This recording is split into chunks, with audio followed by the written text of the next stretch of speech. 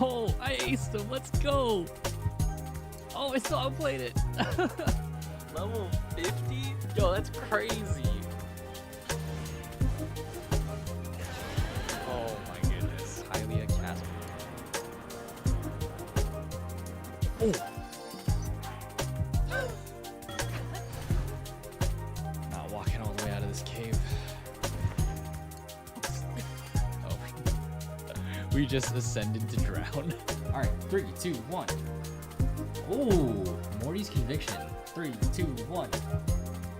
Oh, ho. Oh, yo, dude, I wish this was real. Played him. Yes. Oh, he also ulting. No, I live. No, yes, I still got one. Oh, you're dead. Oh, let's go. Oh, I aced him. Let's go. Oh, I still outplayed it. Level 50?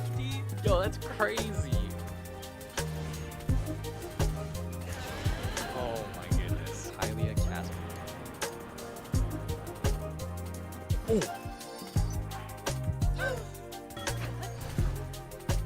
Not walking all the way out of this cave. Oh. We just ascended to drown. All right, 3, 2, 1. Oh, Morty's conviction. 3, 2, 1. Oh, ho. Oh, yo, dude, I wish this was real. Played him. Yes. Oh, he also ulting. No, I live. No, yes, I still got one. Oh, you're dead. Oh, let's go. Oh, I aced him. Let's go. Oh, I still outplayed it. Level 50? Yo, that's crazy. Oh my goodness. Highly a cast. Oh. Not walking all the way out of this cave. Oh. We just ascended to drown. All right, 3, 2, 1. Oh, Morty's conviction. 3, 2, 1. Oh, ho. Oh, yo, dude, I wish this was real. Played him. Yes.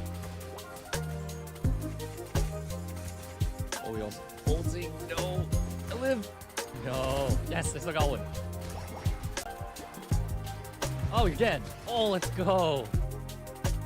Oh, I aced him. Let's go. Oh, I still outplayed it. Level 50? Yo, that's crazy. Oh my goodness. Highly a cast. Oh. Not walking all the way out of this cave. Oh. We just ascended to drown. All right, 3, 2, 1. Oh, Morty's conviction. 3, 2, 1. Oh, ho. Oh, yo, dude, I wish this was real. Played him. Yes. Oh, he also ulting. No, I live. No, yes, I still got one. Oh, you're dead. Oh, let's go. Oh, I aced him. Let's go. Oh, I still outplayed it. Level 50? Yo, that's crazy. Oh my goodness. Highly a cast. Oh. Not walking all the way out of this cave. Oh. We just ascended to drown. All right, 3, 2, 1. Oh, Morty's conviction. 3, 2, 1. Oh, ho. Oh, yo, dude, I wish this was real. Played him. Yes.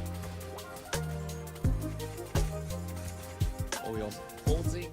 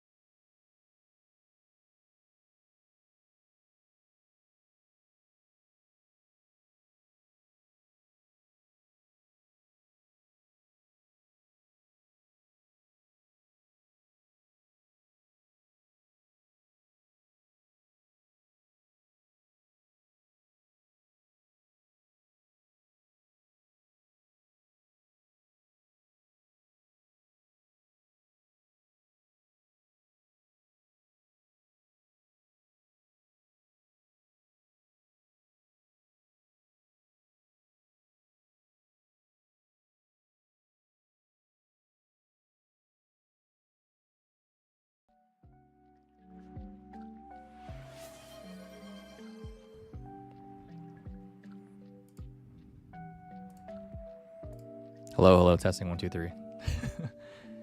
Thank you, Storm, for pointing that out. What's going on, everybody?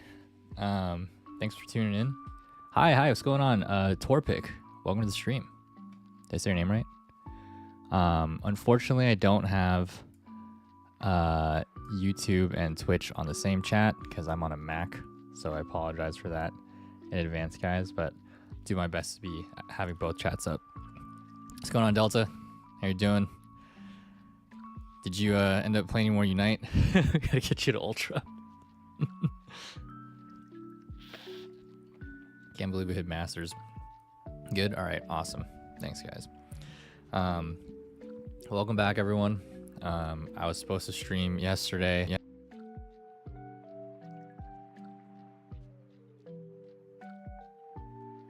So there is a timer up there. You know, if people end up following or subbing, it'll add to the timer. I'll talk about that in a little bit. Or actually, I'll just put it and you guys could read it yourself. Sub-thon.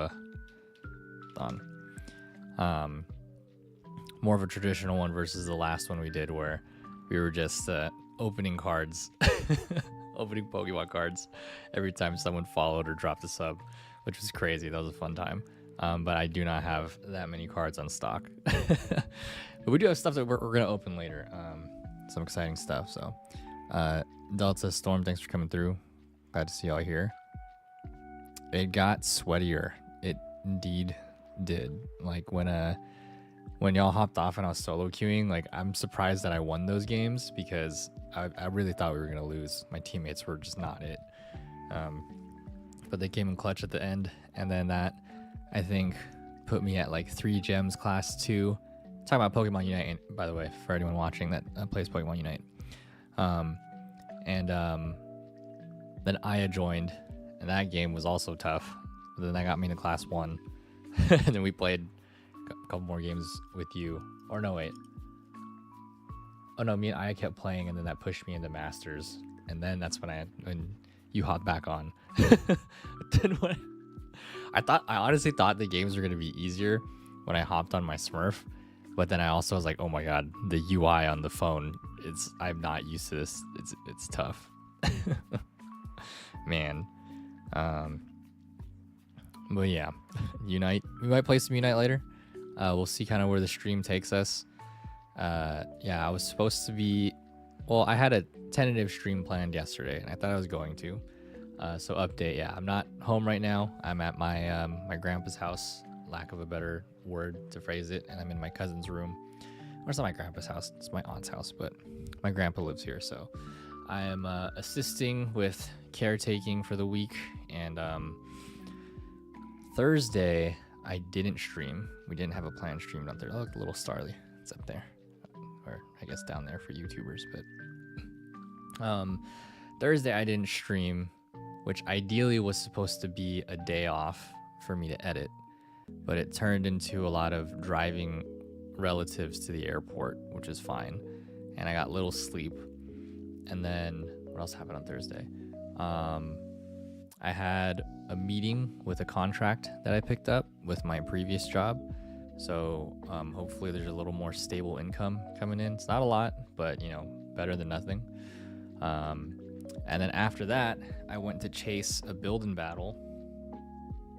Actually, what did I do with the box? Which I've been talking about all week in previous streams. So if you guys if there's any people that play Pokemon TCG here,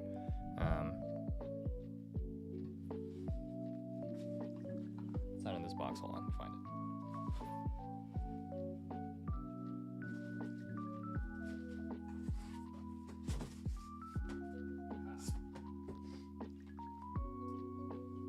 Here we go.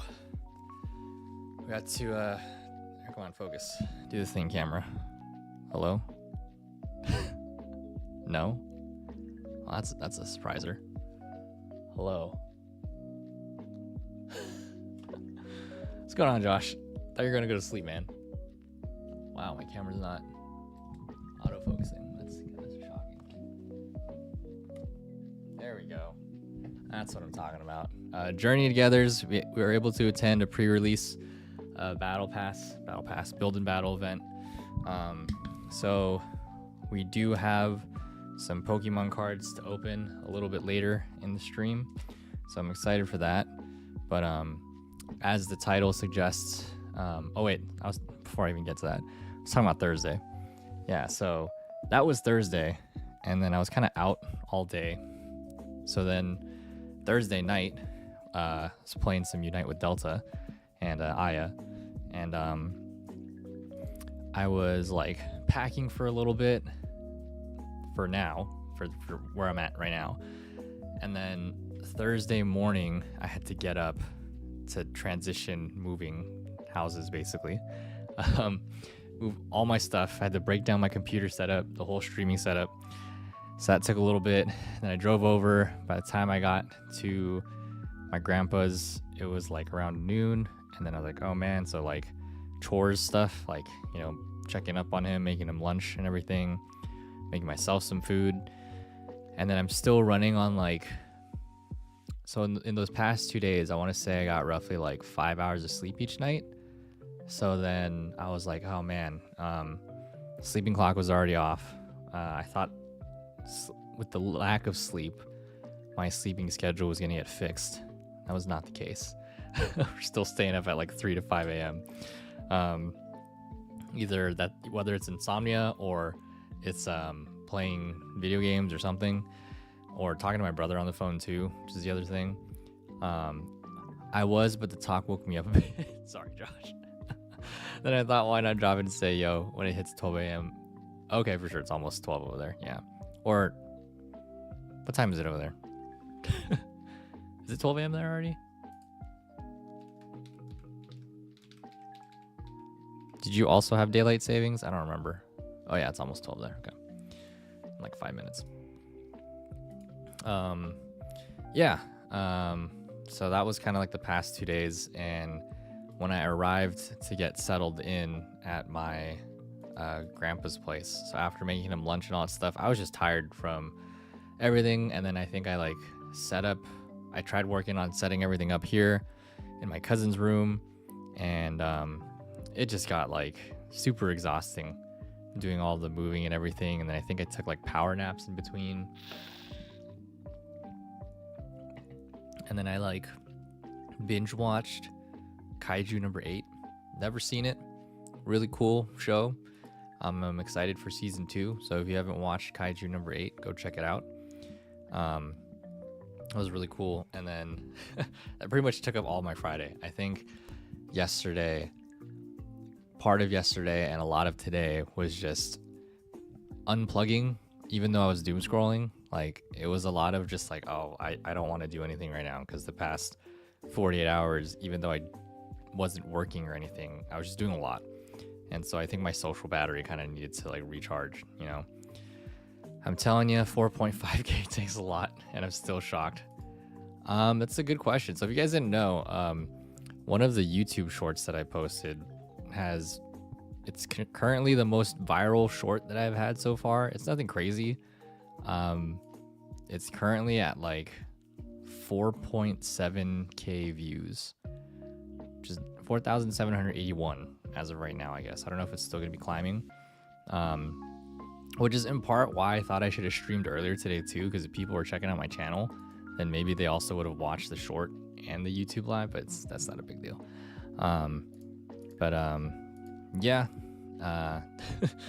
That happened earlier today, and it's very much the least expected piece of content I thought would get any views. I honestly thought it wasn't really going to get any views at all, because it's just me pulling or opening a Happy Meal booster pack. And it was flipped around the wrong way. I don't know. If you guys want to check out the YouTube channel, you can. Oh yeah, thanks Stream Elements. If you just click on the social link or click the YouTube link somewhere.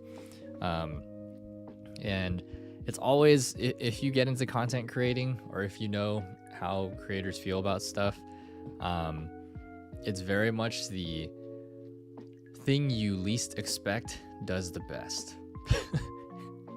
And I don't know how to feel about it, but I can't complain. Like, I'm like, all right, cool. I'm glad it got, it's getting a lot of traction.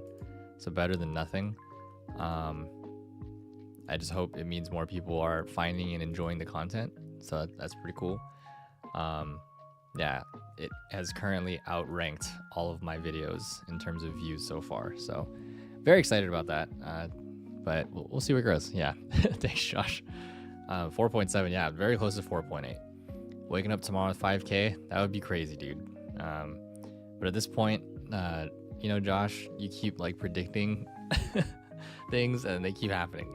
So I'm not gonna like challenge against it, but it would be nice if it does hit 5K. It would be the first video I have that goes from that entered the 3K club, broke 4, and then if it breaks 5, I feel like it's gonna be too many expectations, man.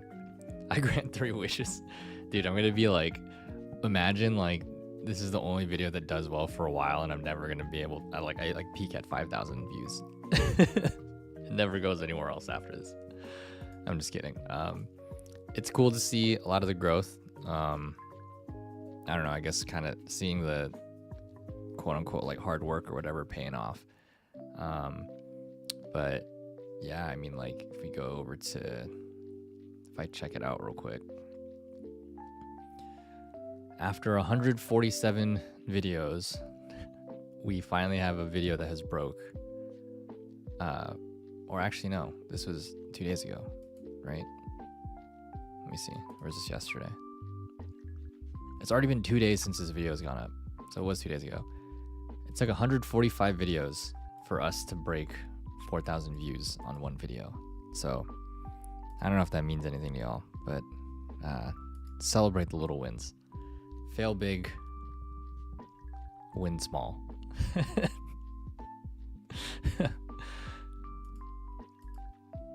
Yeah, the grind is definitely real. So we've been, I mean, it's a quick way to burn out. I don't highly recommend trying to post a video every single day, but we've been trying to do that since around like January 7th or so. We've been putting up a YouTube short every single day. So if you guys want to see some content, you know, go check out the YouTube channel. Mostly just in case you missed anything from streams. I mean, for all of you that tune into the streams, thank you so much. You get to see the uncut live version of everything, and you get to join the rest of the community and the hype of when it actually happens. But a lot of the, I think actually like almost all the clips, or all of my YouTube shorts, almost all of them are from stream and moments that happen on stream. There's very few, I think, like early on when we started the channel, of stuff that I created, like from when I was interviewed by Pokemon at Worlds about my experience. And then I think, oh no, then it's kind of started from streaming on Twitch afterwards. Or I like recorded one thing, but otherwise, yeah. Anyways, I mean, that doesn't matter too much, but how do I reset this? Well, I'm gonna close YouTube Studio. Wow, it's way brighter when I'm not on like a dark mode thing. I apologize, the lighting was super off. Okay, yeah, we're gonna get started with co-working here, see where it takes us. There's a couple of things that I just absolutely need to get done that I've been ignoring. It means a lot to me because you're growing a lot, dude. Happy for you, Super Bowl. Thanks, Josh. Appreciate it, dude. I appreciate you being my hype man. Yeah, there's a couple things that I'm gonna get done, and then we'll transition to, I don't know yet. What was the order of the title? Co-working. Does it say Pokemon cards afterwards, after that? And then some games. We'll see where we are with time, because I know I started a little bit late. I'm out here being like, I don't want to stay up too late when I do anyways. I think part of me just doesn't want to be streaming too late, but we'll see. I don't know. Cool. Elisa, what's going on? How you doing? Thanks for joining the stream.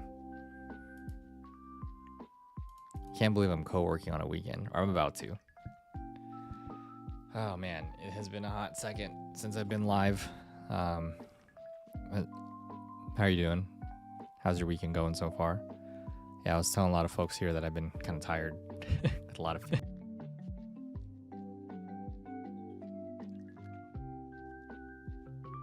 a lot of those like illustrations where it shows like instead of like a rapid growth, if you keep putting or taking one step forward at a time, you know, it'll add up. 1 hour till midnight for me, then I might go to bed. All right, for sure. Thanks for tuning in, Storm, being the first one here. A moment ago, or not a moment ago, at the start of the stream, the YouTube viewership like jumped up to 16, and then it kind of went away, and I was like, oh, that's sad. But it was insane. I was like, wait, what? Why? If you ended up staying, thanks. But I think most of those people left before the transition even ended. So I was like, okay, never mind. I guess YouTube Live is a different kind of beast. Versus here on Twitch, you know, people are chilling with the start time. Also because I'm just getting myself settled in. But want to go to sleep, but I can't when cool people are streaming. Thank you. I appreciate y'all tuning in. I mean, by all means, if you need to sleep as well, sleep is priority. Which was kind of like me this morning. Which has kind of like been me the past couple days. Like I've been very in and out of sleep. I was trying to stay awake through the day, but I was like, oh, I need to take a power nap. Like I literally cannot right now. And it's not like I'm working or anything. I'm just taking care of my grandpa this next week. So a lot of just like chores and cooking and stuff when it's not just for myself alone. So it's just like, yeah, how do parents do it? How do you raise a family? But doing all the other stuff, I'm like, oh man, it just make me tired. And I'm okay, I need to take a quick rest. And that rest turned into binging Kaiju number 8 or binging episodes of Abbott Elementary. And ultimately not pressing live or going to stream. I still got the head pain, but I know I gotta sleep, but don't if I should. The final boss YouTube Live is Ganon. Josh, it's already past midnight. But thanks for hanging out, dude. I mean, your choice to stay. I'm not gonna force you to leave, but for anyone that is in a different time zone, I totally understand. If you need to sleep, I really love that you're here. But also, sleep is important. I've come to learn how healing sleep is over this past 6 months. Almost a year, but definitely the last 6 months. Sleep has hit very differently in a way that I'm not particularly used to. So it's been fun getting sleep, which is sad because I don't know how I did it as a young teacher to like run on like 5 hours of sleep and then go to work. But you know, adrenaline and passion, I guess. It is my clock broke. I can't tell the time anymore.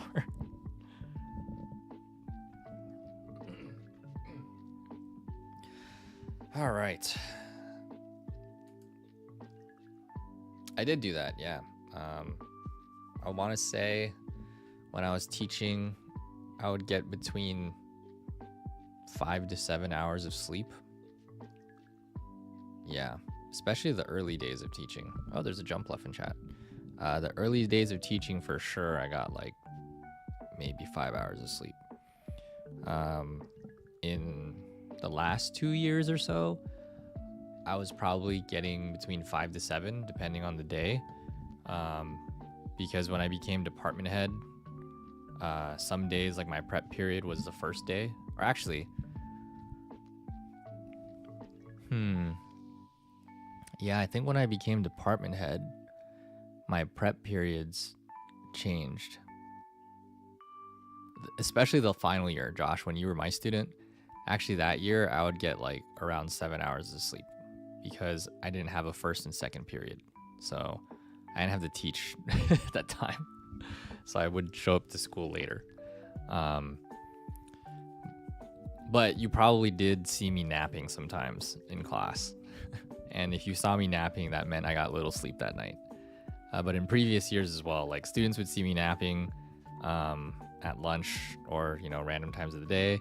I've had students come in during when sixth period was going to start, and they would like tap me on the shoulder and be, yo, Mr. B, like class started like 15 minutes ago. And I'm like, bro, why did nobody wake me up? Like,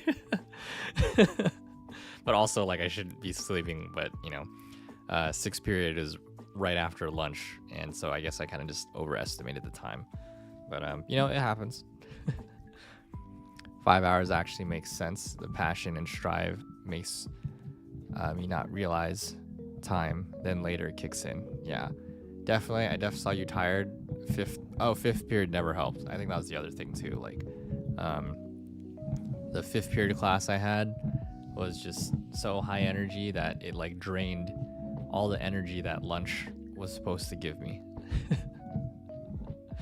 And then sixth period, I think sixth period for anyone is definitely like, it's the end of the day, you know, so you're just tired. But yeah, I had one particular class, super high energy, a lot of needs. And so by the time I got to my final class, I was just dog tired. They should have left you sleeping. Everyone needs rest sometimes. Oh yeah, I think they usually do. I think the ones that woke me up, I wasn't mad about it because the ones that woke me up are definitely my more responsible students. And I think some of them actually had to leave like for softball or something, so they just like wanted to let me know that they had to go.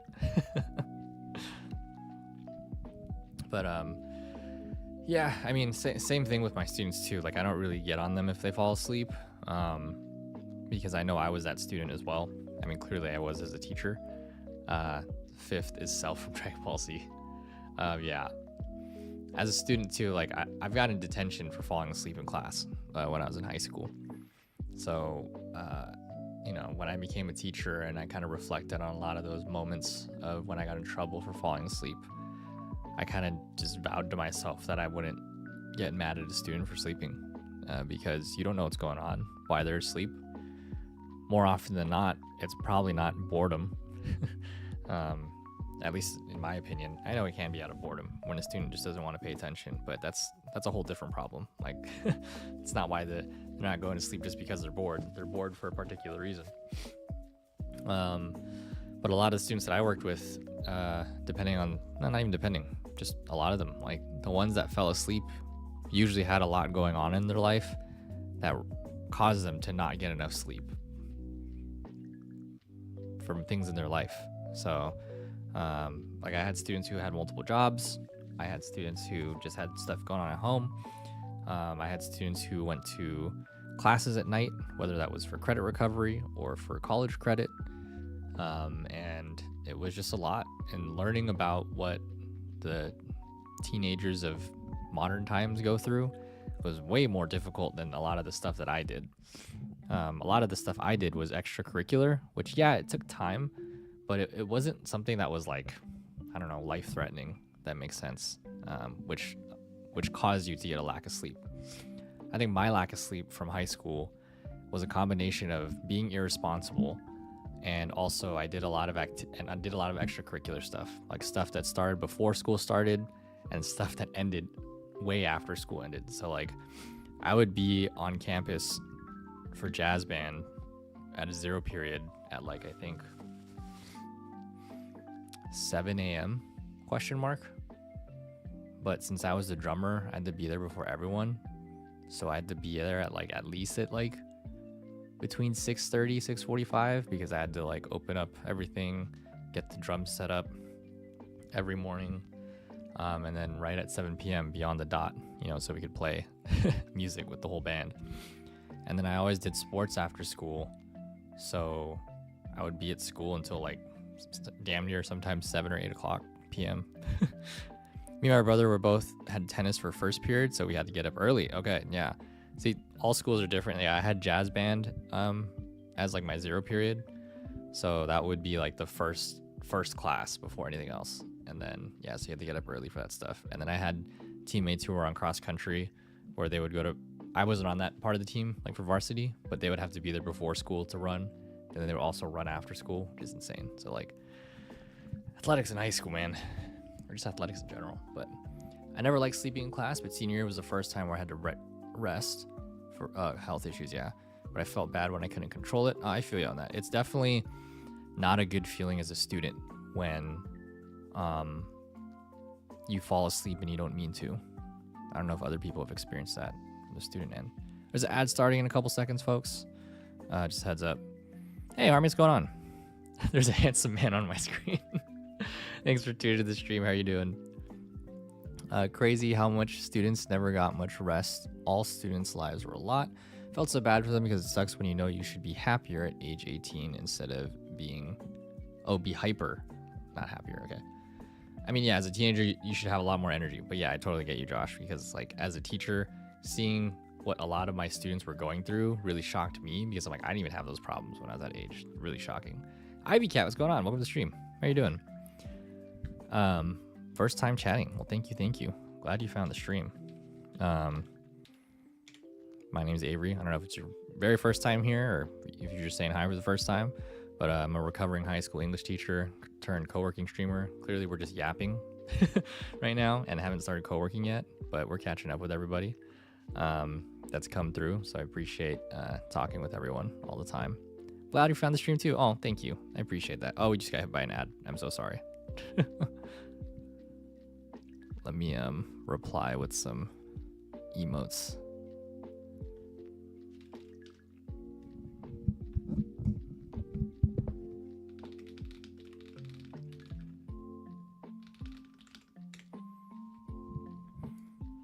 Move away, Frosty Tools. I'm trying to read what Harmony said.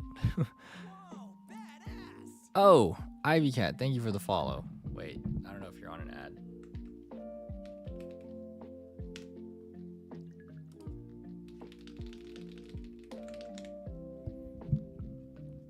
Oh, Ivy just added a minute to the stream, right? Did anybody else see that? I hope it worked that way. Oh, you're not on an ad. Perfect. Okay. Cool. Then I can keep talking. Thanks for the heads up. I'm doing okay procrastinating on comic work with the new Bleach game that came out. Okay. Oh, Harmony. I finished the arc. My heart. The notes that Ginta had on his phone. If you guys don't know what I'm talking about, you should go check out Empathic Harmony's webtoon. Give Harmony a shout out actually, so you can go check out all of their links and stuff on their channel. O is correct. How far? No, I finished the arc, so like yeah. Ayane finished hanging out with her dad. I learned like the little backstory, and like the dad kind of like started remembering stuff about what Ginta's friends had said, and then Ayane and her mom kind of just like reconnecting and stuff. Man, that really hit right in the kokoro. Like my heart was just, I actually was like about to cry. Yeah, go check out Ayane Kitsune Cosplay Club by Harmony over here. Story's incredible. I'm entering Act 3 right now, and Harmony's doing a lot of incredible work on this story. So go check it out. Of course, thank you for introducing me to your work. This story is great, and man, you're right. The ending of like this second arc was a big one. Like it was kind of long in a way that like each chapter, because it kept kind of going like I think it was like part 1, part 2-ish. I also really enjoyed the in-between chapters when you were diving into the lore behind your characters and everything. So seeing the sketch stuff was like really cool too.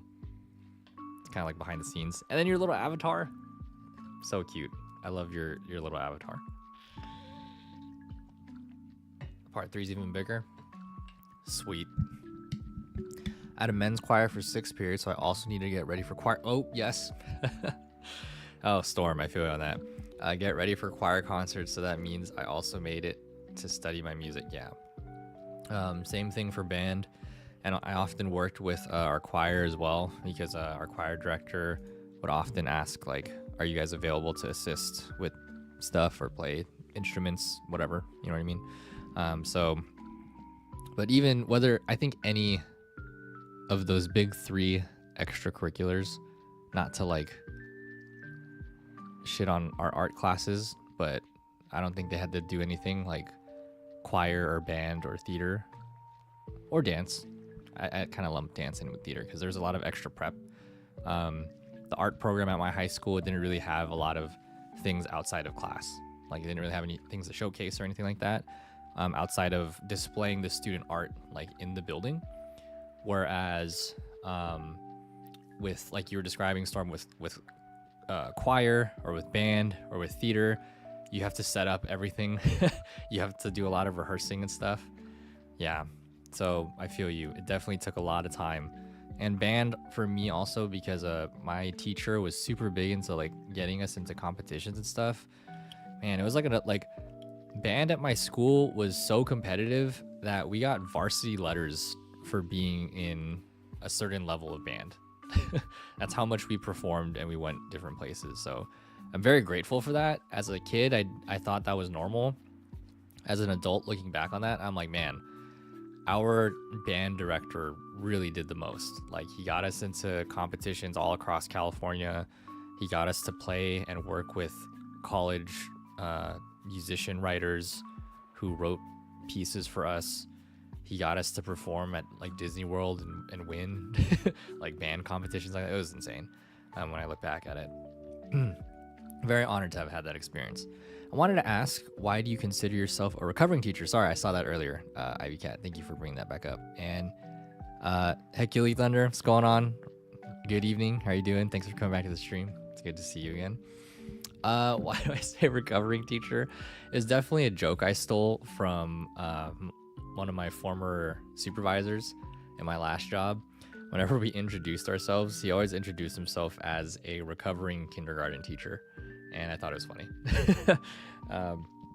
Especially in the teacher space. Whenever I do say it, a lot of teachers just kind of chuckle. I don't know. I think because it definitely just makes sense. Like, teaching in general is a very demanding and I would say like difficult job. And even in the process of it, like, it's just like teachers burn out and they hold a lot. So I think that's why I also say recovering outside of the stolen joke aspect of it. I think I very much identified with it after the first time I heard it from my previous supervisor. I'm currently unemployed-ish. I can't say I'm unemployed anymore because I'm working a bunch of like part-time jobs and contract stuff. So I guess I'm not unemployed, but I don't have a full-time job. And so I think that's the aspect of a recovering teacher as well. Like, I haven't even re-entered a high school classroom. So I was teaching for 5 years. My last year of teaching in a classroom was 2023, I believe. And then it wasn't until this year that I started teaching again. But I'm not even teaching like regular classes. I'm teaching like after school classes right now to fourth graders. My expertise is with high school students, high school English specifically. So I guess recovering in a way, yeah, I'm trying to figure myself out. So thanks for tuning into the stream and coming along on this ride as we figure out what our next chapter in life is going to be. Whether that's continuing to be here on Twitch, on YouTube, or creating teacher education content, which we are. If you end up clicking through the links somewhere, I think there's even a link down there that says website. It takes you to my teaching website. So if you guys are curious about what I've done or do as a teacher, you can learn more about that down there. Or you can just ask questions and I'll answer them or do my best to. I did add like a teacher Discord channel, mostly for teachers to ask questions. I don't know if anyone's ever dropped anything in there yet, but gotta head to bed, dude. Glad more people came through. Night, Josh. Thanks for coming through, man. Appreciate it. And for anyone else that's still out here, excuse me, that needs to sleep, go to sleep. Because I know it's getting kind of late. We started a little bit late here, but you're so cool. Thank you, Ivy Cat. I appreciate that. Thank you. Oh, I thought I pressed PokeCash. I just pressed Discord.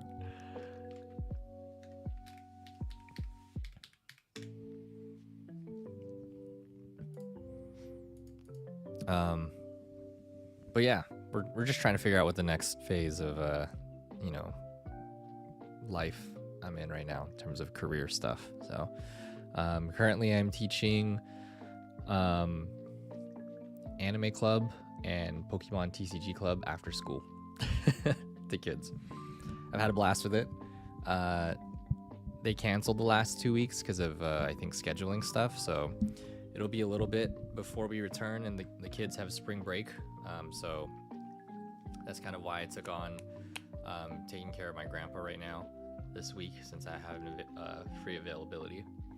So yeah, But I appreciate the follow, Ivy Cat. It's nice to get to know new folks and people who find the stream. I'm sorry, Achille. I got the Hone Edge though. I hope you get the next one.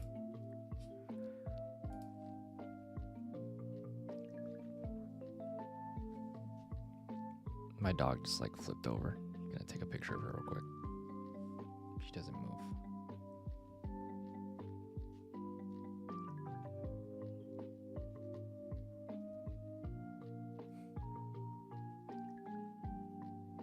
Okay, that's funny.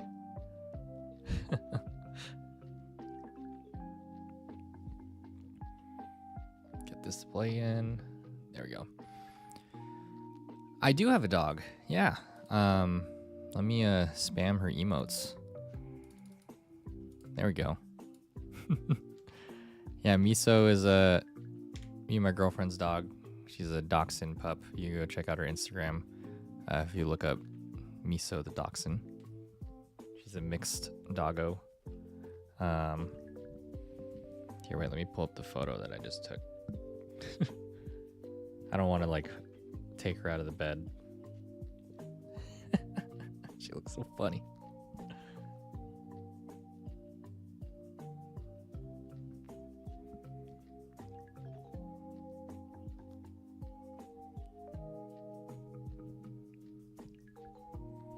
This is a very unflattering picture of her, but I don't know if you...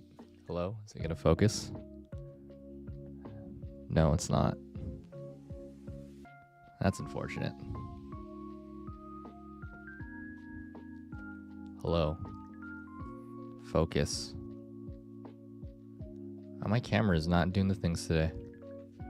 Did I turn off the autofocus? Dachshunds are very cute. I've gone back to study in hopes to change careers. Okay. What's your original career, and then what are you studying right now, if you don't mind sharing?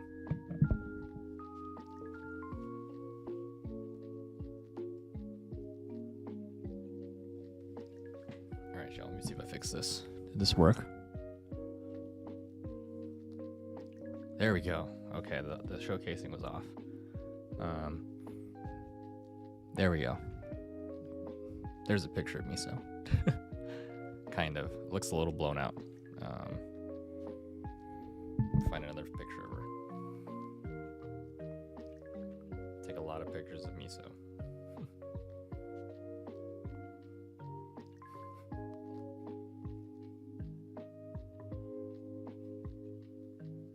That's a little dark.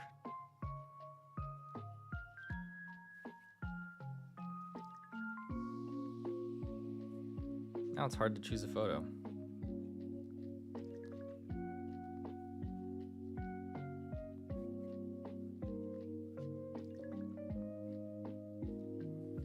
Well, here's her sleeping yesterday. I don't know if that helps at all. But she's a dachshund mix. Kind of looks Chihuahua-ish. Doesn't fully look like a dachshund. Here's her like goat hopping. So I'm trying to shoe train her.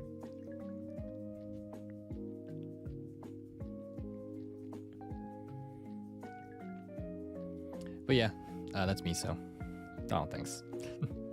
Glad y'all think she's cute. Yeah, she's like 6 years old right now, I think. But she's just chilling back. Oh, I think kind of out of camera. She's like right here on the bed next to me. Hospitality, and I hope to get into engineering. Oh, okay. Why the switch, if you don't mind sharing? Was there anything about hospitality that like you enjoy, or is it more like a kind of looking for something that's more stable, or like has your interest changed, stuff like that? But I feel you. I'm kind of like trying to find something different. I don't know if teaching is something I'm gonna do forever. Yeah, she looks fully adorable. Thank you. She is not a rescue. She is. I don't know what the word is, but we got her from somebody that was, I think, probably breeding dogs. Early, I guess 6 years ago. Miso is 6 still. 18.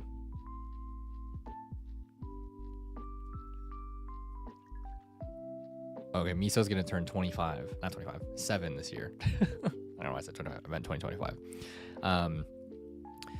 6 years ago, my girlfriend was missing her dogs at home. Her family has a lot of dogs, and I never had a pet, but at that time she had finally moved to her own apartment, like her own roommates, and we were like, I've always wanted to get a dog at some point, so she was kind of looking into that and found someone. She was also looking for like a smaller dog, because we were living in San Francisco, which is where we went to school, and apartment style life cannot have a big dog, you know. And also looking around other rules and regulations, like around sort of looking for not like a, wow, what is the word? When an animal assists you, like a seeing eye dog or like a hearing dog. Obviously we can't have one of those because we're not, we don't have like a physical ailment or something like that. But we were looking into like emotional support animals, because one of her roommates at the time had an emotional support cat, and that was also the way just to kind of get the cat around, you know, landlord logistics. So we were looking to do the same thing with a dog, and I've always wanted like a dachshund. I'm still trying to figure out where that came from. My best friend had dachshunds growing up. So I think that's kind of where that love for dachshunds and wiener dogs came from. Also like Toy Story. So the Toy Story's dog's name, I think, was Buster, and my best friend's dog's name was also Buster, I think because of Toy Story.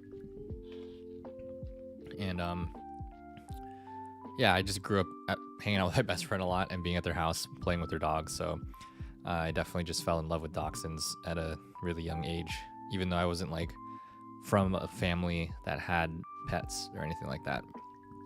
And so when my girlfriend was looking for kind of dog options and things we talked about, she had found someone that claimed they had mini dachshunds that they were trying to have people adopt or buy or whatever. And when we got Miso, if you guys look through her Instagram, there's old photos of her where she looks like a miniature dachshund. And then she turned into whatever I just showed you. I still love Miso in every single way. And we just weren't expecting her to grow so large in a way that, like, her legs are a lot longer than what, you know, short dogs are, or especially dachshunds. She's not like stubby at all. She can definitely jump really high places. She does have a longer body, but does look a little more kind of like Chihuahua-ish than most of what is a dachshund kind of feature. So I don't know. Anyways, that's some lore about Miso. So yeah, she's not a rescue. I think she was like the second to last of her litter, I believe. So clearly, like, no one wanted her, which is kind of sad to think about. We actually were trying to get like one of her brothers as well, because I think he was like a full like brown fur kind of pup, and then they had let us know that she was one of the only ones.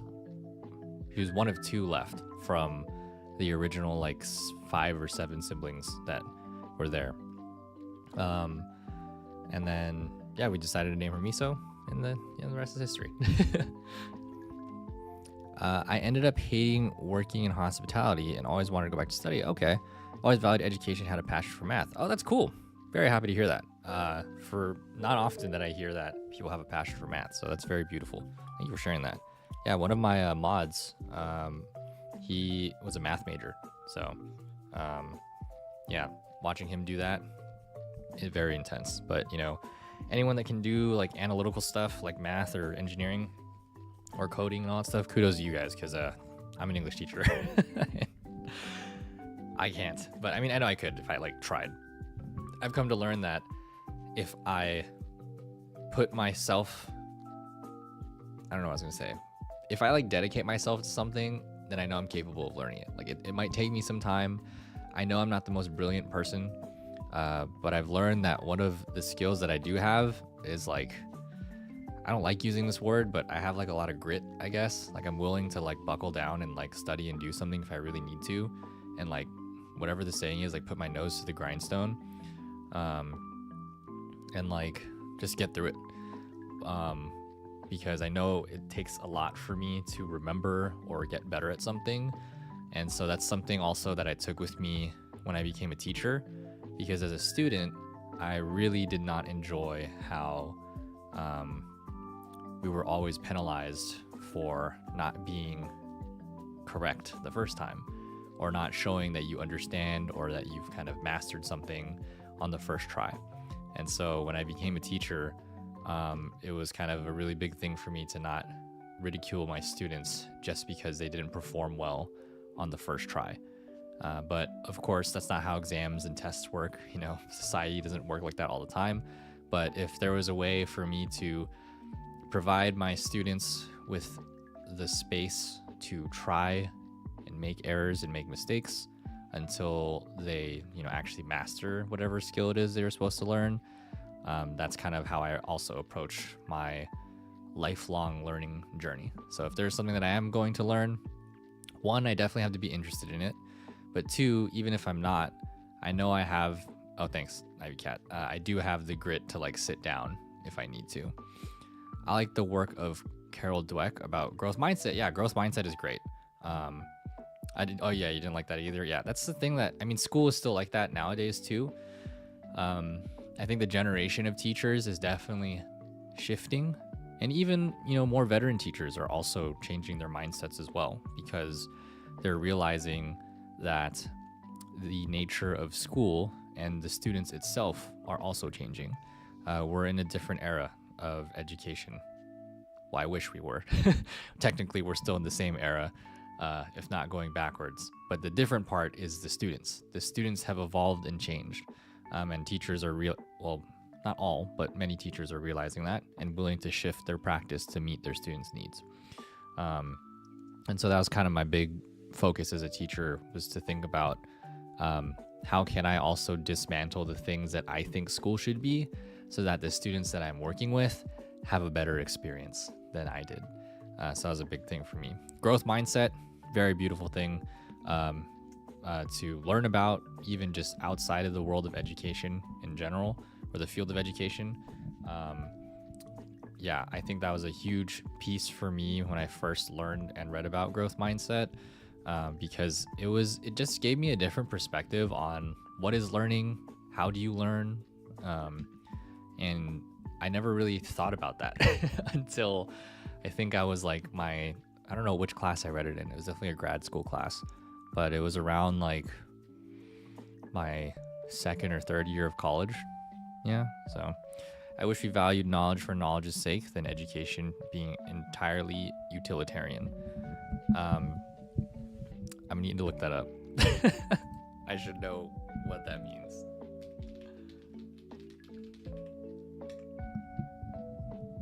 Okay, I get what you mean. Sorry, I'm so bad with words like, which is so sad as an English teacher, with words like, even it took me a long time to understand what like liberalism was, even though I knew it meant to, like, you know, or like utilitarianism or egalitarianism and all that stuff. There's a bunch of stuff where, like, especially as an English major, we went through so many eras of history and different like terms about things that I was like, oh god, I can't. But I totally get what you're saying, Ivy Cat. Yeah, like classical education and I've never heard that word. No, you're good. Quadrivium and the idea of making good citizens through literature. No, 100% agree with that. You know, with the idea that education should benefit the majority, and that, yeah, like the thing that I do view about education, which is kind of like what you're doing, Ivy, if I can call you that, let me know, or Ivy Cat, is that you've kind of decided for yourself that it is time for you to learn something new. So that is why you're returning to receive an education or going back to school. It shouldn't, this is my own personal opinion, you shouldn't be forced, you don't have to apologize, you're good. You shouldn't be forced to pursue like a higher education or any form of education unless you like need it. That's just my take. I think after, you know, being in crippling debt, like school debt, I'm grateful for the education my parents have given me. what I've learned from my school and journey through higher education, I just wish that there were different like stopgaps or people along the way that kind of helped guided me a little bit more. And that's kind of ultimately what my work as a teacher really focused on as well. And I really love what you said at the end too, like literature kind of helping us become better citizens. I think it was John Green that said, we want to help like students understand what's happening in the book or in our world. Like there's a whole other essay about, how we read the world around us. That one was kind of confusing, but look up Paulo Freire if you're wondering about what reading the world means. But helping people contextualize themselves in a story so that they can contextualize the world around them. And that's a super big quote that I like plug into a lot of my stuff, because I think it's super important that English as a course does that. That it's not just about vocabulary tests or grammar, that the stories that we read and learn about help us better understand ourselves and others so we can be better citizens in community with other people. Not everybody believes that, but I think it's yes, thank you. I think it's brilliant as well. And so that's kind of where my shift with English kind of changed. And it was less about, for me, like I know grammar and spelling and everything is important too. We should continue learning a language even after, primary education. But I worked at a school where a lot of my colleagues were super driven and stuck in their ways on like sentence grammar, and everything was super important, and it took majority of the time, where they didn't believe it was important for students to really learn about some of that stuff. So, and they also limited the kinds of stories students would read, which is very traditional of schools, because a lot of teachers believe like, oh, this was a classic thing that all kids have to read. They have to read Shakespeare. Shakespeare's incredible. If kids wanted to read all like 12 novels or plays by Shakespeare, I don't think they need to do that at high school. They just need to read like one or two of them. When I was in college, I read like almost all of them. But at the high school level, like let's try to diversify what they're reading so they can see and learn more about the world. Just my opinion, but I know that's not everywhere, especially in the United States right now. I don't know what's going on with that, but there seems to be an issue now with first-year university students not knowing how to read or never having read a physical book.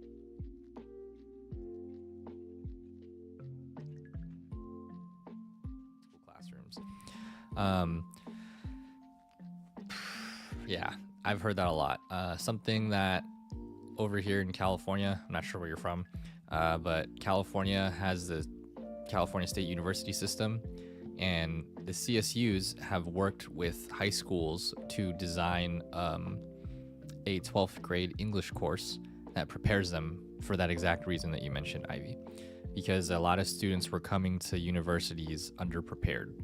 And so that was a way to get them prepared for that first year.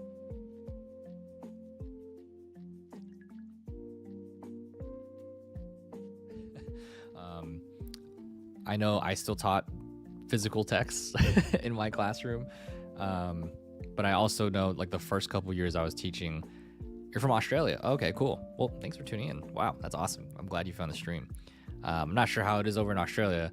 Over here in the United States, or at least where I was teaching in San Francisco, we had to share books with other classes. So the school, say, would only have one set of like Romeo and Juliet, like Shakespeare's play. And every 9th grade teacher wants to teach that book. And so let's say there's like 7 different teachers. We have to rotate throughout the year when each teacher is going to teach Romeo and Juliet. So that was kind of, that's not to say why kids aren't reading actual books, but I feel like that's also a contributing problem. Lack of resources is definitely one of them. The other thing is too, I did teach some units where there wasn't a book. I focused on short stories, and often I would take the short stories of like PDFs that I had, something like that. So there could be that. Limited access to texts, yeah. But just excerpts from poetry or autobiographical short stories, stuff like that, yeah. I think is definitely could be the shift in some students not having read a physical book, but also encouraging reading, I think, is another thing as well. Is something that needs to happen. But I worked very closely with my school librarian to try to get different texts in the classroom, and I asked them too. I'm like, hey, do you know any like different things that are more modern? Because all the teachers were rotating through stuff like Romeo and Juliet and the other books, and I was like, is there other youth novels or something that I could use? Because I wanted to find something else. I personally was too impatient to wait my turn after 5 or so teachers just to use a book for my class. I didn't want to have to plan out my school year around the rest of my colleagues just because of that reason. Oh, there was that. I'm not sure. Oh, thanks, Frosty Tools. I'm not sure how now, but it was fine when I was in high school. We read actual books. But also when I was younger, there was less technology than there is now. Agreed. Yeah. I remember reading a minimum of at least 4 books a school year in high school. My high school had like a quarter and semester system, so they had a mix of both. Well, I don't know. There were 4 quarters in the year, and there were 2 semesters. Duh. But that's how they organized the school year for us. And at the minimum, yeah, there was at least 1 book per quarter. They also required like silent reading outside of the text that we were reading for class. So there was that. So yeah, I definitely was reading a lot. Even though my high school did have a 1-to-1 like computer program, I did go to like a college prep school or a university prep school, and there was a lot of technology involved, but we were definitely still required. Well, there were no smartphones yet, so but I would definitely say that the computers were a big distraction, because at that time, every kid having like this is like what, 2008 to 2012, every kid having a MacBook, like, you know, we were trying to find different ways to like play like Tron Legacy or play Tetris against each other, or download video games so we can play during class, or we were just watching YouTube or something like that. So I didn't read any of the books I was supposed to read in middle and high school because they were boring for me, but I do like reading. I 100% agree with that. I wish that, I mean, I don't remember what I read in high school, be completely honest. I remember not really reading because I just didn't find it interesting. Yeah, same thing. The stories were pretty boring. I never really found a sense of like purpose or connected with the books that I was reading. I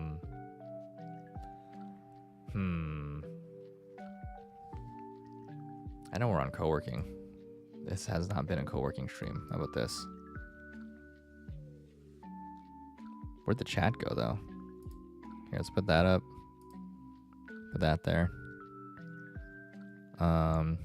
Well, sorry YouTube, you're gonna be on no. YouTube will stay on co-working, sorry.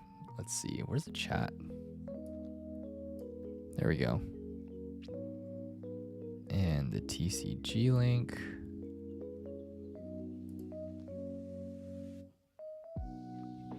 No, I'm confused.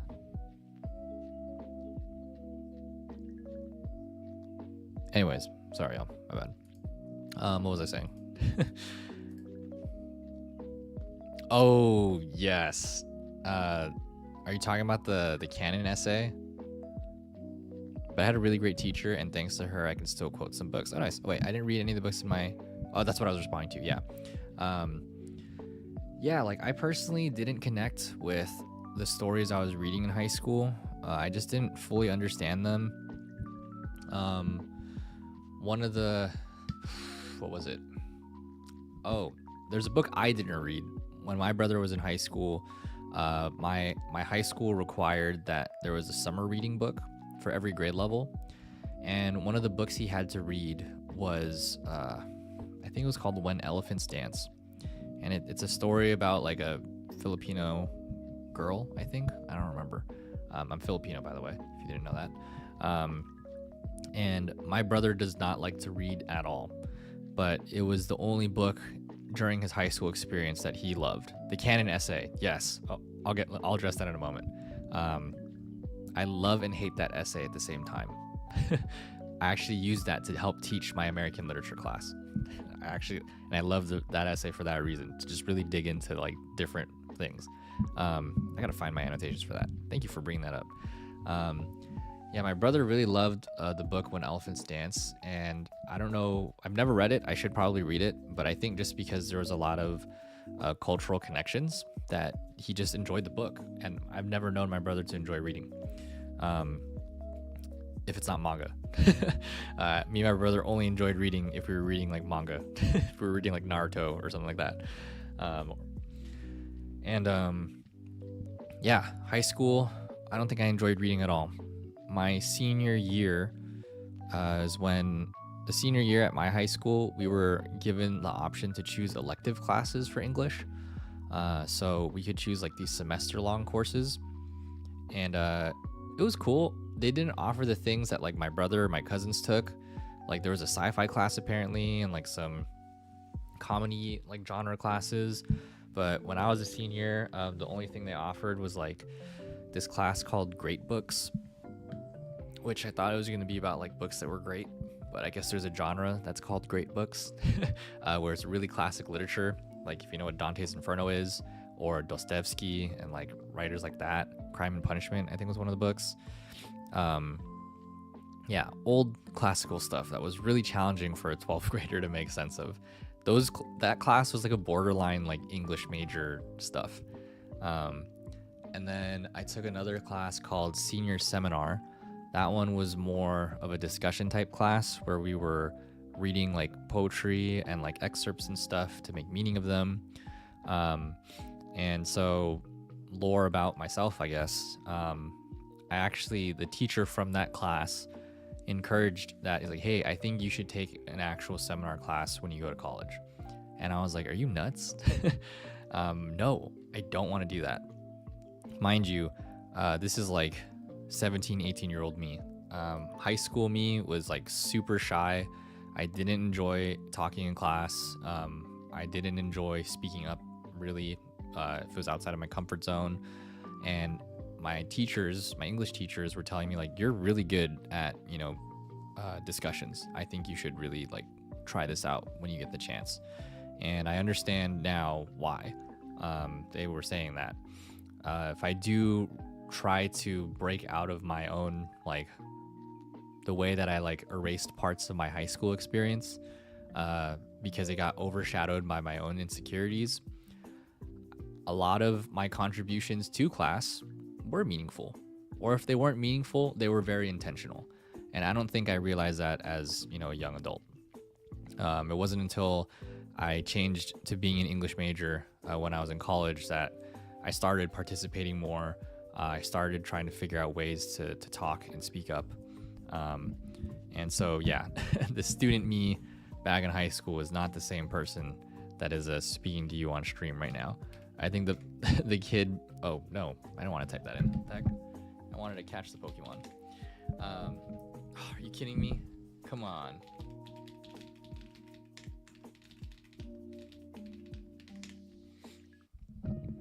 I think the high school me would be super happy and excited to know that, like, oh my god, we get to like stream or make content. That's crazy.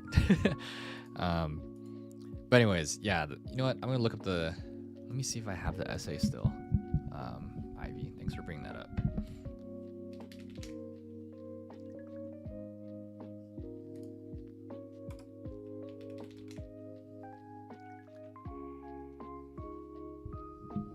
Okay, I have the PDF.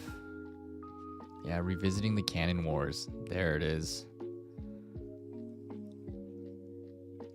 I had one that I like annotated. These ones just look like... Oh, there it is. It just had to load. There we go. Yeah, this is a very interesting essay.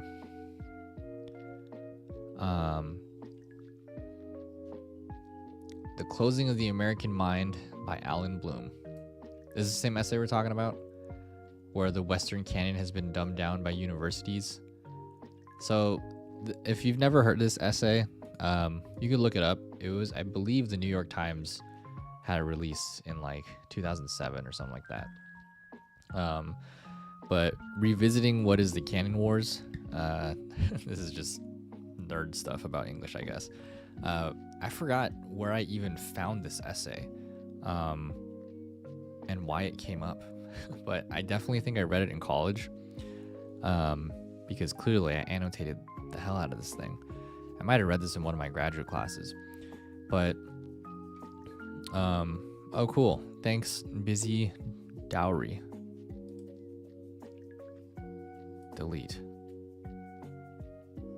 Cool. Yeah, so like Alan Bloom was like claiming that like the Western canon of like literature dumbs everything down, and in the era that this was written and referring to, there was just this huge influx of youth being influenced by rock music. Like that was the issue. That intellectual life from the 1950s has changed and been watered down because of things like pop culture. And so Bloom is like proclaiming that like in the 60s and like 70s, with a lot of like liberalism kind of flooding the, well, not liberalism, but like basically like civil rights movements kind of filling in the Western mindset. Alan Bloom believes that that's why education in the West has been dumbed down. And I would firmly believe that this essay would probably be used to try to abolish things like DEI and other stuff, or critical race theory and other things that are going on in the United States around education. Because a lot of this essay speaks out about how having culturally relevant texts or literature is wrong. Similar name but different person. I think they both have. Okay, I'll look up Harold Bloom then. Bloom Western. Would love to learn more.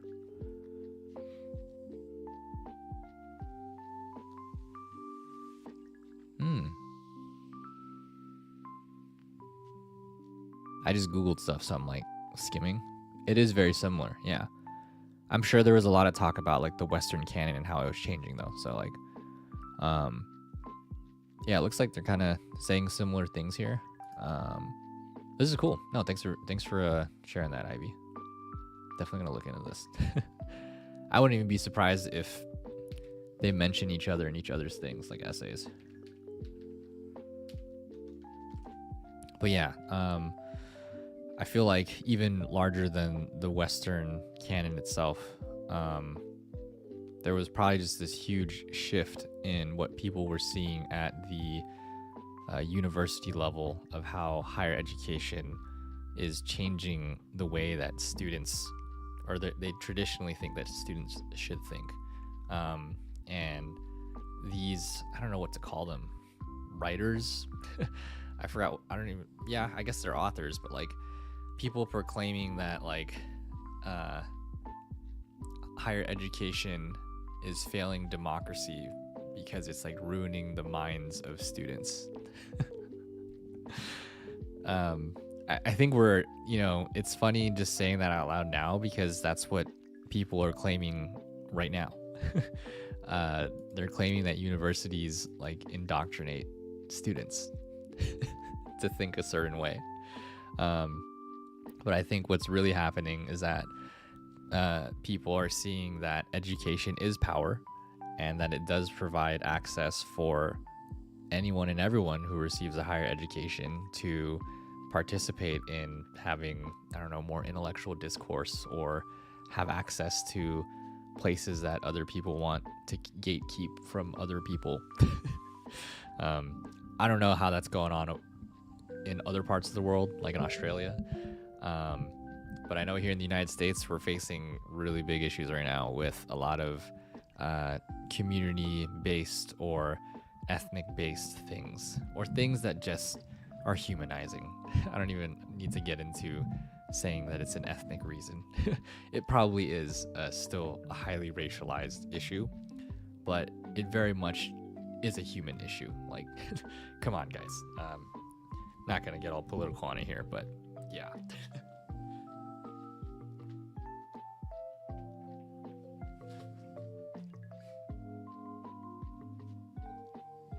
Anyways, I appreciate you bringing that up. Wow, that kind of just unlocked a bit of a memory for me, because I very much, excuse me, I forget actually which unit that I used that essay in. But if you didn't know, I teach American literature. So I taught 9th, 10th, and 11th grade. Not sure if high school or secondary school is the same internationally. I know it is different in different countries.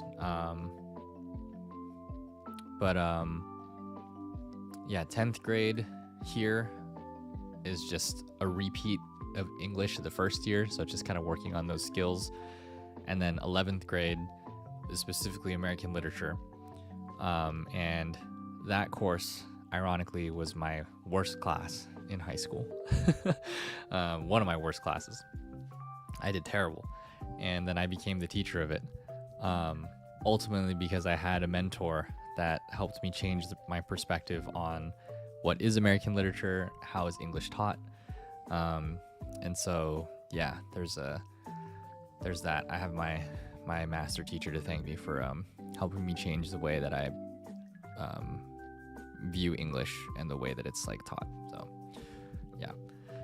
Oh, that's great.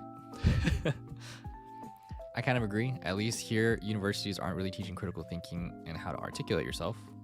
Also, professors will mark students down if they don't agree with the ideas held by the professor. Oh, fascinating. That's interesting. I think I've only experienced that with professors if it's like in the science-based classes. So I also used to be like a nursing student and a biology major. And I feel like there's definitely more of a right or wrong answer. Like maybe if we got into like the morals of stuff or something, that could be a different topic. But when it came to like, no, like the math is mathing. This is the answer. Like there is no other answer. But when it came to courses, I guess philosophy or critical thinking, yeah, I had, and even my English, when I changed to become an English major, there were still some professors that were kind of like that, where if your answer wasn't aligned with their ideas of it, they might kind of not ridicule you, but definitely try to correct you because there was supposedly a right answer. But that is also something I appreciate. It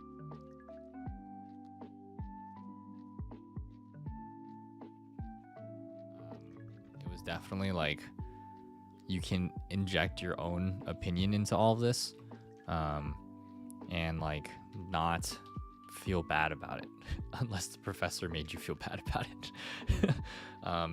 Which oftentimes is something that I ran into, like I mentioned earlier, in my like high school experience. I had a lot of teachers who were like, no, it's supposed to be this way, or like this is the only way to do it. But it wasn't till I got to like university and college that I was able to take other courses taught by different professors who were very open-minded. They very much had a growth mindset.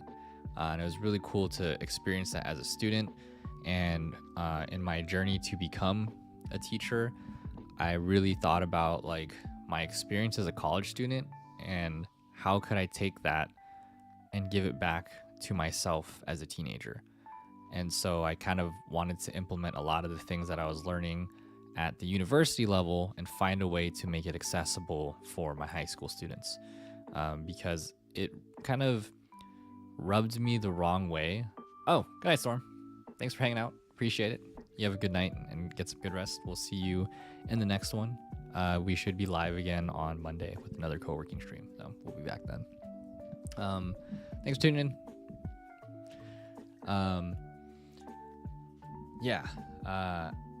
I wanted to figure out ways to make learning more accessible because I felt like it shouldn't have taken that long for me to have an experience where I connected with literature and felt like I was seen in the books that I was reading. I really don't think it was until college that I actually read like a story that was about like Chinese Americans I think the first time I read something about a Filipino American author, I was already like in my 3rd year of college, I think. So I was probably nearing like 21 already, or I was 21. The first time I read like Asian American literature was probably like my 2nd year of college. No, my 1st year of college actually. At that point, I was not an English major yet. I was still a nursing student. But it was really cool. I took this course called Asian Americans in Mass Media. I think that's what it was. And that was back in like 2012.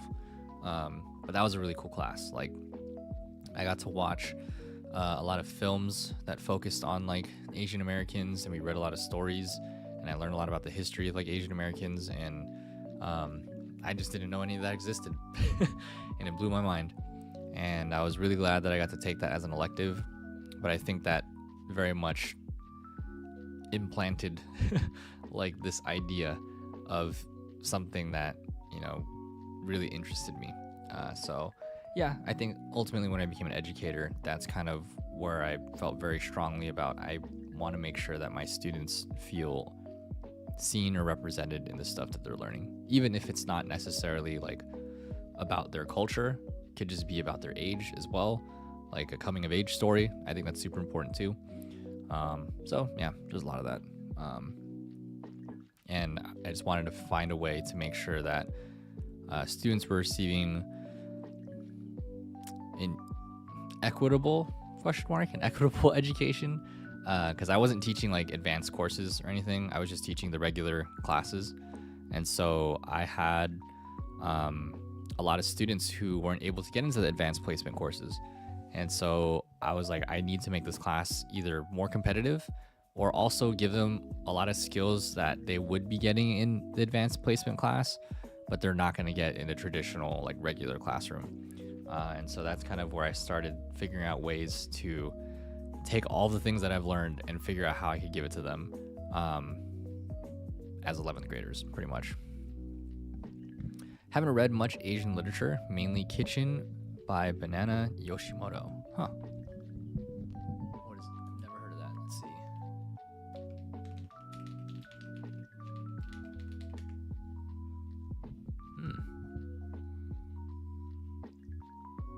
I actually don't know the story. I feel like maybe now I've read quite a bit, but even then, like it's not. Well, I think nowadays it's probably like there's a lot more authors and stuff.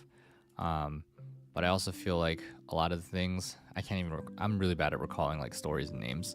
But my college education definitely showed me a lot, and my mentor teacher showed me a lot as well. One of the books that I do read, or not read, that I do teach, is it's Jose Vargas's Dear America: Notes of an Undocumented Citizen. And so he's a Filipino American, or no, I don't even know if I want to call him Filipino American. He's Filipino, and he was brought to the United States as a kid, and then I want to believe to this day he's still undocumented in the United States. He might be now, actually, I'm not sure, but he was a huge advocate for undocumented immigrants in the United States. And his story is just like about growing up as a Filipino American, being misidentified as a Latino because of his last name, as many, I don't know if you know any Filipinos, but a lot of them tend to have Spanish last names. And just his story growing up. So that's one of the Asian American stories I include. Another one is like a dystopian story called Internment by Samira Ahmed. And that one's a really good fictional story. I feel like it's a little too relevant with hitting the nail on the head with how whatever's going on in the United States right now. And what else? I don't know if I guess like I used some short stories too that I've pulled from my mentor. I don't remember all the names, but I ended up using one of my classmates' short stories, like their thesis, to teach like creative writing in one of my classes.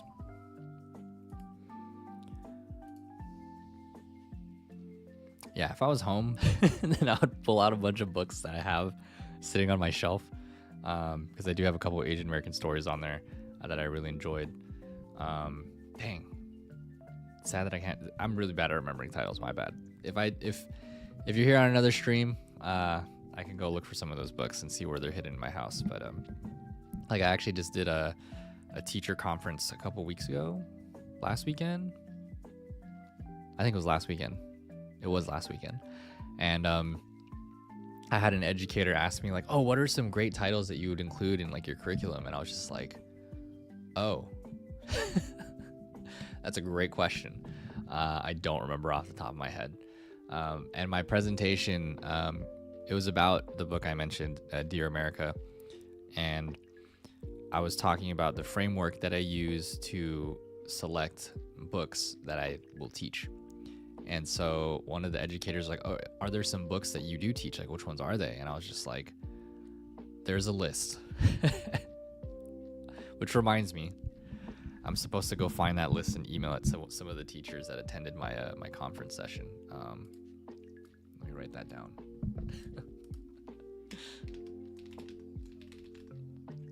What were those called? I wonder if I could find it.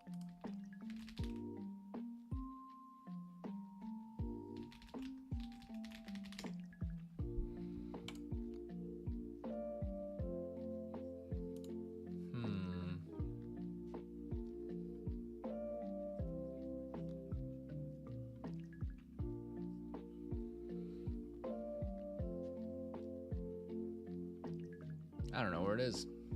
Well, you know what? It's not time for, I'll find it out later. I can ask one of my homies for it.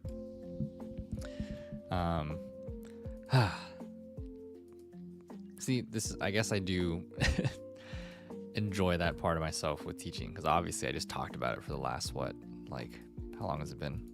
Hour and a half? Or not entirely, at least like an hour or something.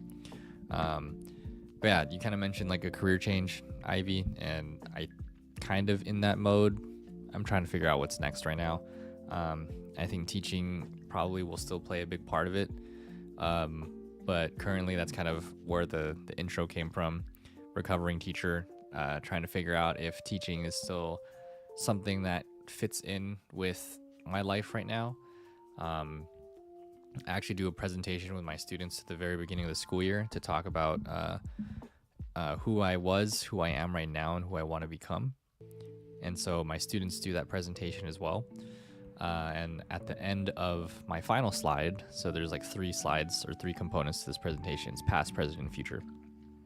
In the future one, I ultimately end up telling students that I don't know what's going to happen. I don't know who I want to be. I don't know who I want to become. Here are aspects of things that I want to do. I want to travel more, spend more time with my partner and my family. Would love to maybe have a family at some point, or get another degree in education, or, you know, I list a couple things, but I also, there's like a couple bulleted things on the slide. Now it's in the form of a slideshow or a keynote. Before it used to be like a poster. I made a newspaper article. There's a bunch of other things that I've done with this. The final part of it is like I tell students, I don't know if I'm going to be teaching forever. And a lot of kids are like, "What? Why?" Like, and this is on day 1. Like, my students don't even really know me yet, but they're so shocked. Like, what do you mean you're not going to be teaching forever? And I was like, I don't know. Teaching was never my dream. It was never like the final thing I wanted to do. ILM FVM 36. Hello. Let me know how you want to be addressed. I don't know if I said that right, or if there's a way to say all of that too. Thanks for tuning into the stream. How are you doing? Man, another ad break already? I feel like one just happened. Oh, Miso's in a silly position again. Take another photo. I'm looking handsome. Thanks. I appreciate that. How are you doing today? Oh, Miso is so silly. Avery, come play Pokemon with me. Doing good. Glad to hear it. Are you on TCG Live right now?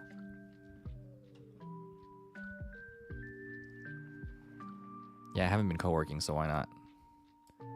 Why does your name have so many balls? It's a play on my last name, actually. So my last name is Balasbas, and people in some of my, I guess they were my classmates or my upperclassmen in high school, they couldn't say my last name, so they called me Balls. And when I think about it, I think I was getting bullied. But I rolled with it because I thought those guys were really cool, and everyone kind of just started calling me that, so it kind of just stuck. And I never really felt like it was derogatory in any way, or that people were like, you know, making fun of me because of that. So it ended up just becoming like my social media handles, and ultimately it just kind of stuck. So it's been the nickname for a while. So that's kind of the story behind Avery Ballswells. You're on live. Okay, I'm down to go around. Let's do it. Let me switch up the studio stuff here, since we're just yapping away. I think that was kind of a big thing of why I haven't gone live also, because I just felt like a lot of things that I want to do, which is job hunting and working on some other stuff, partly avoiding because it's the weekend, ? But also like I should be doing work, which is the other thing. Let me see. Let's take that out of there. All right, I'm gonna get TCG live loaded in just a second, and then yeah, I'll be right back since we're on an ad break too. So BRB. Play him. Yes. Oh, we also holding. No. I live. No. Yes, I still got one. Oh, you're dead. Oh, let's go. Oh, I aced him. Let's go. Oh, I still outplayed it. Level 50? Yo, that's crazy. Oh my goodness. Hylia Casper. Oh. Not walking all the way out of this cave. Oh. We just ascended to drown. All right, 3, 2, 1. Ooh, Morty's conviction. 3, 2, 1. Ooh, ho. Oh, yo, dude, I wish this was real. Played him. Yes. Oh, we also holding. No. I live. No. Yes, I still got one. Oh, you're dead. Oh, let's go. Oh, I aced him. Let's go. Oh, I still outplayed it. Level 50? Yo, that's crazy. Oh my goodness. Hylia Casper. Oh. Not walking all the way out of this cave. Oh. We just ascended to drown. All right, 3, 2, 1. Ooh, Morty's conviction. 3, 2, 1. Ooh, ho. Oh, yo, dude, I wish this was real. Played him. Yes. Oh, we also holding. No. I live. No. Yes, I still got one. Oh, you're dead. Oh, let's go.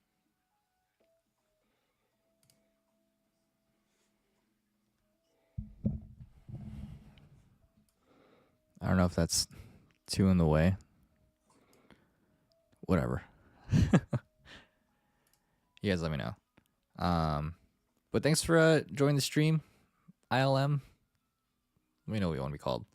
I hope you're doing well, and hope you enjoy your time. We're gonna play some TCG live with Harmony. What deck am I on? Yeah, okay. When does this end? 4 days? Oh God.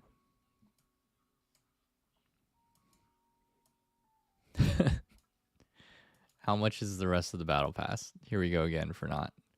I'd love to unlock the prismatic stuff.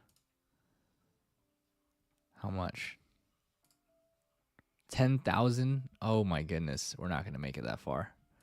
All right, we'll see what happens. How much TCG live can we play? Yeah, I got to be playing seriously. Oh wait, I just realized it's not over on YouTube. Hold on, give me a second. What is this thing called again? TCG. This is a TCG live. All right, YouTube, give me a second. There you go. I guess you get like a bigger version of my face in the game. Let's see. Can I like... Oh, wait. No, I didn't want to do all of that. What the heck? Hold on. No.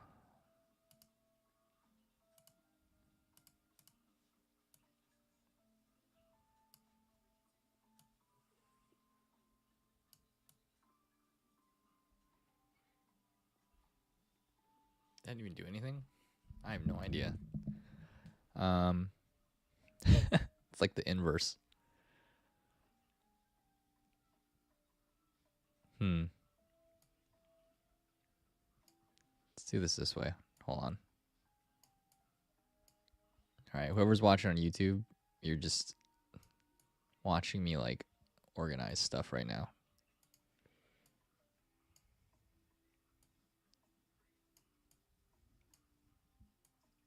There we go.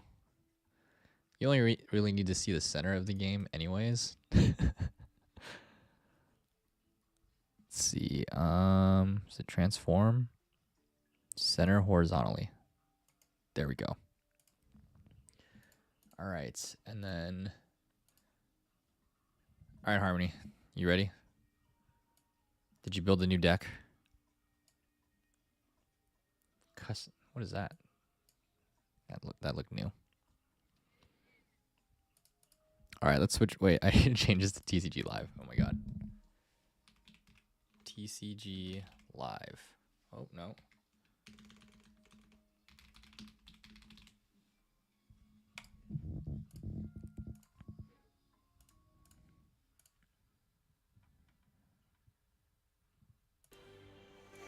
There we go. Hopefully you guys can hear the audio. Always building new decks. I'm excited to see what you cooked up. If you guys have never played Pokemon TCG, welcome. You get to experience firsthand me losing. It's a Harmony.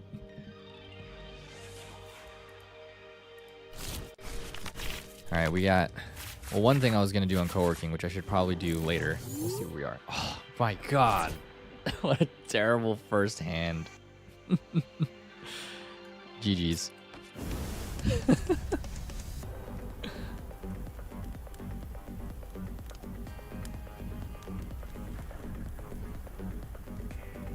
Oh. There we go. This is a terrible first hand. Okay. Well, that's still not helpful for me. This is awful. Okay, that wasn't helpful either. If you've ever played Pokemon TCG as a kid or anything, here's the live online version of it. And we often, well, not often, but we do PvP against folks in chat. That's kind of how a lot of the streaming started last fall. Okay.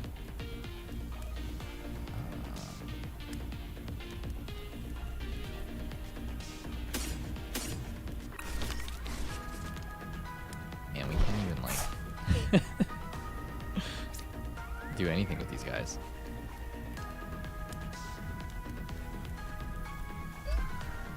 Sure. I don't even know if I'm running the card that I'm thinking about. I highly doubt I am.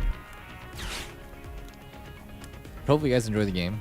You can get a little bit of an understanding of what we've been up to with Pokemon TCG.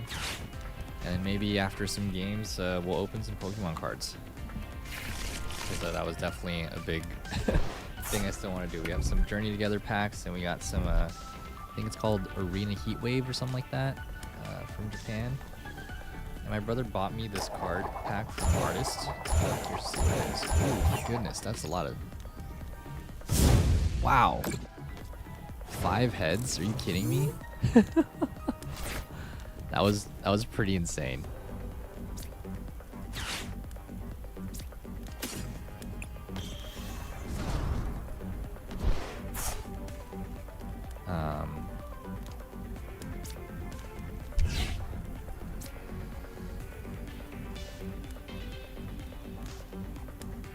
Lol.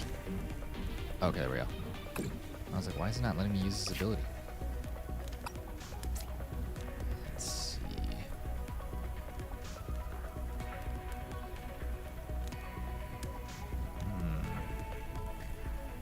I guess I really don't run one of those cards. That's really unfortunate.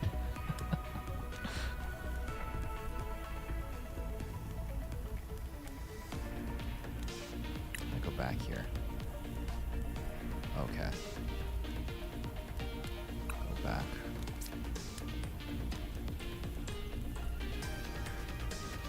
Oh my god.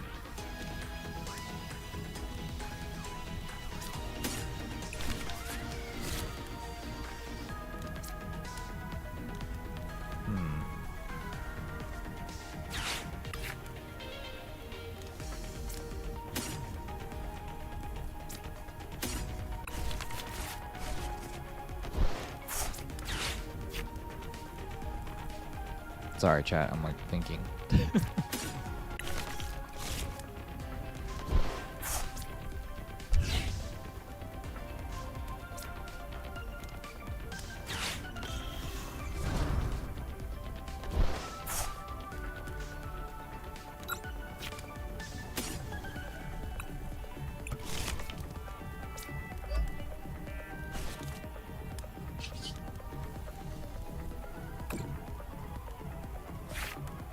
Okay.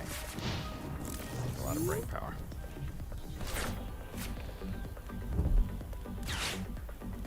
What a cool Arvin card.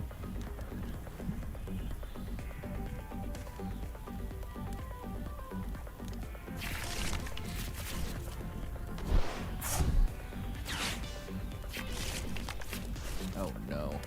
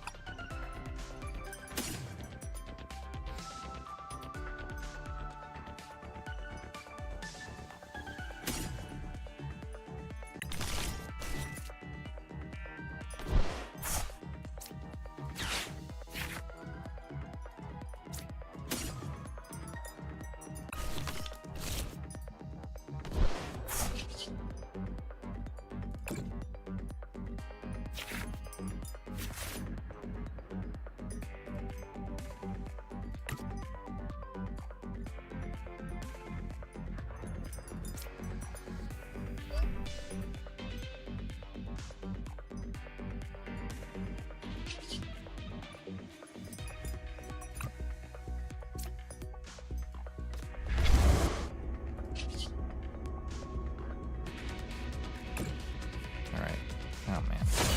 I don't know how I'm gonna get out of this one.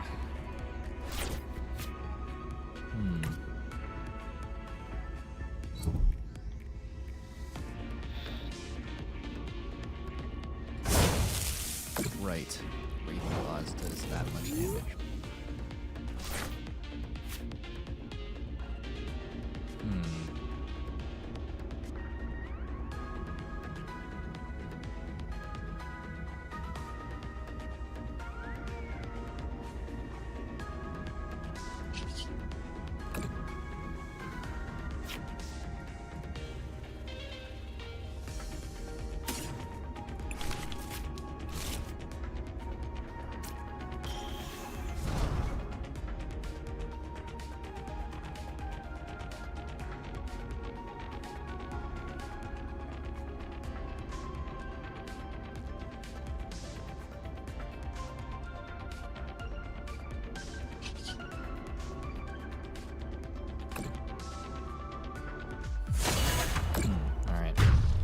there's anyone in chat, you guys get to choose which prize cards.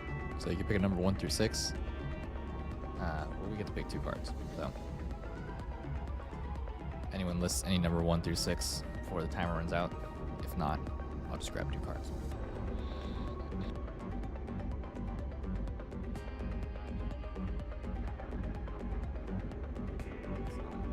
Alright,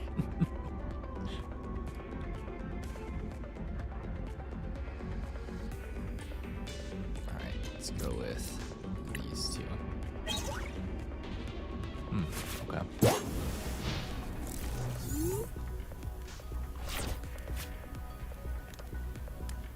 Man, this Relentless Flames attack.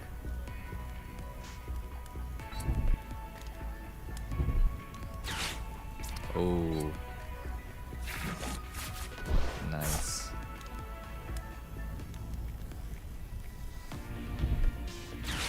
The art on that card's really cool.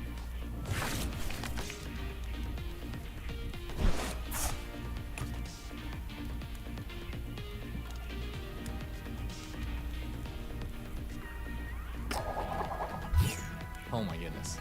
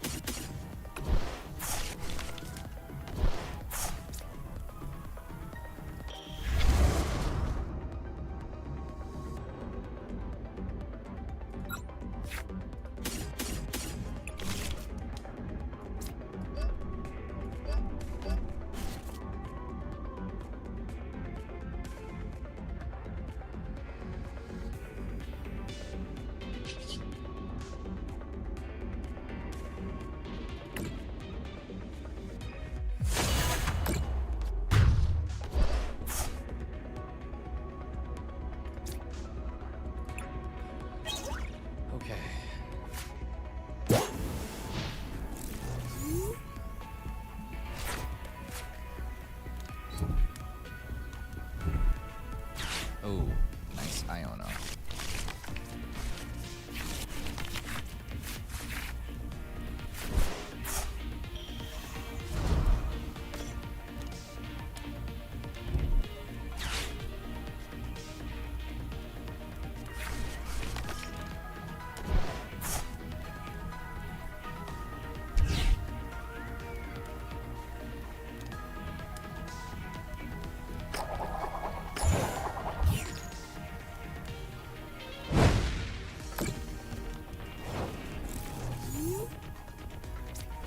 Hourglass do? End of your turn, if the Pokemon is attached to the spot on it.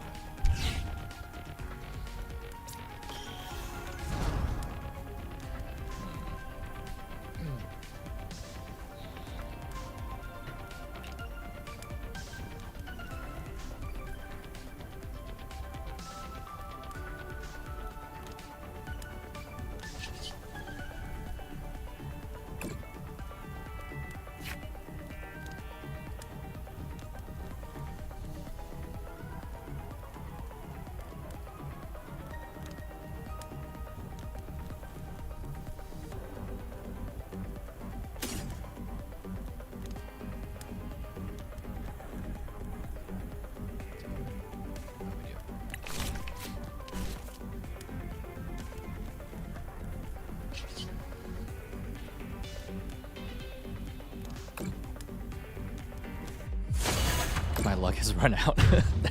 The first Relentless, whatever that was insane. That was huge damage.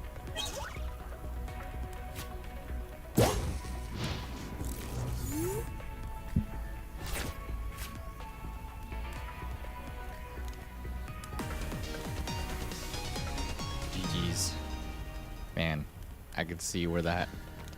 I mean, it did really hurt. And then, should you keep landing? Oh man, that is crazy damage. That scared me. Honestly, I was like, yo. Didn't have anything else. Can get my stuff set up? That's valid. Yeah.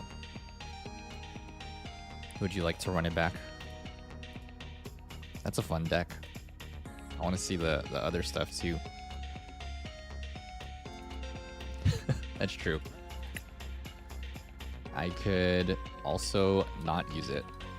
I could try learning this Flareon deck a little more. What did I even put in this thing?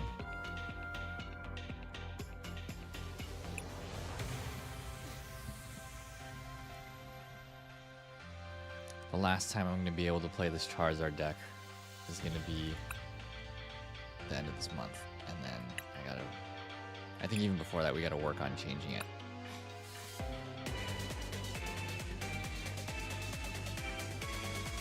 Because we might be sending it, or I think we are sending it to Atlanta Regionals.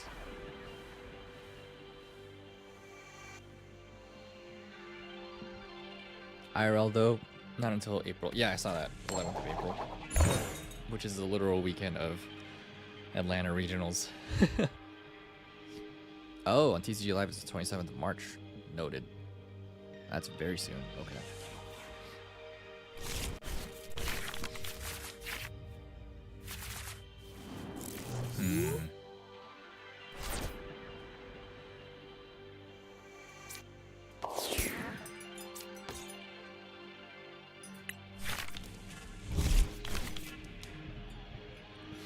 Clefable. The more moon attack. That's a fun card.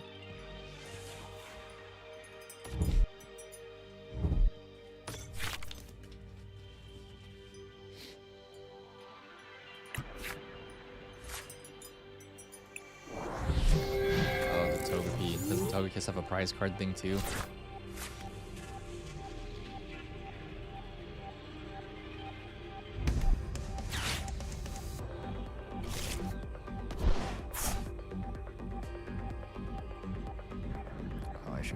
Change the YouTube thing to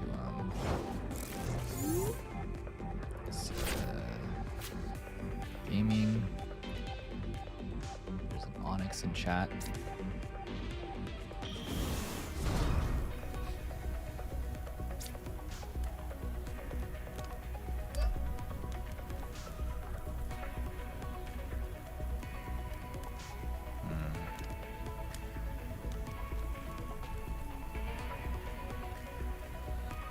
Wait, how can I use this already? Interesting. Thought I wasn't able to use that in my second turn.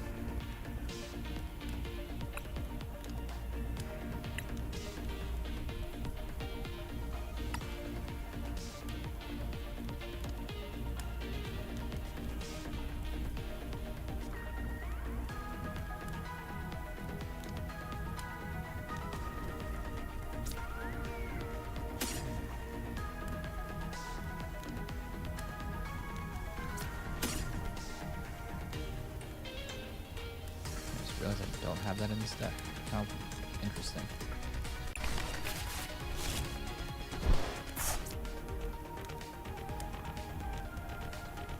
Oh, I shouldn't have done that then. Dang it.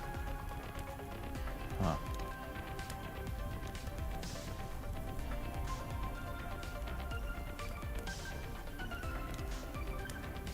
That's fascinating.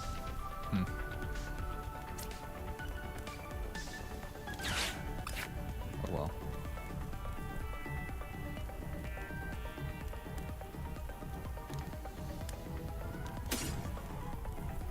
You know what? Never mind.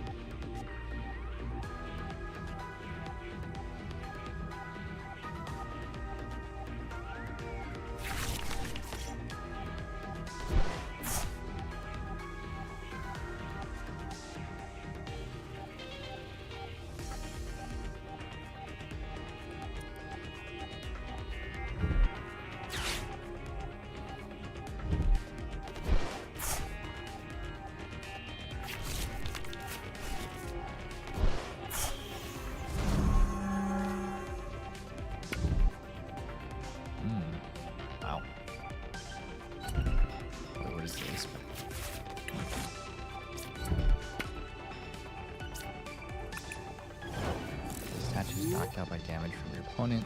Search your deck for up to 3 cards and put them in your hand. Oh, Amulet of Hope. That's a cool card. Okay.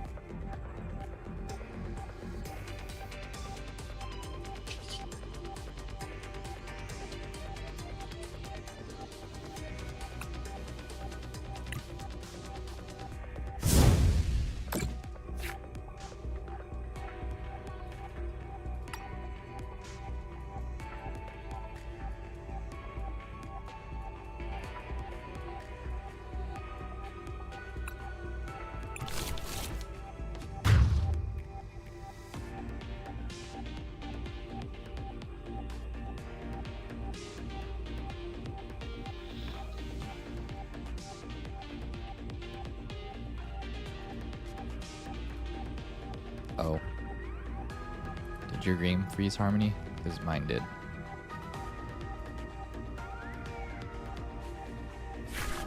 Oh, there we go. Never mind. That was because you're selecting cards. I thought it, like, froze.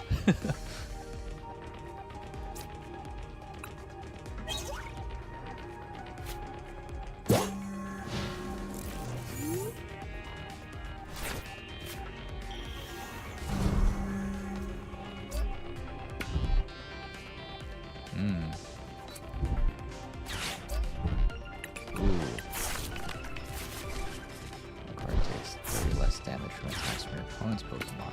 Okay.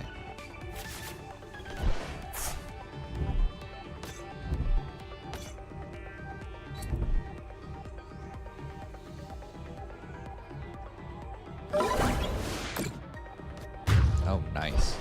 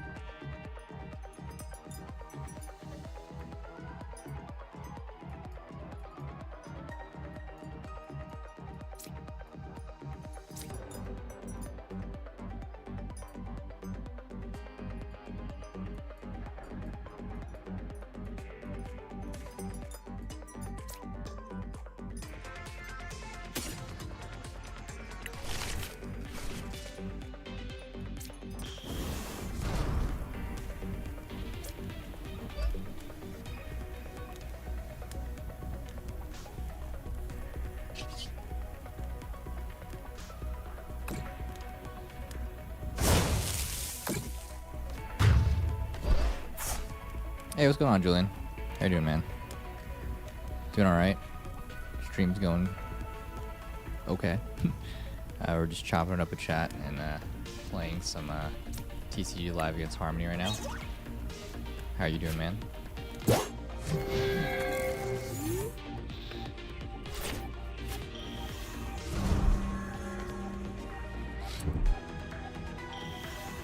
Oh man, the metronome.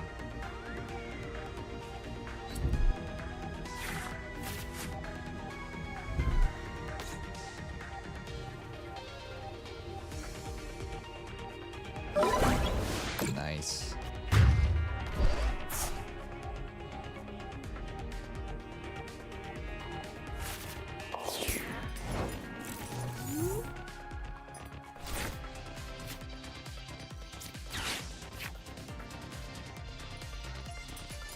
Lol.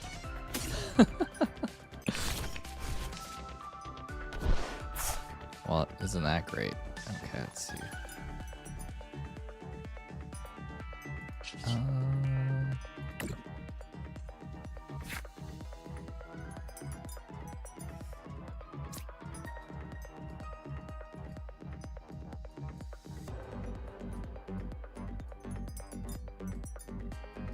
Okay.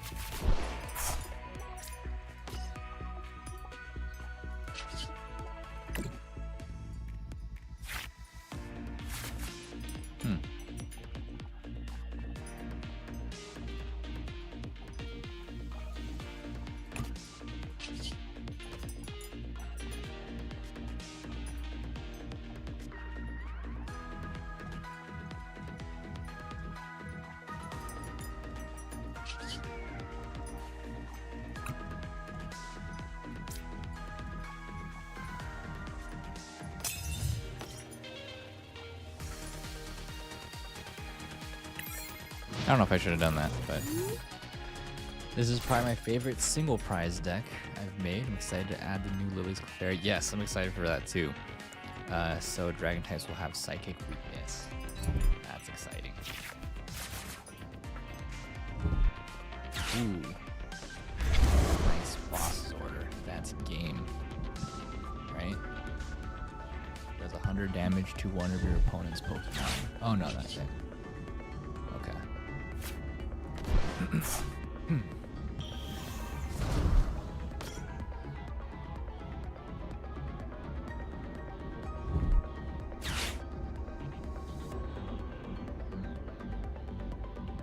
Yeah, I kind of want to build like a single prizer deck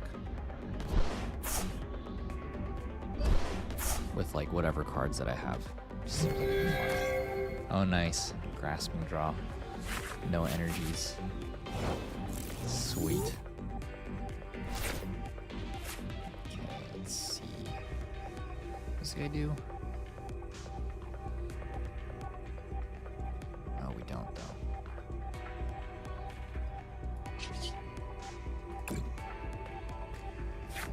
Let's see what we can find.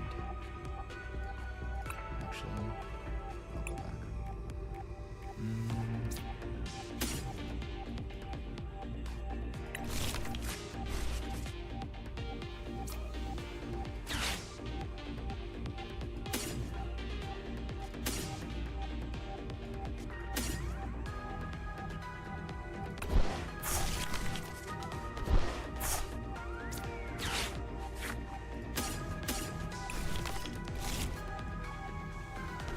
What's going on, Julian? How are you doing? I don't know if you heard me during the...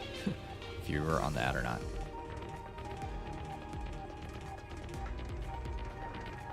Let's see.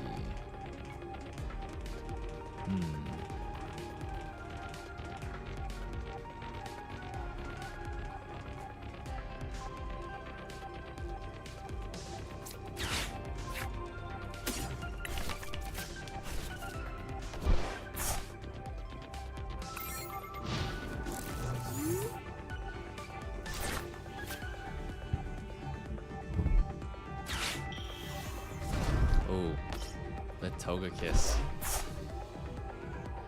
In the point of heads, take one more prize card.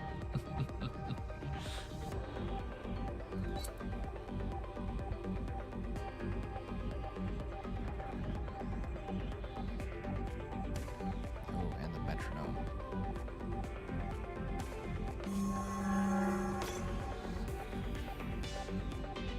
By Eevee.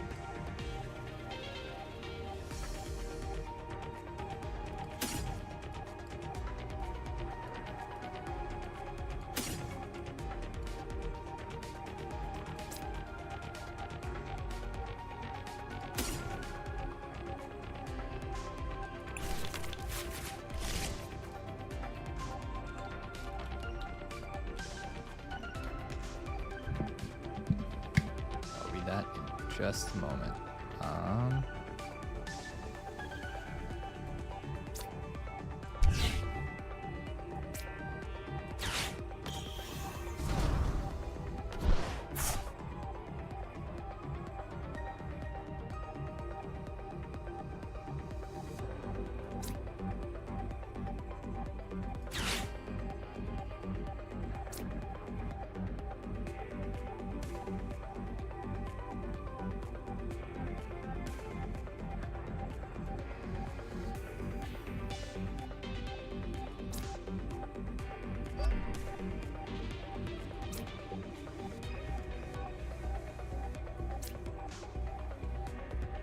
Oh lol, thought it could have just been one each, but okay, whatever.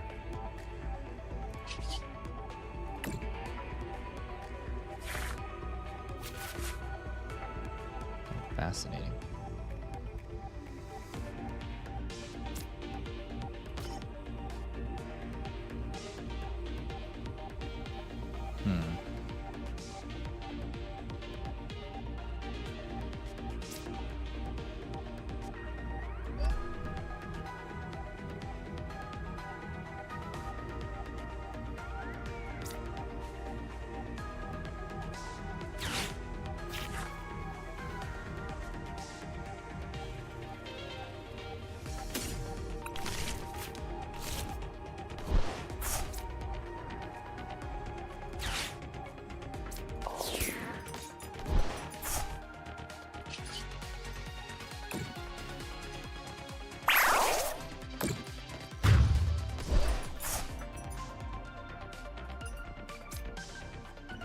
It's alright, Ivy.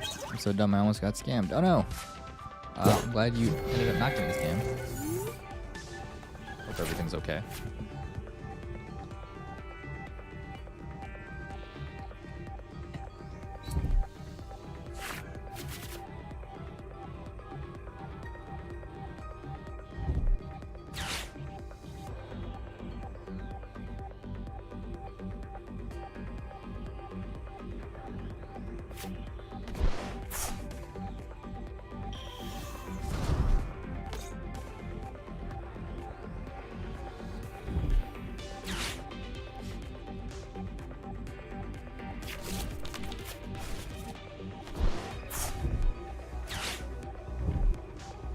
I had no money taken, but I did put my bank details. Oh, okay. Well, I'm glad that that didn't end up going through. Yeah. Definitely all need to be careful on some of these things. Should have realized straight away. Well, at least you realized it.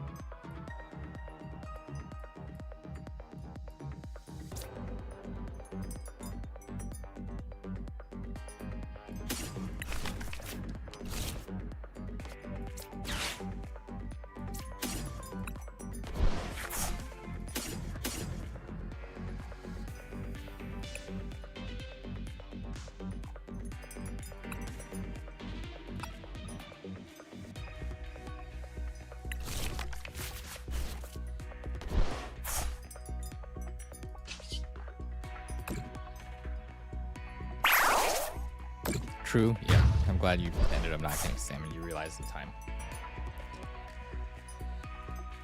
Whew. All right.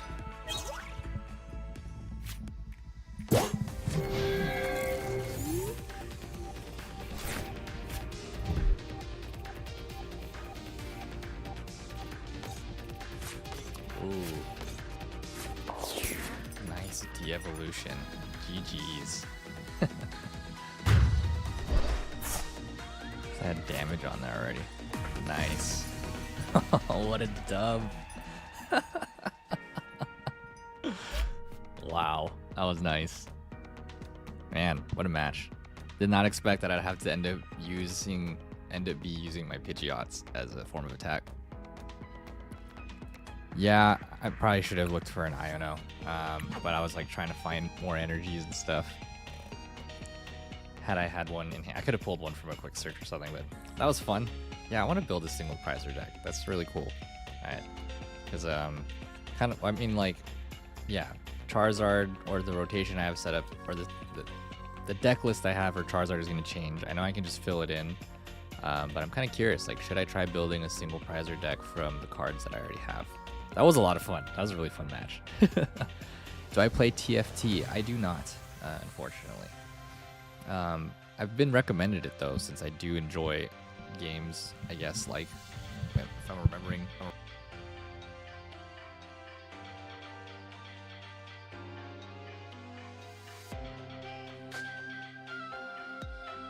I'm pretty sure I would enjoy something like this very much. I've been recommended it quite a bit because I'm definitely someone who would sit there and like watch my fortress. There's so many cute Pokemon and single prize cards that, yeah, I honestly think they don't get a lot of love. And I think that's something I really enjoyed about the build and battle. Did you go to a build and battle, Harmony? The deck that I have, I really enjoy that they're all like single prizers and that they have really cool abilities and stuff. And it's really unfortunate that, like, you know, they can get swept by EXs really quick. But even just what you did demonstrated that, like, you can counter that with Metronome, which is really cool. It was full by the time I got to the paid readers. Oh, yeah, that's what was happening to me too. And then, as you commented on one of my stories too, like, I was chasing the like walk-in ones, and I don't know if you guys have ever, if any of you, anyone else plays TCG, but for Pokemon, there's pre-release events, and I'm sure there are for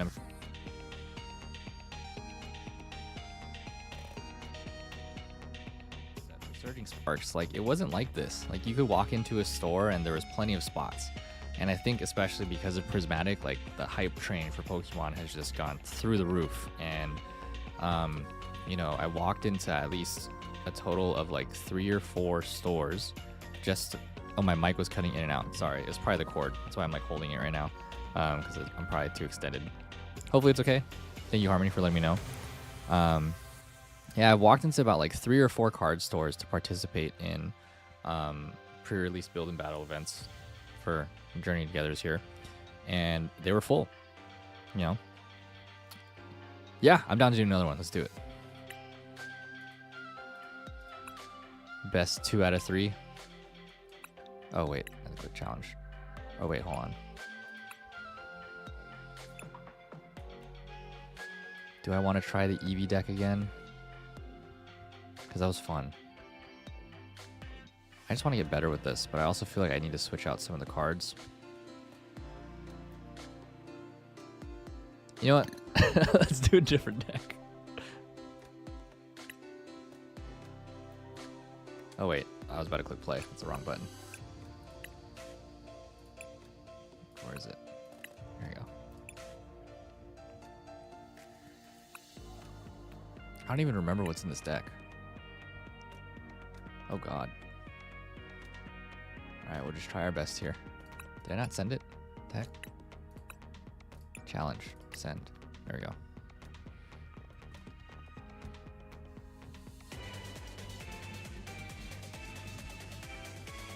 I'm getting kind of, man, I ate earlier. I'm getting kind of hungry again. I guess it has been a while since I ate.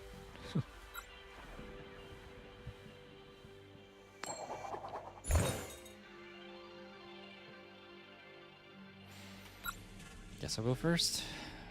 I'm not sure if I want to go first with this deck. Oh, great heavens. Mulliganed. Had pancakes at a diner this morning, and that was it. Was on a date. Ooh, nice. The pancakes were good, and the date.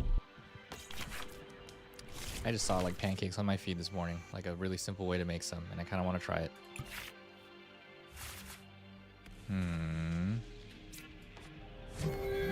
Oh, maybe I shouldn't have done that.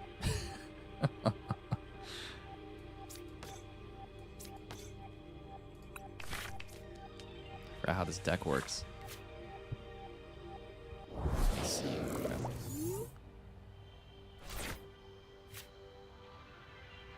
Oh god, Ogre Pawn.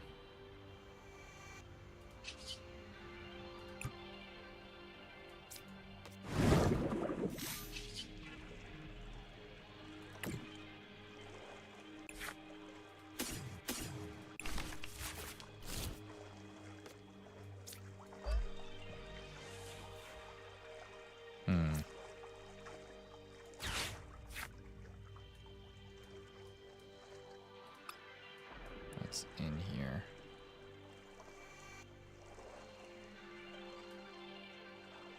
Oh, wait.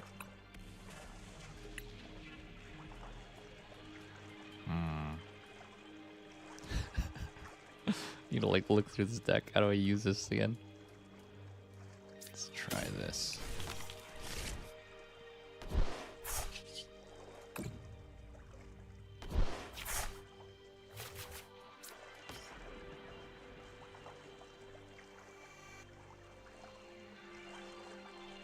All right, end our turn. Yeah, what did I have earlier? I like made my own fish and chips. And I didn't realize like the I guess like fried fish I bought was plant-based.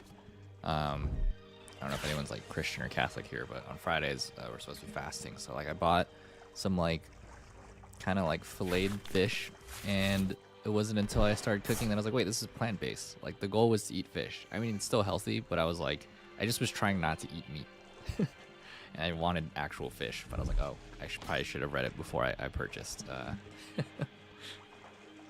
plant-based fish fillets. Ah, the Badoo.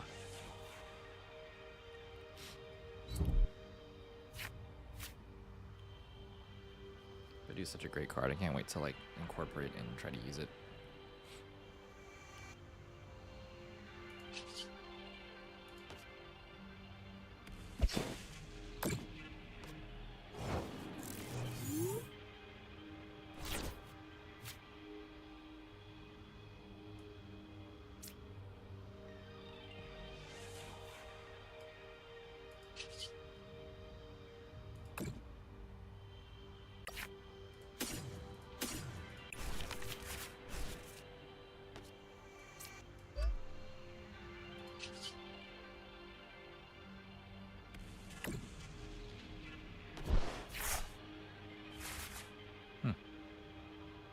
Okay.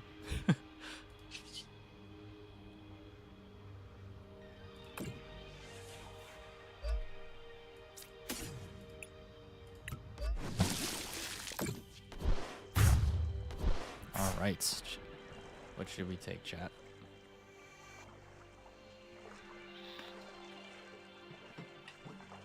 Now we'll go with good old number 5. Oh, the heater just turned on, I think, question mark.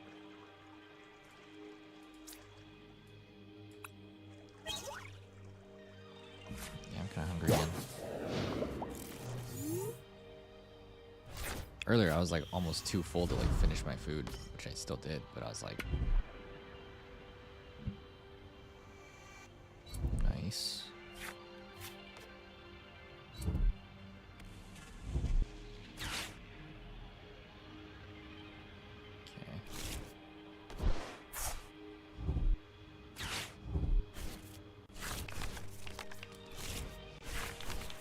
Nice Iono.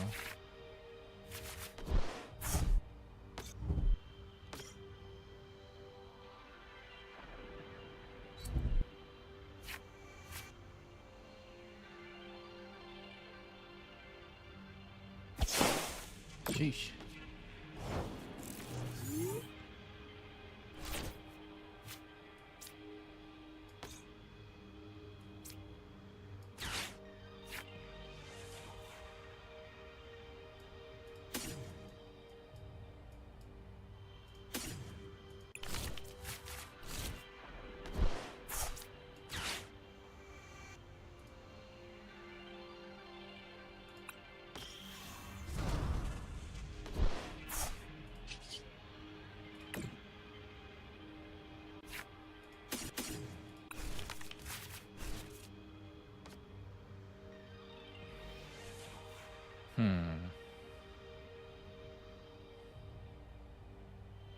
That is not an insane amount of damage.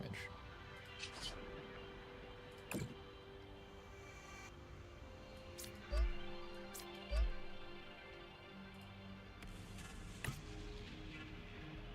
guess we'll have to do what we gotta do.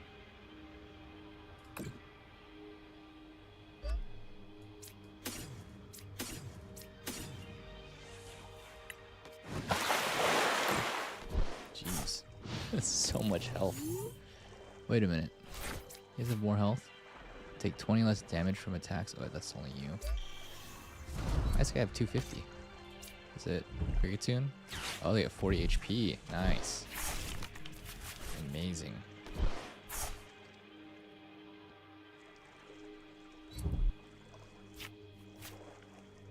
Oh, there's a Larvitar. Rip.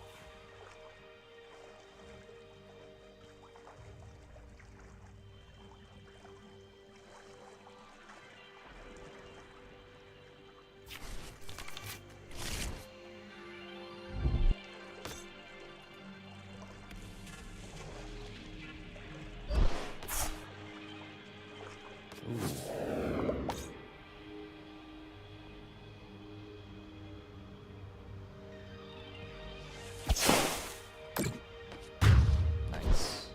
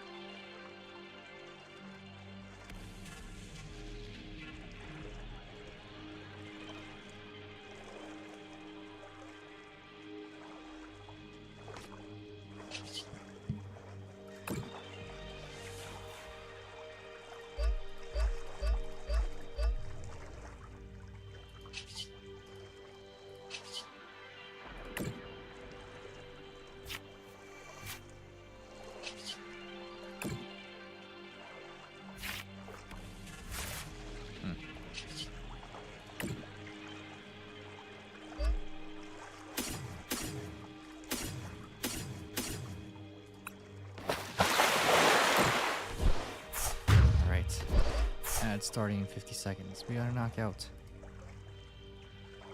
Ooh, okay. Let's take these two guys.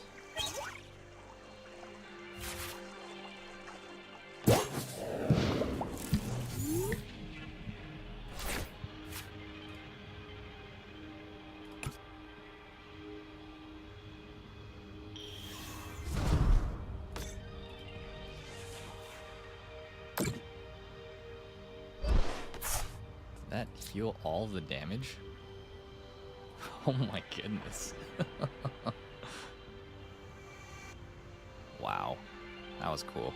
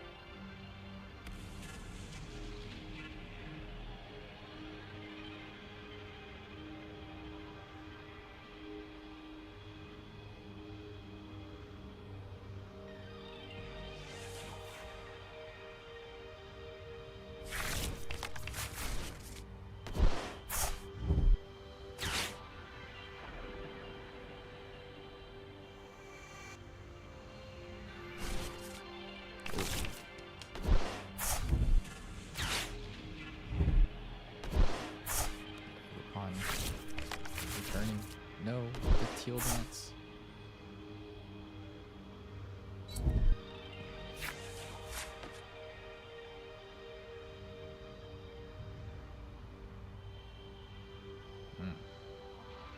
That's a cool ability on a grotto.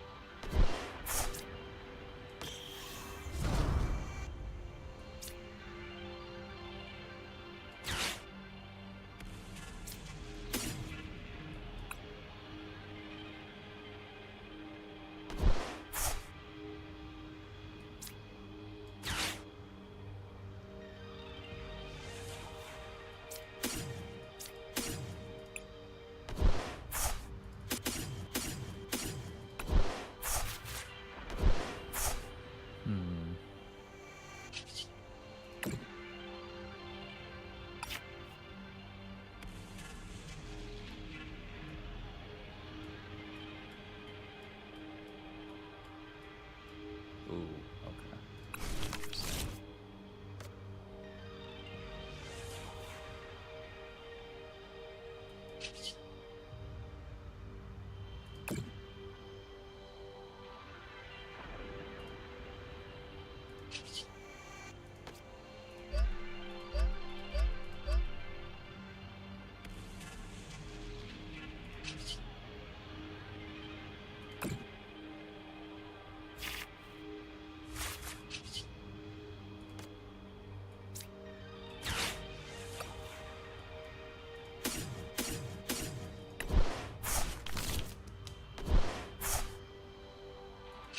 Dang, that would have been helpful earlier.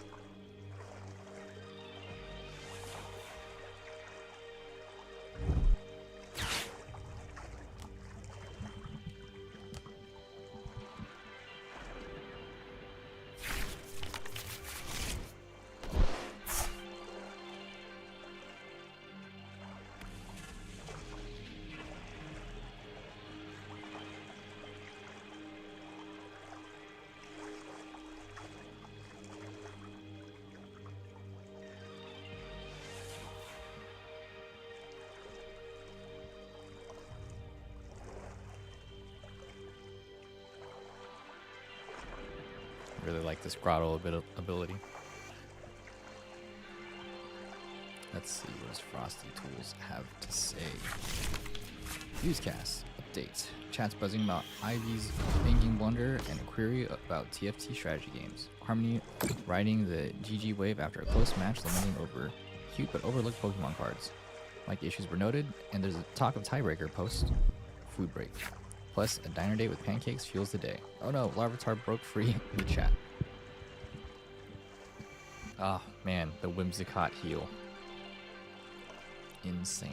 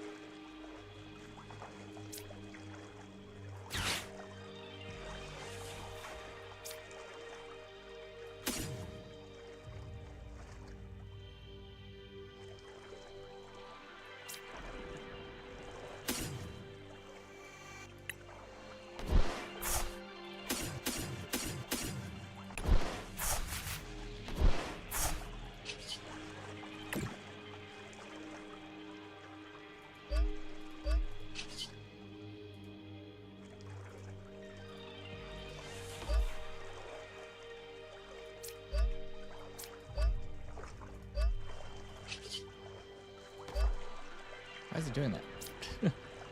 The heck?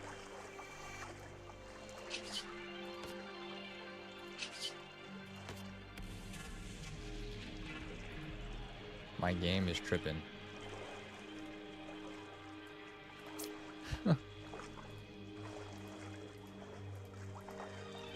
Okay, my game definitely just froze. Lol. How's your game, Harmony? Has it frozen at all? It's not letting me attach my energies. I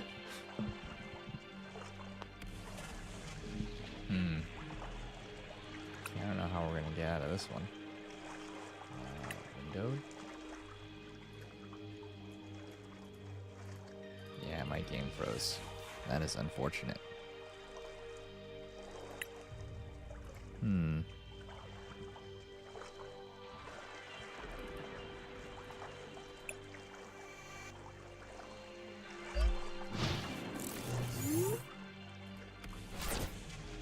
Oh, okay. That's so strange. Alright, now it says it's your turn. So I believe it is your turn. It's not even showing my full hand. Oh, thanks for passing it back. I appreciate that. I can't even see all my cards or open my discard. Lol, it's not even letting me like click on to use any of my abilities. How strange.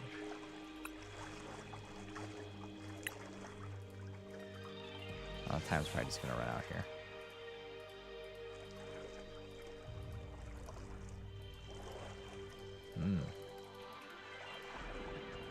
Can't even attach an energy? How weird. Are you guys seeing this on stream? I'm not tripping, right? Like, cards are messed up. Alright, I'll probably concede, because, this is, it's not working.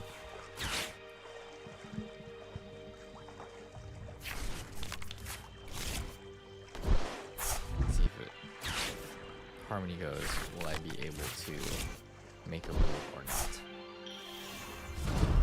Ooh, Torterra.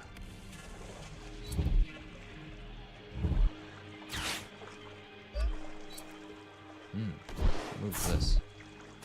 I can't even read it. do anything. Nice. 200 damage. Okay, will it let us do anything this time? No. Still no. That's unfortunate.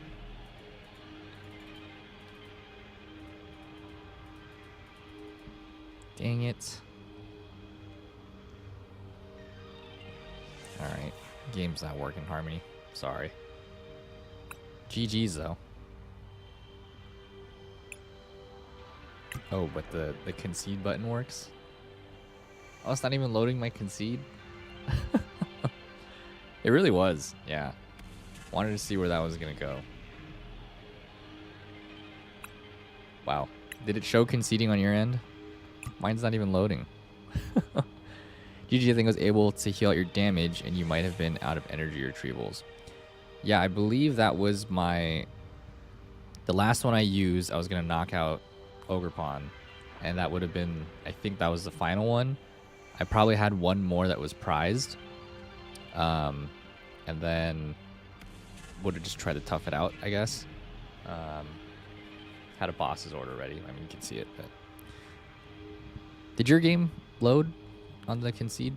I might just have to quit my game entirely, honestly. Oh, it did? Okay. Alright, I guess I gotta quit out of the game. Well, here, let's switch over. We'll just go to, lol, that didn't work. There we go. And let's play some music for now.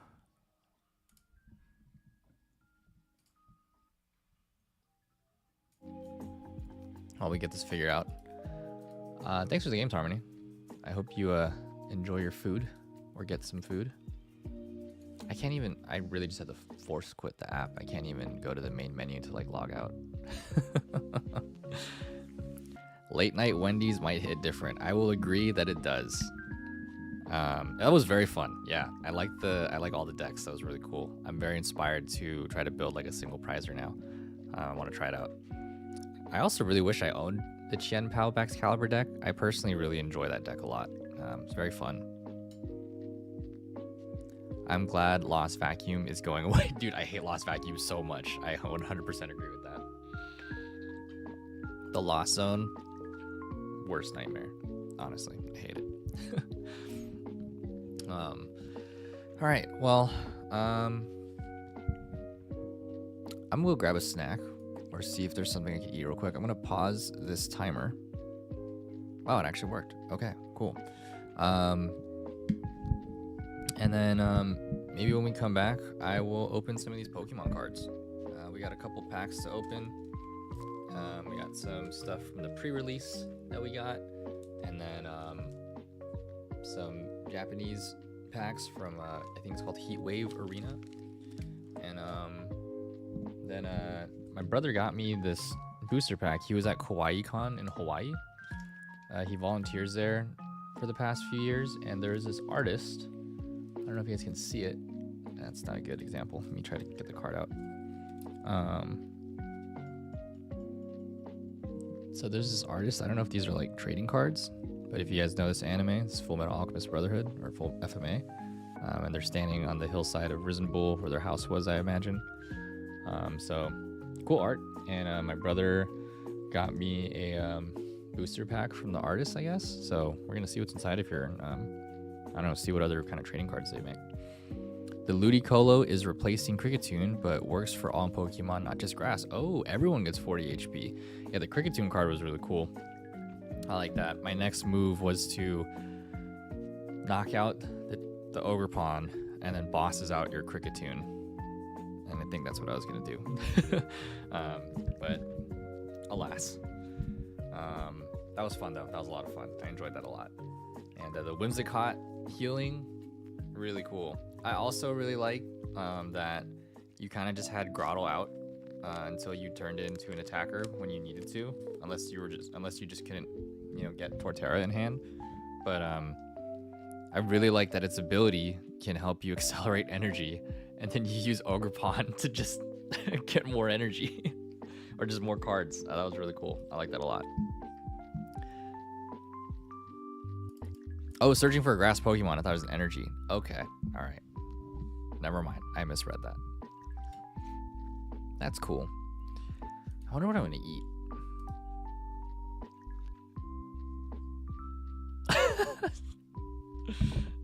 Yes, Sean, this is your room. Are you watching on YouTube? My cousin's over in Hawaii right now, and he pulled up my stream on TV. Hi, everybody.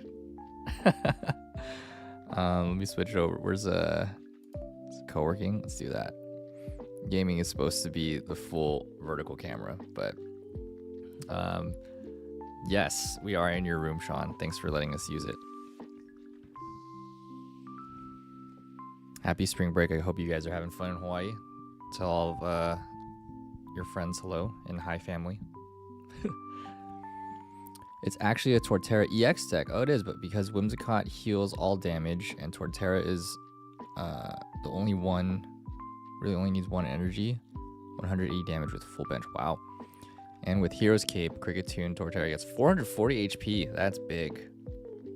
I like that. I love Hero's Cape. That's actually probably one of my favorite ace-spec cards, even though it only adds HP. But I'm learning to like Unfair Stamp. I think I was very attached to Hero's Cape. And then I've tried using Maximum Belt. It's a pretty fun card too. But I really like Hero's Cape.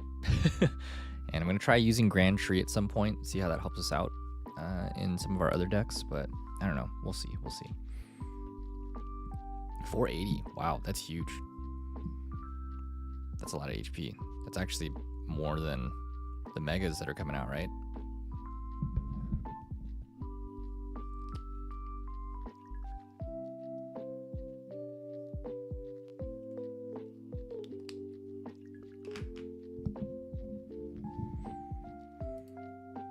I'm not quite hungry yet. Maybe I will do some co-working. I don't know. Let's see. Let me check out. Oh, we got a subscriber on YouTube. Thanks, whoever subscribed. Damn, we're at 99. We're one away from 100 right now. Okay, I'm gonna add. I'm gonna count that as something towards the timer. I know I paused it. Let's switch over to co-working real quick. I'm actually gonna get some tasks done with the timer on, and then we'll kind of see where it goes from there. Where is my task list? Why is it not loading? Refresh. That show up for you guys? No, it did not. Huh. Imagine grinding it, then just full heal. That's kind of what you did, because I mean, if not for Chen Pao being able to deal out that much damage, when you did it the first time, I was like, whoa, that was a lot of damage healed. But fortunately, like, you know, I could super energy retrieval and do that again. But if it was any other deck, I definitely would have been super pissed.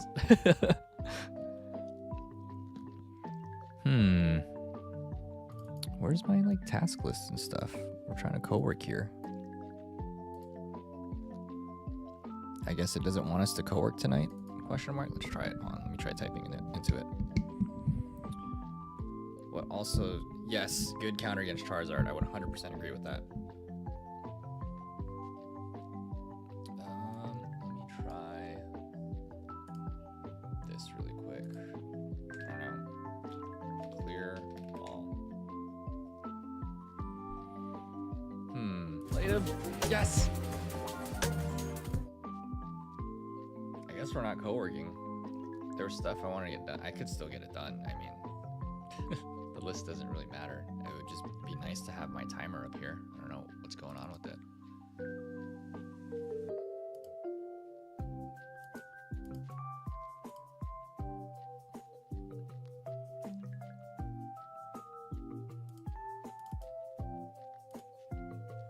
Okay, I guess the timer isn't working, so there's that.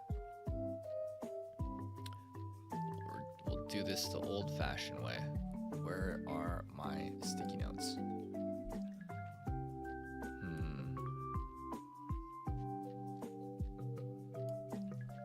We're gonna make a new one.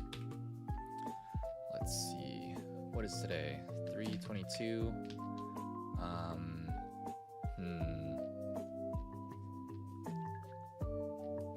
wonder if I could just like put this in my own font.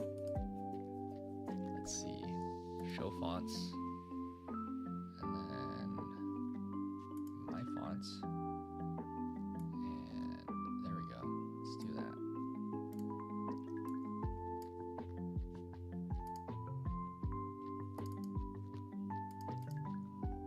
And stickies. There we go. Now we're doing this the old-fashioned way. We're just gonna have a running sticky note over here. Oh, can I just like... There we go. That's more like it.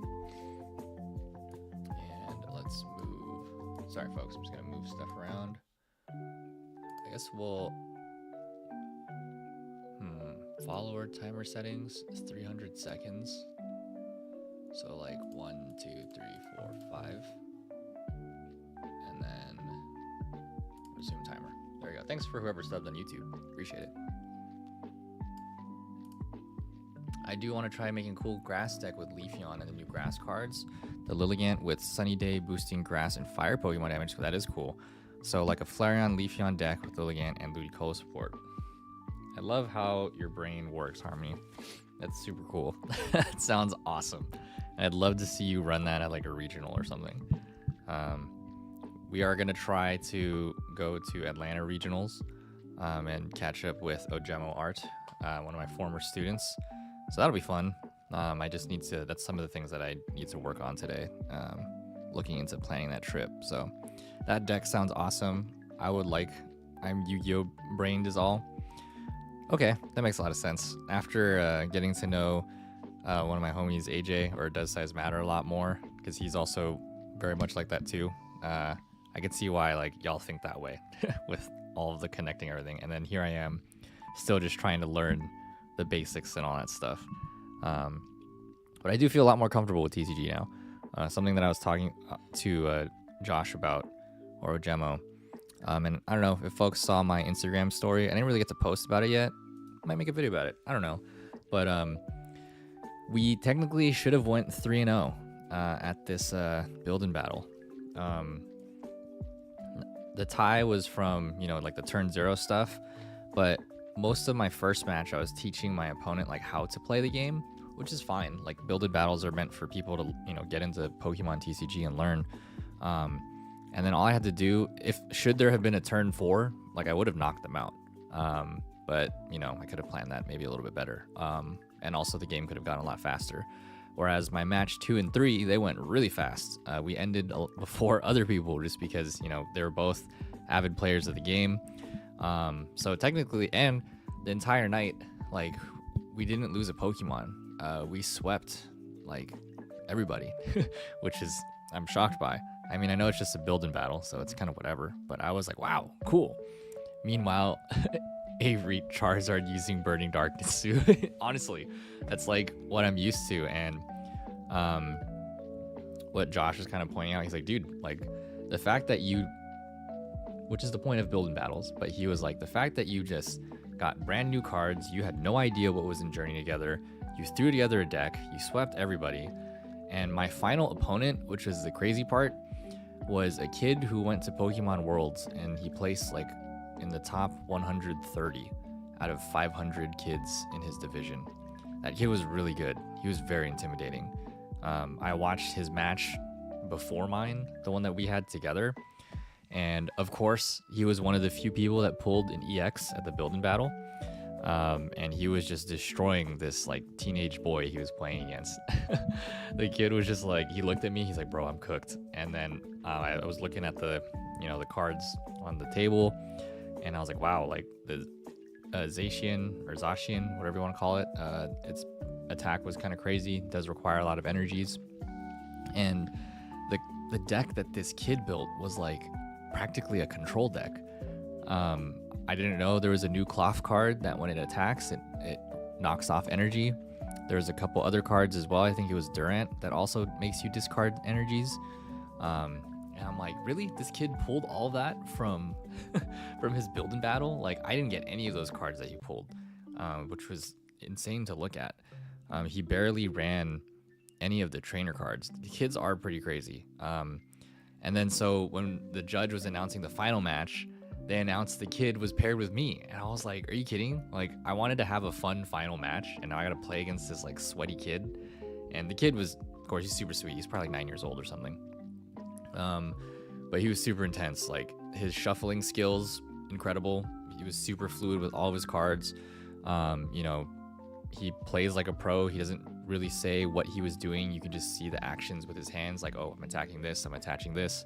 And I'm like, oh, like, what does this card do? And since he's a kid, you know, he's not being like super snobby like some of the adults are like, oh, you don't know what this does. Not that I've encountered a lot of those, but people or players like that. But he was very sweet, you know, explaining what each card did. As kids do, he also was like he was just speaking out loud, and he was like, oh, you can't do anything, huh? Because you don't have any energies. Or like, oh, I bet like you don't have this, huh? And I'm like, interesting. A lot of the kids that play TCG at like the professional level, they're all kind of like that, because they've played this game so much that they're playing chess while I'm playing checkers, right? They're already thinking ahead those steps, which is probably also like what you do, Harmony, and many others that have helped train me to get to this point in TCG. But these kids, man, like he was just like saying, like, oh, you probably don't have this or that. I'm like, yeah, I'm just trying to think like what my next move is. And I was stressed out, you know. I was like really trying to calculate, how am I going to beat this kid? How am I going to get my cards set up? And ultimately, I made him concede. He couldn't knock me out. He thought like one of his abilities he misread. He thought that he could detach all of my energies, and I think it was Durant. And I was like, oh no, it allows you to detach one energy. And then he was like, oh no. So then I think I like whipped out like another card that helped me accelerate energy. I attacked, or whatever. And then I also, if you guys, I don't know if you guys are interested, I can show it a little bit later, but in Journey Together's, Hop has a Noivern, and the Noivern's ability allows you to use its move so long as you and your opponent have the same number of cards in hand. And so what I kept doing was, you know, attaching energies or playing item cards to match his hand so I could attack his Pokemon, and I just kept single prizing him while he was trying to build his Zacian EX. And then ultimately, he either was going to deck out or I was going to knock out his last Pokemon, and then he conceded. So that was a very interesting game. And although he's in like the junior division, still felt insane to play a build and battle against someone who is in the top 130 and beat him. So that was very vindicating. And just kind of reassured me that like, okay, just because you've never, you know, like hit masters in TCG Live, or you got swept at Toronto Regionals, like you've learned a lot and you've grown a lot. And you know, we have some skill in the game. When I played this guy's kid at the tournament, when it was my turn, he was like, you're probably gonna do this next. Yeah, a lot of the kids do that. And I'm just like, a little bit, I'm just like, okay, man, you could just kindly like shut the fuck up. But I'm also just like, okay, it's a kid, I need to like understand that this is just how they are. Yeah, it's very interesting to learn and kind of pick their brains. A lot of the kids that I've met through, you know, competitions, a lot of them play control decks, which is kind of crazy. Because I'm like, how did you even come up with that? Like, when I was your age, I could barely comprehend things. Kids today, incredible, insane. I only lost to that kid because I think he did Fez twice, but it was a Raging Bolt turn. And went on for so long, I wasn't sure, but I didn't want to be that person to tell the kid he was cheating with his dad right behind him at the other table. I feel you. Yeah, it was one of the kids I was playing against at Worlds. He was like doing similar, like, oh, aren't you gonna do this? Or aren't you gonna like, you're gonna do this next? How come you didn't do this? And I forgot the kid's name, but let's just like call him Kyle. And I was just like, you know what, Kyle? I don't have that card in my hand right now. And he's like, oh, okay, well, that makes sense. And I was like, what? And then the dad was sitting next to him, and the dad's literally like, I'm so sorry. And I'm like, no, it's okay. This kid's a pro. Like, I get it. So I feel like even if his dad was behind it, I totally get you, Harmony. I feel like it would have been okay to just be, hey, you're doing this.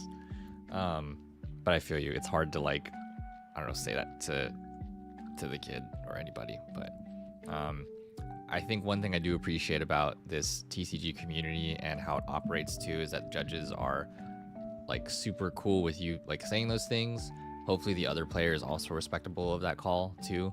I haven't really seen anything that's been like too, I don't know, bad or negative, because both players like, hey, I did this, and then like they would talk it out, and then they would call a judge over, like, hey judge, this is what happened, what do you think? And so I haven't really seen any bad things with that, and I would like to think that the kids would also kind of accept and understand that culture as well. But I don't know, I guess we'll just have to see. These pro player kids are insane. I can't believe that I've met quite a few already when the children's division is a lot smaller than the masters division. But yeah, interesting, very interesting. Everyone really liked my Garchomp Greninja deck. Yes, it is a really good deck. I agree. It's so nice and refreshing to have an original deck, yeah, to surprise people, and I think a lot of people also enjoy it too, because it catches them off guard. Everything in Pokemon is just like so much meta, and like personally, like I don't necessarily like playing my Charizard deck. I only have it because they sold it as a product, and it's the deck that I've been playing to learn the game, and I don't really have a lot of money right now to build something else out. But now that we do have a lot of bulk cards, like I would love to kind of go through them and think about like what can we build, and see if we have it physically. Maybe I should do that more on live since that's easier to search.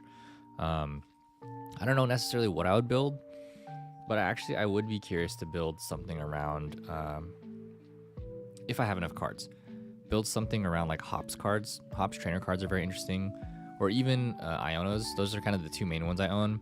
I didn't really get any Lily cards, unfortunately. I did get one, and I think it's Rabombi, but I don't have any of its like basic forms. Like, is it Cutiefly, I think? So we're definitely gonna have to see what we have, but we have more of Hops stuff, so it'd be pretty cool to use some of those. But otherwise, would definitely need to get my hands on more Journey Together cards. I guess we could see what we pull tonight in light of that. So maybe I'll get things switched up here real quick since we're on an ad break.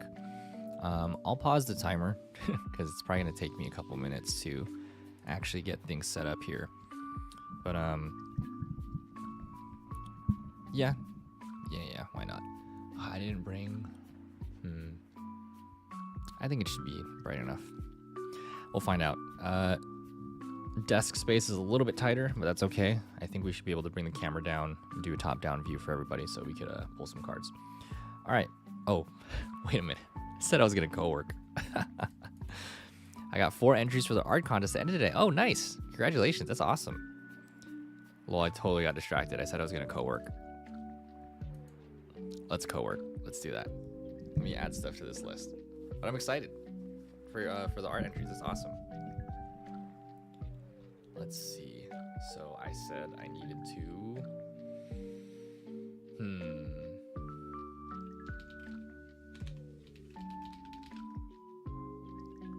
Register for League Cup.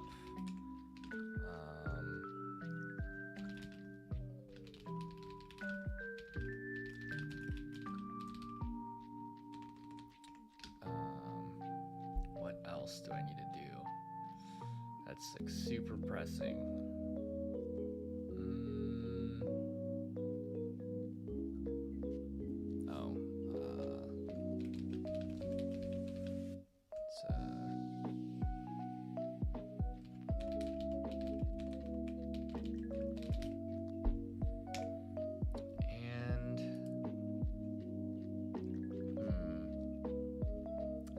Job hunt. Maybe.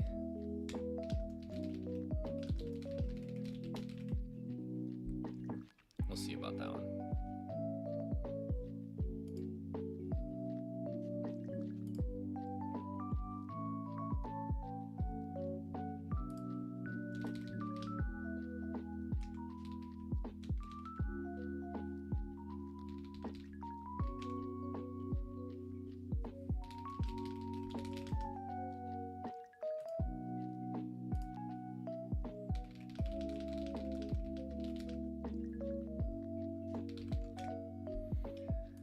You haven't started Act 3 yet, right? The second art contest is in that first chapter. And that one, art's really cool art. Okay, cool. I haven't started it yet. I just finished, yeah, like kind of the ending, and I think there's a chapter in between, because she just like closed out with her mom. Was like, hey, like let's watch some anime together.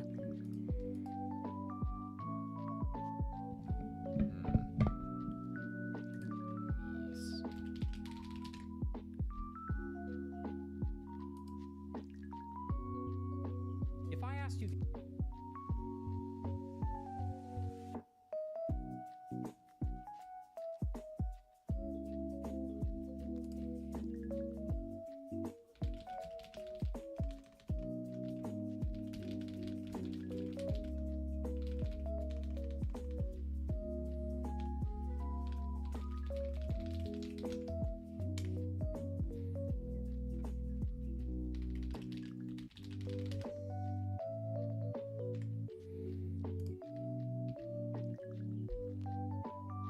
Oh, I paused the timer. Okay. You know what? Since we have no timer. Oh, I just clicked reset. Yo, Lamau.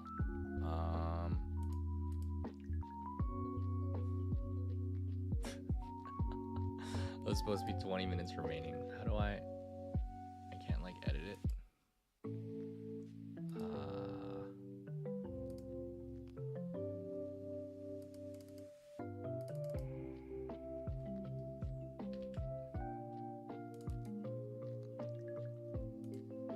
There we go. Okay, I put it at 21 minutes.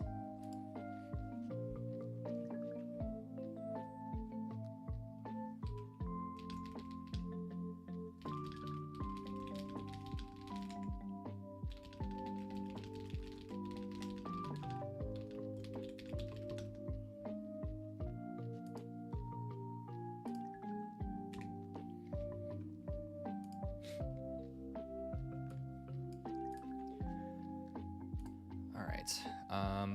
We start co-working for a little bit. Oh, wait, what the heck? The timer didn't reset.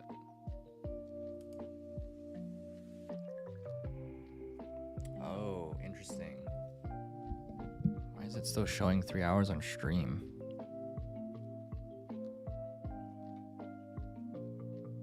How do I save these settings? Oh, I have to click save. And then, ha, got it. All right, there we go.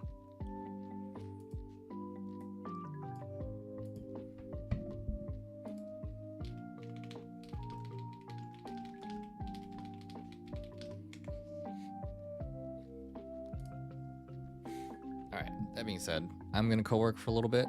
Try to get some of these tasks done, even though this is a timer for Follower-Subathon. But if people do, great. If not, awesome. And then we'll kind of maybe take a break and see where we'll go from there. I definitely want to at least open the Pokemon cards and stream tonight. And then we'll see if we end up playing video games or doing something else. But at least that much. Thank you, Harmony, for the TCG live games, and I hope your food break or Wendy's late at night is incredible. All right, I'll be here. Feel free to chop it up in chat.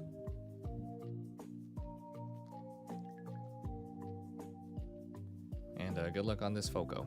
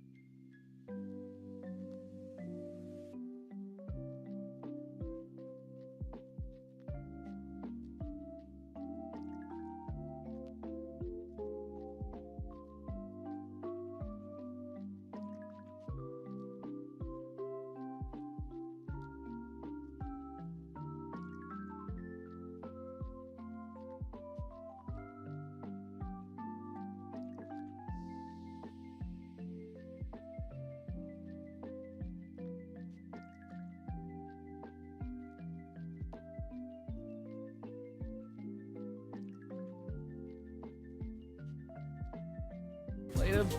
Yes. Oh, we also ulting. No. I live. No. Yes, I still got one. Oh, you're dead. Oh, let's go. Oh, I aced him. Let's go. Oh, I still outplayed it. Level 50? Yo, that's crazy.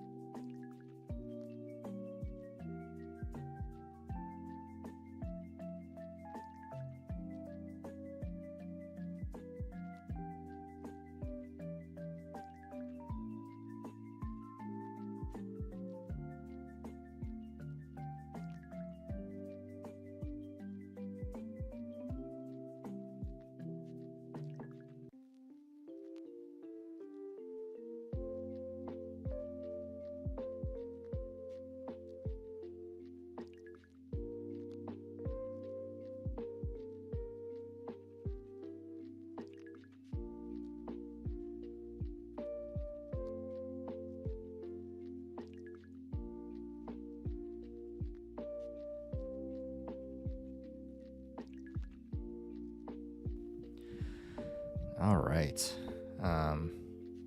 I forget how much time really passes when I don't have the timer set up. But we kind of accomplished everything, which is good.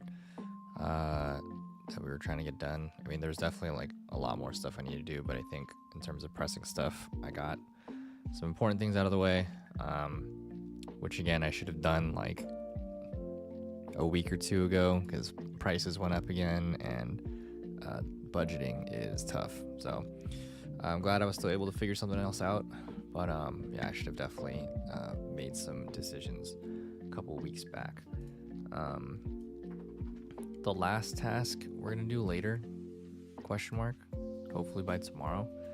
I'm nervous to apply to the Pokemon Worlds media content creator pass because I've seen like really big like creators get rejected when they should definitely be there, but the description does say like, you know, upcoming and really well-known creators. So I don't know.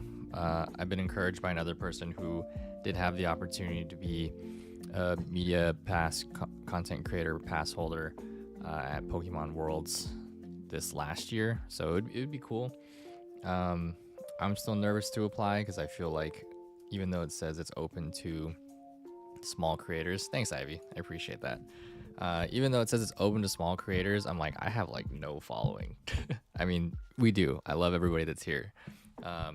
But it's still very much growing, and I think my own perception of like what is, I don't know, small is not, I don't know if that makes any sense, but in my head I'm like, I feel like if I should apply to this, I should have at least like, I don't know, like 1,000 followers or something on at least one of the platforms, which I don't. I think Twitch in our community here is my largest platform, question mark, because there's where are we at now, 411. And Ivy, thanks so much for the follow today. YouTube is at 99. I told myself if we hit 100 I'll apply, because I would much rather like to apply and include my YouTube link versus my Twitch one, particularly just because like VODs disappear over time, and at least like my YouTube channel is just plastered with Pokemon TCG because we have shorts coming out every single day on YouTube. So I was also thinking of, no one has more passion. Oh, thank you, Ivy.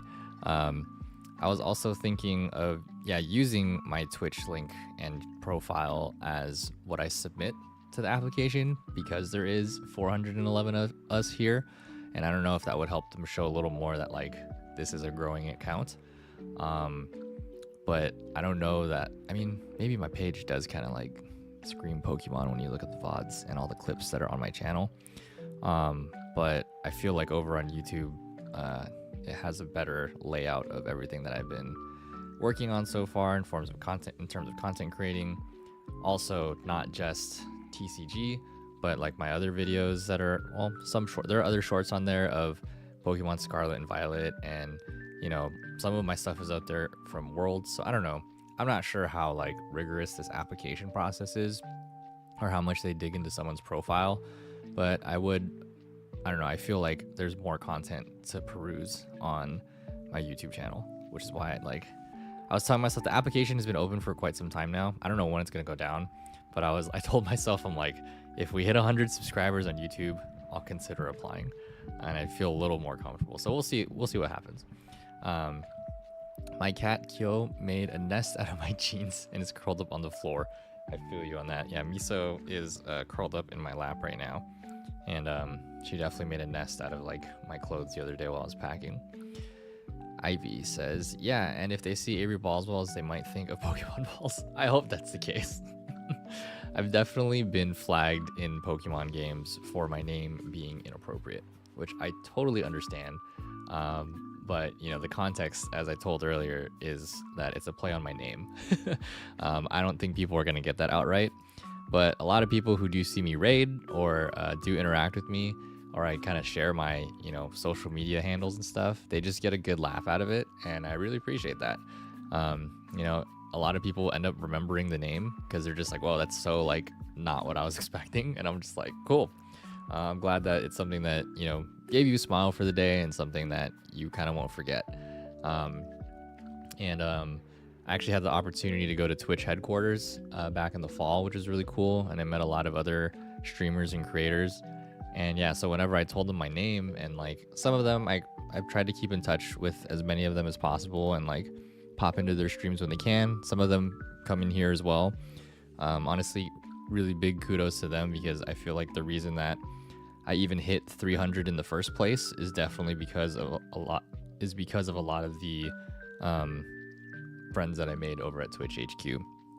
And you know, they've shared their community here, and I've gotten to know some of their members as well. So I feel like we hit 300 definitely because of meeting all of them, and everybody else too that has followed. And the 400 is just really surprising. So thank you guys for 400 followers again.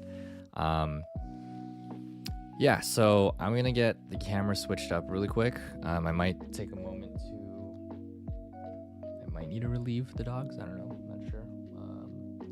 One of them, my relative's dog, she was kind of whining just a second ago, but I'm gonna switch the cameras up, so we'll see how the top-down view is. I'm pretty sure like once I set it up, I'm not gonna take it down, but we'll get to opening some Pokemon booster packs in just a moment and enjoy some of these pulls with y'all. Hopefully we get something good out of here, and maybe I'll talk a little bit about what was in the build and battle deck.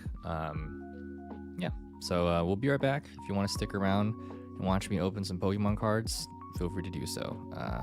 We'll change over from co-working to Pokemon cards in just a moment. Be right back. Later. Yes! Oh, wheels. Boltsy. No. I live. No. Yes, I still got one. Oh, you're dead. Oh, let's go. Oh, I aced him. Let's go. Oh, I still outplayed it. Level 50? Yo, that's crazy. Oh my goodness. Highly chasm. Oh. Not walking all the way out of this cave. Oh. We just ascended to drown. All right, 3, 2, 1. Ooh, Morty's conviction. 3, 2, 1. Ooh, oh. Oh, yo, dude, I wish this was real. Played him. Yes. Oh, wheels. Boltsy. No. I live. No. Yes, I still got one. Oh, you're dead. Oh, let's go. Oh, I aced him. Let's go.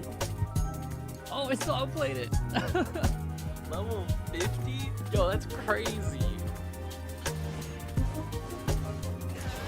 Oh my goodness. Highly chasm. Oh. Not walking all the way out of this cave. Oh. We just ascended to drown. All right, 3, 2, 1. Ooh, Morty's conviction. 3, 2, 1. Ooh, oh. Oh, yo, dude, I wish this was real. Played him. Yes. Oh, wheels. Boltsy. No. I live. No. Yes, I still got one. Oh, you're dead. Oh, let's go. Oh, I aced him. Let's go. Oh, I still outplayed it. Level 50? Yo, that's crazy. Oh my goodness. Highly chasm. Oh. Not walking all the way out of this cave. Oh. We just ascended to drown. All right, 3, 2, 1. Ooh, Morty's conviction. 3, 2, 1. Ooh, oh. Oh, yo, dude, I wish this was real. Played him. Yes. Oh, wheels. Boltsy. No. I live. No. Yes, I still got one. Oh, you're dead. Oh, let's go. Oh, I aced him. Let's go. Oh, I still outplayed it. Level 50? Yo, that's crazy. Oh my goodness. Highly a chasm. Oh. Not walking all the way out of this cave. Oh. We just ascended to drown. All right, 3, 2, 1. Ooh, Morty's conviction. 3, 2, 1. Ooh, ho. Oh, yo, dude, I wish this was real. Played him. Yes. Oh, we also ulting. No, I live. No. Yes, I still got one. Oh, you're dead. Oh, let's go. Oh, I aced him. Let's go. Oh, I still outplayed it. Level 50? Yo, that's crazy. Oh my goodness. Highly a chasm. Oh. Not walking all the way out of this cave. Oh. We just ascended to drown. All right, 3, 2, 1. Ooh, Morty's conviction. 3, 2, 1. Ooh, ho. Oh, yo, dude, I wish this was real. Played him. Yes. Oh, we also ulting. No, I live. No. Yes, I still got one. Oh, you're dead. Oh, let's go. Oh, I aced him. Let's go. Oh, I still outplayed it. Level 50? Yo, that's crazy. Oh my goodness. Highly a chasm. Oh. Not walking all the way out of this cave. Oh. We just ascended to drown. All right, 3, 2, 1. Ooh, Morty's conviction. 3, 2, 1. Ooh, ho. Oh, yo, dude, I wish this was real. Played him. Yes. Oh, we also ulting. No, I live. No. Yes, I still got one. Oh, you're dead. Oh, let's go. Oh, I aced him. Let's go. Oh, I still outplayed it. Level 50? Yo, that's crazy. Oh my goodness. Highly a chasm. Oh. Not walking all the way out of this cave. Oh. We just ascended to drown. All right, 3, 2, 1. Ooh, Morty's conviction. 3, 2, 1. Ooh, ho. Oh, yo, dude, I wish this was real. Played him. Yes. Oh, we also ulting. No, I live. No. Yes, I still got one. Oh, you're dead. Oh, let's go. Oh, I aced him. Let's go. Oh, I still outplayed it. Level 50? Yo, that's crazy. Oh my goodness. Highly a chasm. Oh. Not walking all the way out of this cave. Oh. We just ascended to drown. All right, 3, 2, 1. Ooh, Morty's conviction. 3, 2, 1. Ooh, ho. Oh, yo, dude, I wish this was real. Played him. Yes. Oh, we also ulting. No, I live. No. Yes, I still got one. Oh, you're dead. Oh, let's go. Oh, I aced him. Let's go. Oh, I still outplayed it. Level 50? Yo, that's crazy. Oh my goodness. Hylia Castle. Oh. Not walking all the way out of this cave. Oh. We just ascended to drown. All right, 3, 2, 1. Ooh, Morty's conviction. 3, 2, 1. Ooh, ho. Oh, yo, dude, I wish this was real. Played him. Yes. Oh, we also ulting. No, I live. No. Yes, I still got one. Oh, you're dead. Oh, let's go. Oh, I aced him. Let's go. Oh, I still outplayed it. Level 50? Yo, that's crazy. Oh my goodness. Hylia Castle. Oh. Not walking all the way out of this cave. Oh. We just ascended to drown. All right, 3, 2, 1. Ooh, Morty's conviction. 3, 2, 1. Ooh, ho. Oh, yo, dude, I wish this was real. Played him. Yes. Oh, we also ulting. No, I live. No. Yes, I still got one. Oh, you're dead. Oh, let's go. Oh, I aced him. Let's go. Oh, I still outplayed it. Level 50? Yo, that's crazy. Oh my goodness. Hylia Castle. Oh.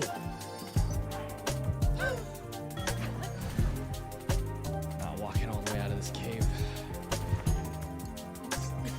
Oh. We just ascended to drown. All right, 3, 2, 1. Ooh, Morty's conviction. 3, 2, 1. Ooh, ho. Oh, yo, dude, I wish this was real. Played him. Yes. Oh, we also ulting. No, I live. No. Yes, I still got one. Oh, you're dead. Oh, let's go. Oh, I aced him. Let's go. Oh, I still outplayed it. Level 50? Yo, that's crazy. Oh my goodness. Hylia Castle. Oh. Not walking all the way out of this cave. Oh. We just ascended to drown. All right, 3, 2, 1. Ooh, Morty's conviction. 3, 2, 1. Ooh, ho. Oh, yo, dude, I wish this was real. Played him. Yes. Oh, we also ulting. No, I live. No. Yes, I still got one. Oh, you're dead. Oh, let's go. Oh, I aced him. Let's go. Oh, I still outplayed it. Level 50? Yo, that's crazy. Oh my goodness. Hylia Castle. Oh. Not walking all the way out of this cave. Oh. We just ascended to drown. All right, 3, 2, 1. Ooh, Morty's conviction. 3, 2, 1. Ooh, ho. Oh, yo, dude, I wish this was real. Played him. Yes. Oh, we also ulting. No, I live. No. Yes, I still got one. Oh, you're dead. Oh, let's go. Oh, I aced him. Let's go. Oh, I still outplayed it. Level 50? Yo, that's crazy. Oh my goodness. Hylia Casper. Oh. Not walking all the way out of this cave. Oh. We just ascended to drown. All right, 3, 2, 1. Ooh, Morty's conviction. 3, 2, 1. Ooh, ho. Oh, yo, dude, I wish this was real. Played him. Yes. Oh, we also ulting. No, I live. No. Yes, I still got one. Oh, you're dead. Oh, let's go. Oh, I aced him. Let's go. Oh, I still outplayed it. Level 50? Yo, that's crazy. Oh my goodness. Hylia Casper. Oh. Not walking all the way out of this cave. Oh. We just ascended to drown. All right, 3, 2, 1. Ooh, Morty's conviction. 3, 2, 1. Ooh, ho. Oh, yo, dude, I wish this was real. Played him. Yes. Oh, we also ulting. No, I live. No. Yes, I still got one. Oh, you're dead. Oh, let's go. Oh, I aced him. Let's go. Oh, I still outplayed it. Level 50? Yo, that's crazy. Oh my goodness. Hylia Casper. Oh. Not walking all the way out of this cave. Oh. We just ascended to drown. All right, 3, 2, 1. Ooh, Morty's conviction. 3, 2, 1. Ooh, ho. Oh, yo, dude, I wish this was real. Played him. Yes. Oh, we also ulting. No, I live. No. Yes, I still got one. Oh, you're dead. Oh, let's go. Oh, I aced him. Let's go. Oh, I still outplayed it. Level 50? Yo, that's crazy. Oh my goodness. Hylia Casper. Oh.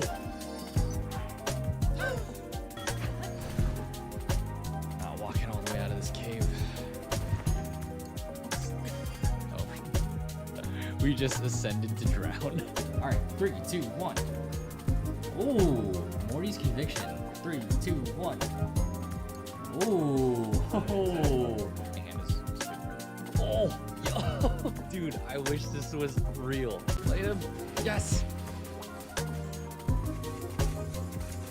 Oh, we also ulting. No, I live. No. Yes, I still got one. Oh, you're dead. Oh, let's go. Oh, I aced him. Let's go. Oh, I still outplayed it. Level 50? Yo, that's crazy. Oh my goodness. Hylia Casper. Oh. Not walking all the way out of this cave. Oh. We just ascended to drown. All right, 3, 2, 1. Ooh, Morty's conviction. 3, 2, 1. Ooh, ho. Oh, yo, dude, I wish this was real. Played him. Yes. Oh, we also ulting. No, I live. No. Yes, I still got one. Oh, you're dead. Oh, let's go. Oh, I aced him. Let's go. Oh, I still outplayed it. Level 50? Yo, that's crazy.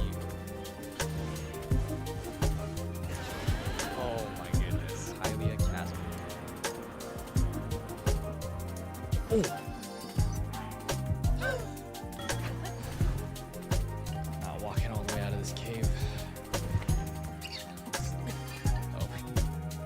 We just ascended to drown. All right, 3, 2, 1. Ooh, Morty's conviction. 3, 2, 1. Ooh, ho. Oh, yo, dude, I wish this was real. Played him. Yes. Oh, we also Folsy. No. I live. No. Yes, I still got one. Oh, you're dead. Oh, let's go. Oh, I aced him. Let's go.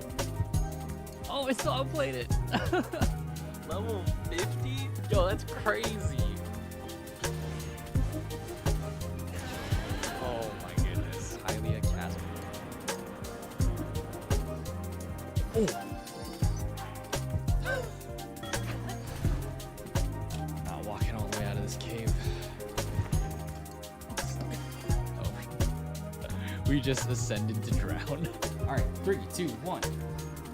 Ooh, Morty's conviction. 3, 2, 1. Ooh, ho. Oh, yo, dude, I wish this was real. Played him. Yes. Oh, we also Folsy. No. I live. No. Yes, I still got one. Oh, you're dead. Oh, let's go. Oh, I aced him. Let's go. Oh, I still outplayed it. Level 50? Yo, that's crazy. Oh my goodness. Highly a chasm. Oh. Not walking all the way out of this cave. Oh.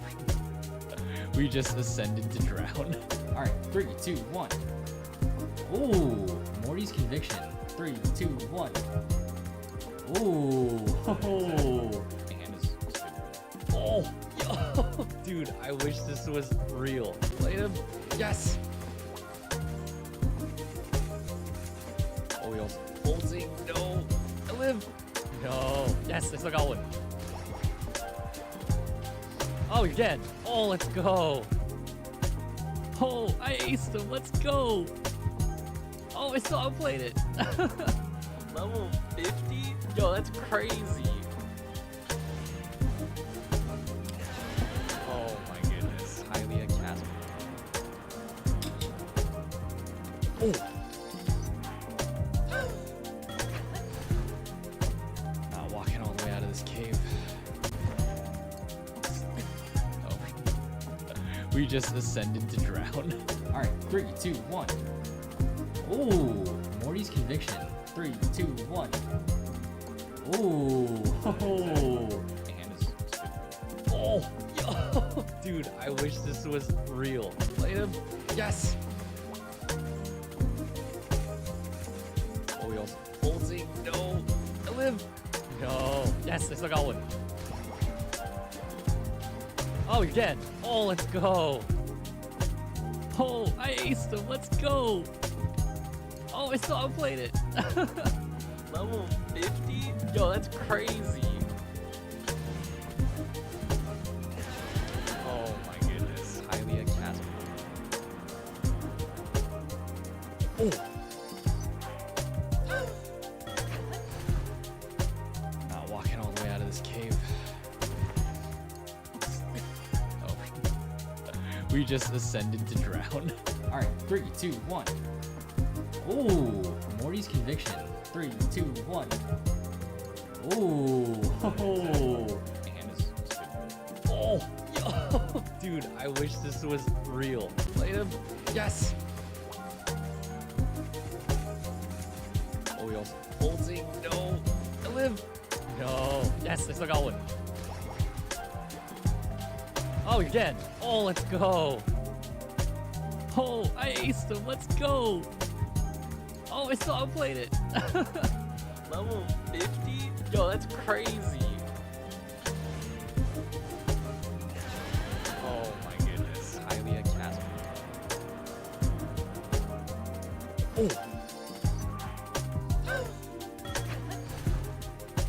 Not walking all the way out of this cave. Oh. We just ascended to drown. All right, 3, 2, 1. Oh, Morty's conviction. 3, 2, 1. Oh. Oh, yo, dude, I wish this was real. Played him. Yes. Oh, we also ulting. No, I live. No. Yes, I still got one. Oh, you're dead. Oh, let's go. Oh, I aced him. Let's go. Oh, I still outplayed it. Level 50? Yo, that's crazy. Oh my goodness. Highly a Casper.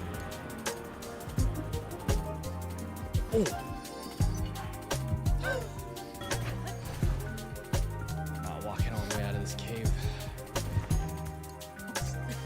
Oh. We just ascended.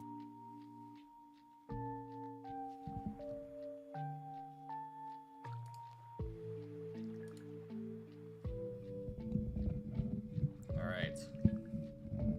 We're back. Welcome everybody. Okay. Sorry for the wait. Well, that actually was like 20 minutes. The message actually went away. Dogs made a mess, or one did, and I had to clean it up. So there's that. And then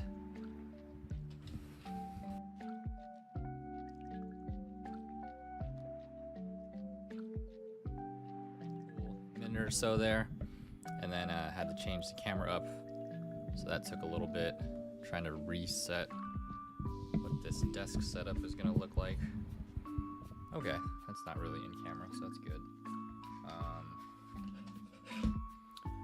Awesome. Well, that's a little bit off. That's going to bother me. Part of the... Let's fix this a little bit.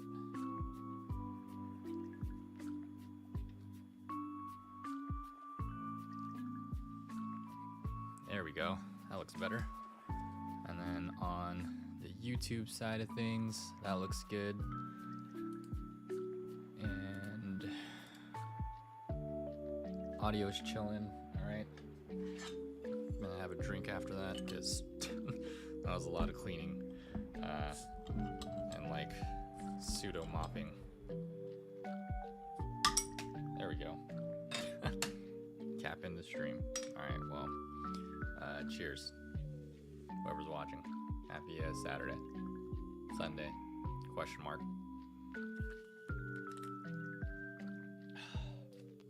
All right. Well, we're gonna get into some card pools in just a second. I don't know if my cards are in here. Let me see. They are not, but I can actually flip through some of the cards that are in here just to show y'all what is in Journey Togethers real quick. And there were already we opened 4 booster packs, which is what these build and battle boxes come with. And I'll actually get the deck out for you guys, for anyone that's curious. But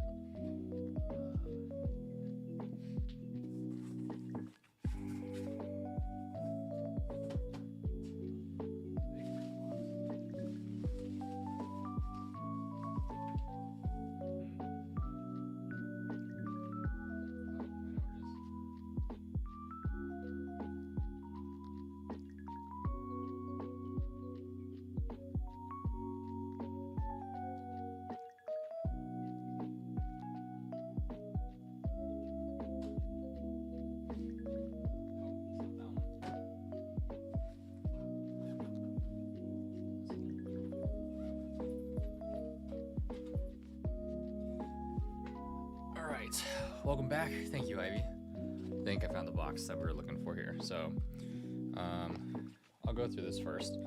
So we did open 4 packs of this already from Journey Together's Journey Together Build and Battle. Actually, let me so I don't have to keep looking this way. Windowed. Yay, it's not upside down. Awesome. Cool, I can see a little bit better.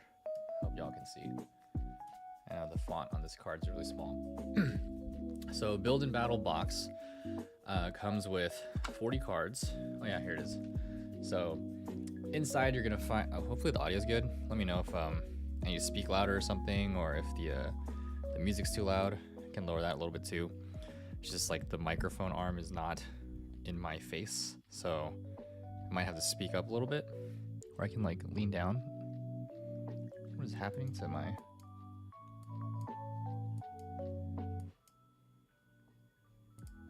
How strange. My desktop audio keeps creeping up.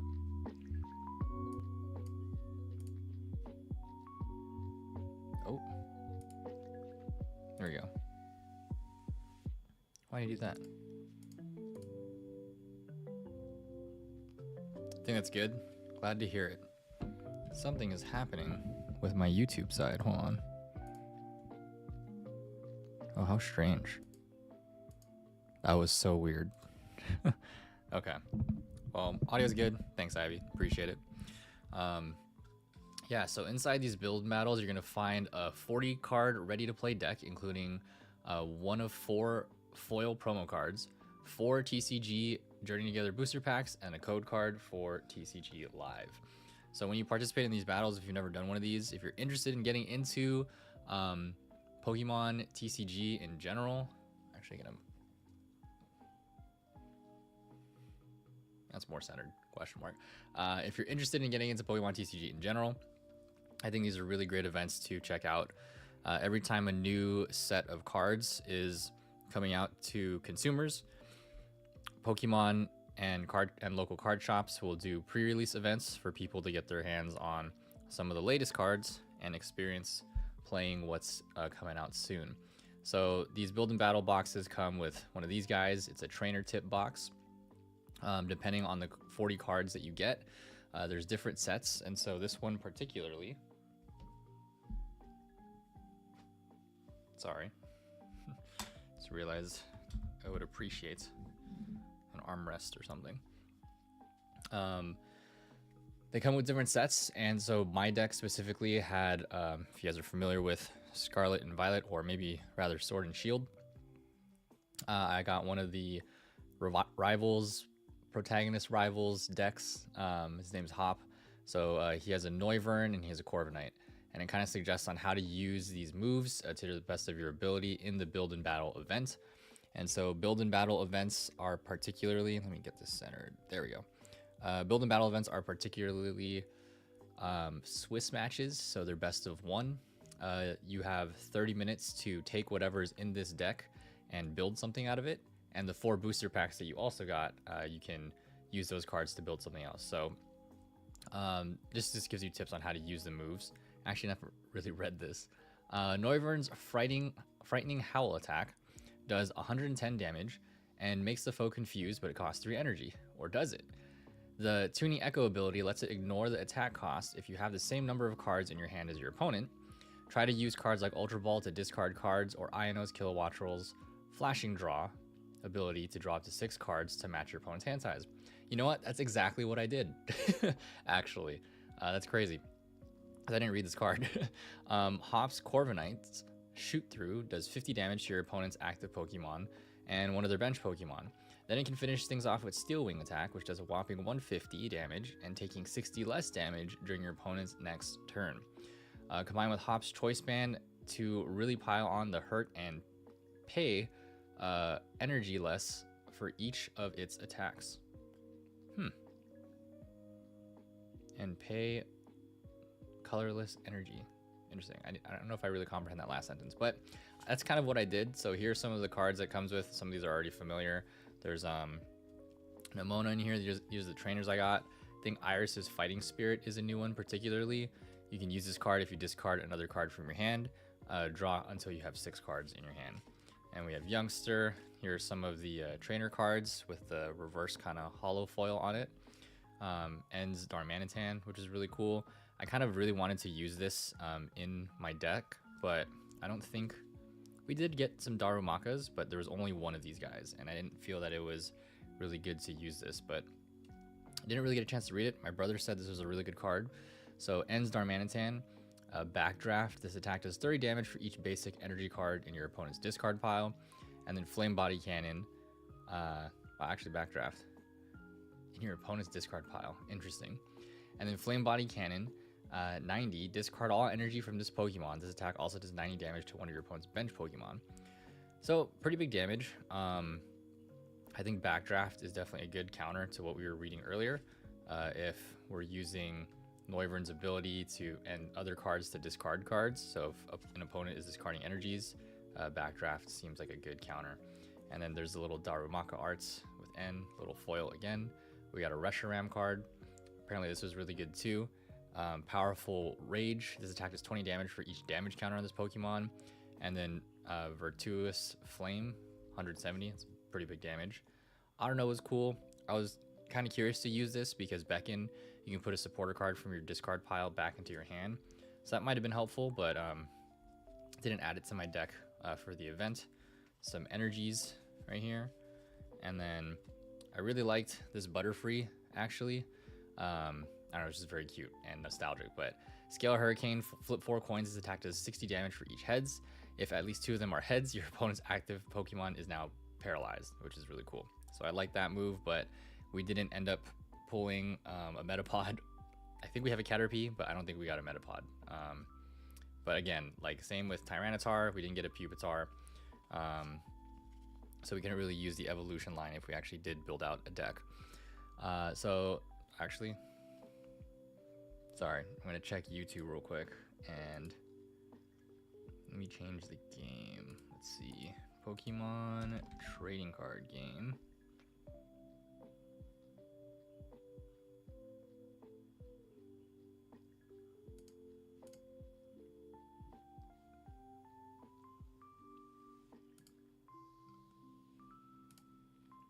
Okay, that should be good.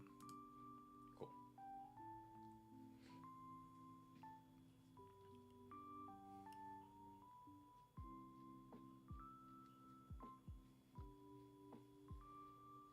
All right, let's move this over here. And then, yeah, Tyranitar was cool to pull, but honestly, I didn't have its evolution line either, or stage 1. So Daunting Gaze, as long as this Pokemon is in the active spot, your opponent can't play any item cards from their hand. I really like that ability and would like to make use of this somehow. And then Cracking Stomp, you discard the top 2 cards of your opponent's deck while also doing 150 damage. So very fascinated by these cards. Golem, I don't know if I had enough of these guys to really make use of them. We'll find out in just a second, actually. Electromagnetic Catapult, flip coin until you get tails. This attack does 70 damage for each heads. And then Megaton Fall, this Pokemon also does 40 damage to itself, but 160 damage. We got Carablast, switch out your opponent's active to the bench, does 10 damage. Ends Clink, flip 2 coins, 2 damage for each heads. And Zorora, Larvesta, I don't know if we got, probably what it evolves into. I can say Slitherwing, but I know that's like the ancient form of whatever it is. Fungus, your opponent's active Pokemon is now asleep. Another Clink. Maractus. If this Pokemon is in the active spot and is knocked out by damage from an attack from your opponent's Pokemon, put 6 damage counters on that attacking Pokemon. And this can also trap, so during your opponent's next turn, the Pokemon, active Pokemon can't retreat. I don't know if we got a low kicks here. We might have, or actually we might have passed it. I'm not entirely sure. There's a Nimble. Here's a Larvitar, but no Pupitar. Of heads, discard an energy from your opponent's active Pokemon. So these moves, a lot of these were showing up during the build and battle. So I'm very curious about the discarding of energy. No Octillery, I believe. So here's a Remoraid. Does 10 damage for each damage counter on this Pokemon. Another Larvitar, another Nimble. Very cute Lotad. Very just derpy looking. There's another Remoraid. Here's a Drampa. A Kecleon, stealth attack, flip a coin. If heads, during your opponent's next turn, prevent all damage from effects of attacks done to this Pokemon. Oh, I would have loved to use Torchic. I believe we did get Combustion, but no Blaziken, so that's unfortunate. I would have loved to get did we get a Lycanroc? I don't know. I know there were some really cool Lycanroc cards out there, so it'd be really cool to get this and make use of its ability. And one of the Spike energies as well. So there's Combustion in here, Toedscruel, Secret Forest Path. As long as this Pokemon is on your bench, your active Pokemon's retreat cost is 2 stars less. So, but I don't think we got a Toedscruel. So we got its evolution. So yeah, it's kind of a lot of mismatch stuff here, but I guess that just means we have to get more cards, right? Here's a Lily's Rabombi. I do kind of find this ability very interesting. So inviting Wink. When you play this Pokemon from your hand to, oh, there's an unknown in chat if anyone wants it. You evolve this Pokemon during your turn. You may have your opponent reveal their hand, and you can put any number of basic Pokemon you find there onto their bench. Now, I forgot which card it was, but I'm very fascinated by that ability because I think it pairs really well with some of Lily's other Pokemon, or I forgot, yeah, there's an ability from one of Lily's Pokemon, so it goes really well with the other one. Hello, do the focusing. There we go. All right, inviting Wink. Oh, here's a Low-Kicks. Yeah, we only had one of these though, so I didn't really see it being necessary to put this into the deck. It also being a dark energy type, which we were running colorless and steel more or less. Oh, we do have a Volcarona. That's cool, but we only have one. Cinccino, Scavalier, so we could evolve the Carablast from earlier, and then the live cards that it comes with. There's actually some from the booster packs, and I think also, I don't know if I've entered a build-in battle live code before. I'm pretty sure I have. I just don't remember what happens, but very curious to see what happens when we put it into TCG Live. So these were all the extra cards that I got. I still kind of need to end up sleeving these at some point, or the ones that are reverse hollows. So that's what's in here, or was in here. And talk a little bit about, which I did very briefly, but I'll show y'all some of the cards from the deck in just a second. Ah, the unknown escaped. Rip.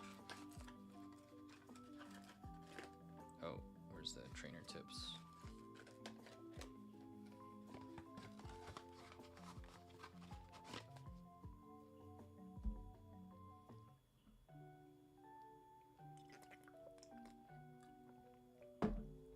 All right. So here is the deck we had. The pull from our box was this Furret.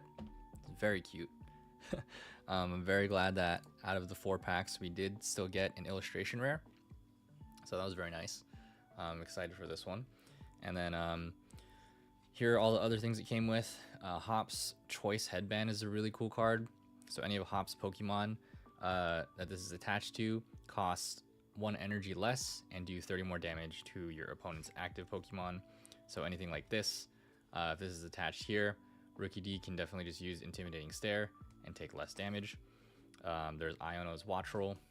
So here's the Corviknight that we were talking about earlier. Yeah, if Hop's thing is attached, it needs no energy, so that's also really fascinating and does 30 more damage to your opponent's Pokemon. Let's see what else is in here. The Corvisquire. This was a very interesting card. Redeemable Ticket. Count your prize cards, shuffle them, and put them back on the bottom of your deck. Then take that many cards from the top of your deck and put them face down as your prize cards. So I could really see this actually going well with Cypher Maniac's card, because I noticed that was a card I had, like, I don't know, issues with initially, because like, what is the point of this? By putting cards at the top of your deck? I don't remember exactly what it does. But if you could manage your prize cards and you could put stuff in there that you don't need, I don't know, I just think that's very interesting. So curious to see how this card ends up getting some play later on. There was a Noibat and Noivern. Here was Hop's Snorlax. I'm glad we got one of these. I hope we get another one. I never had a chance to use it in the build and battle because it ended up being prized all the time. But it has extra helpings. So attacks used by Hop's Pokemon do 30 more damage to your opponent's active Pokemon. And you can't stack extra helpings. So this plus Hop's Headband from earlier, that's an additional 60 damage. Depending on which of Hop's Pokemon you have out. I'm very fascinated by that to see how it comes into play. Iono's Kilowattrel was really cool too. You can discard an energy from this Pokemon and draw until you have 6 in your hand. What pairs really well with this Kilowattrel, I'll talk about Brock in just a moment, is this card right here. So there's a Lavencia Stadium card. Once during each player's turn, that player may put up to 2 basic electric energy cards from their discard pile into their hand. So you can just keep cycling out energies from Kilowattrel and then bring them back into your hand and reattach and keep it going. So this is a cool stadium card. The other card, which was Brock's Scouting, you can search your deck for up to 2 basic Pokemon or 1 evolution, reveal them, put them in your hand, and then shuffle your deck. This card was really clutch. I was able to help assist with the lack of rare candies in this deck, but I think this would be really good to add. So I think we ended up getting 2 of these. Let's find out. Got another Noivern. Surfer was pretty clutch, even though we do have one of, oh, so we did get 2 Brock's Scouting, and then we did get a Jet Energy. This is pretty clutch too. So glad we got a special energy out of all that. So that was the 40 card deck we ended up building. Of the things that I showed you earlier, yeah, I like put down all the cards and I was like, okay, clearly I have enough of these guys to evolve. I had enough Noivern to evolve. And I was like, okay, that might be my main attacker because I have all their evolutions. Same thing with Kilowattrel. I was like, these are the only cards I have evolutions of, but I was like, does electric and steel really work together that well? I was like, I'm not entirely sure, but when I was like, I shouldn't be worried about the electric ability or strength or weakness, resistance, whatever, per se, I should be more concerned that I didn't have a draw engine, and this is the only card that provided me a draw engine. So I was like, okay, I'm gonna need to have Kilowattrel in here to help me accelerate stuff. I'll add Brock's things, and any trainer cards that I got, I didn't necessarily look at all of them, but everything that's in here is all I got from the build and battle. I don't think I necessarily got more from the booster packs. I added whatever I could, just because I'm like, dang, we're really limited here. So like, it was a really fun event. I enjoy building battles a lot. Can't wait to do another one. Hopefully we get to participate in a build and battle at Atlanta Regionals. It'd be cool if they have build and battle Journey Together boxes. If not, that's totally okay. I would love to get, you know, a Surging Sparks build and battle again. That would be super fun. So we'll kind of see how that turns out. An ad is starting soon, so cheers to that. Thanks for sticking around for the stream.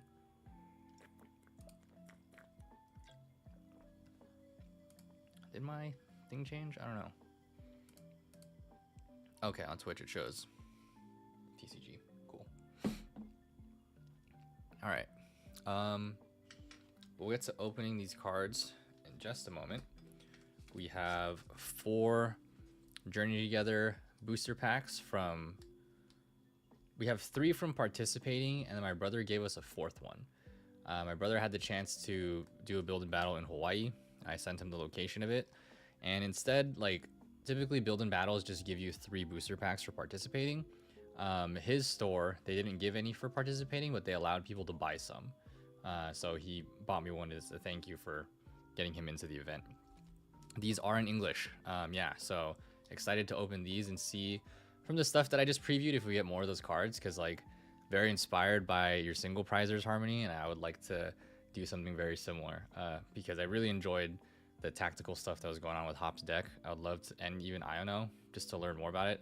And I already know, like, I've seen a lot of Lily's cards as well.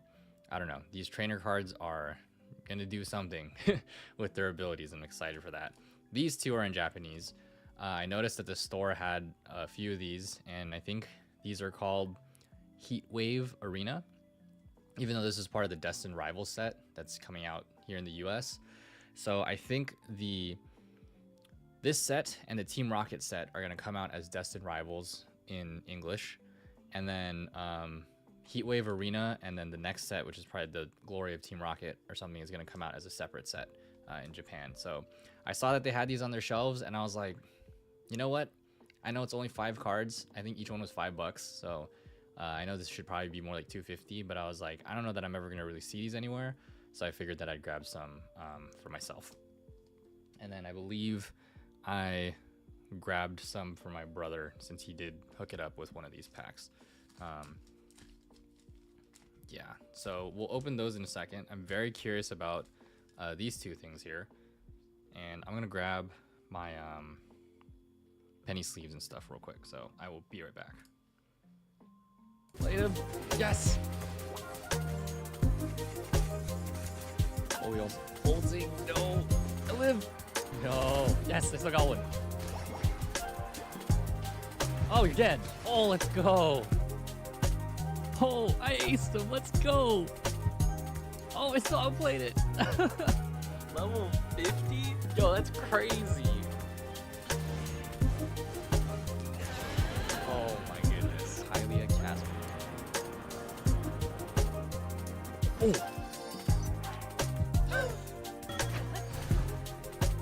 Not walking all the way out of this cave.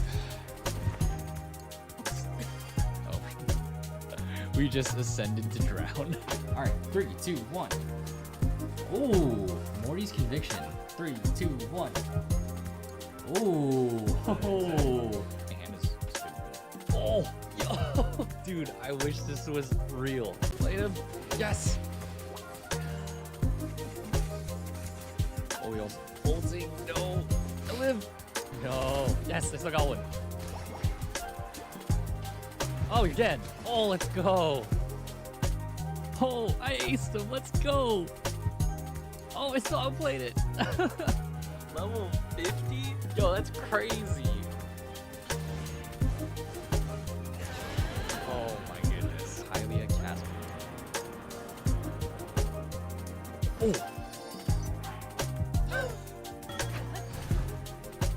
Not walking all the way out of this cave.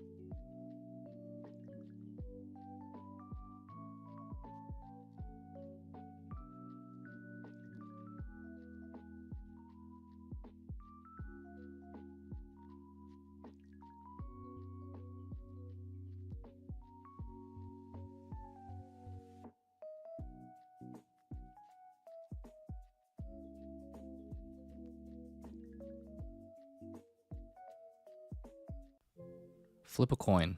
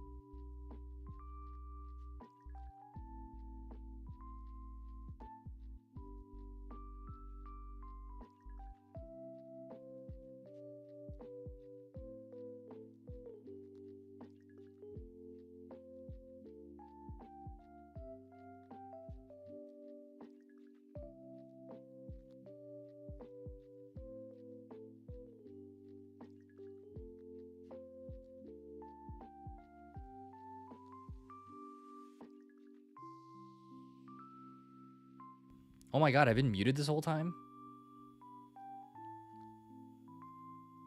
How long have I been muted? Oh my goodness. I think since I came back. Wow, that's so sad. We didn't get the reaction of that. Okay, well, I guess I'm just gonna have to record over that. Thank you, Harmony, for pointing that out. My goodness, we would have went the whole stream, or the rest of the stream muted. Jeez, just talking to myself. Well, if you weren't here for it earlier, yeah, nothing crazy from the Heatwave Arena. Damn, no wonder. I did that whole poll muted.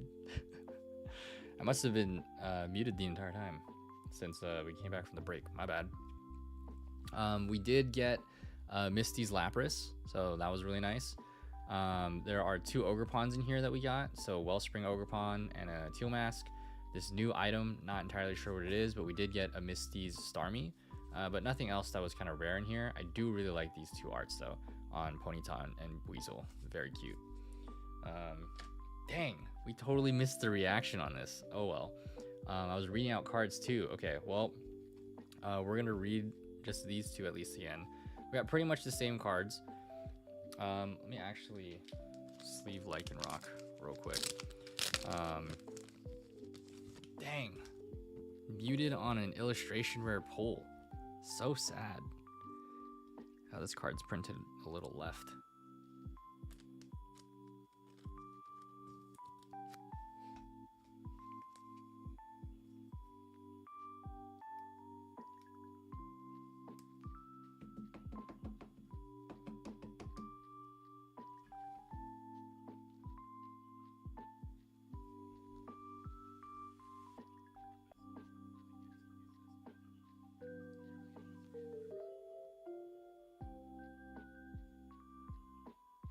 Just rewinding real quick. Oh wow, it was muted the entire time. So sad. Well, thanks Harmony for pointing that out. Otherwise you would have went muted for the rest of the thing. So okay, well, the crazy pull, Lycanroc right here. This art is beautiful. So it's a Spike Clad. When you play this Pokemon from your hand to evolve one of your Pokemon during your turn, you may attach up to 2 spiky energy cards from your discard pile to this Pokemon. And here's a spiky energy card, so this is new. As long as this card is attached to a Pokemon, it provides colorless energy. But if this the Pokemon this card is attached to is in the active spot and is damaged by an attack from your opponent's Pokemon, put 2 damage counters on your attacking Pokemon. Or on the attacking Pokemon, so for your opponent's active. Cool, I'm glad we got a spiky energy. We got a Lycanroc. Favorite pull already. I'm totally okay if we get nothing else. Also really happy that, yeah, we got the Ludicolo. No, you don't have to apologize, Harmony. You're good. That's totally on me. I should have noticed that I was muted. But Ludicolo is very cute. We have a Lotad. Would be nice if we got a Lombre, but I have not seen one. So, see where that goes. Man, I gotta get... I'm pretty sure I have some more penny sleeves in my box, actually. We'll find out. All right, let's put these guys together. We got a spiky energy. Let's go. And happy we got another Hops Corviknight and a bunch of basic Pokemon. Okay. Well, I guess these guys can just sit here. And finding some desk space where to put everything. Keep that to the side for now. All right, pack number 2. Here we go. Well, you know what? Cheers to that. Glad we got an illustration rare tonight. All right, let's see what's in here. Man, first pack magic. Thanks to the Iono pack. All right. Here we go with N. Let's see what we get in here. We got our live code. We got a grass energy. And okay, Black Belch training. This was also in Prismatic. Cool. Glad we got more of these guys.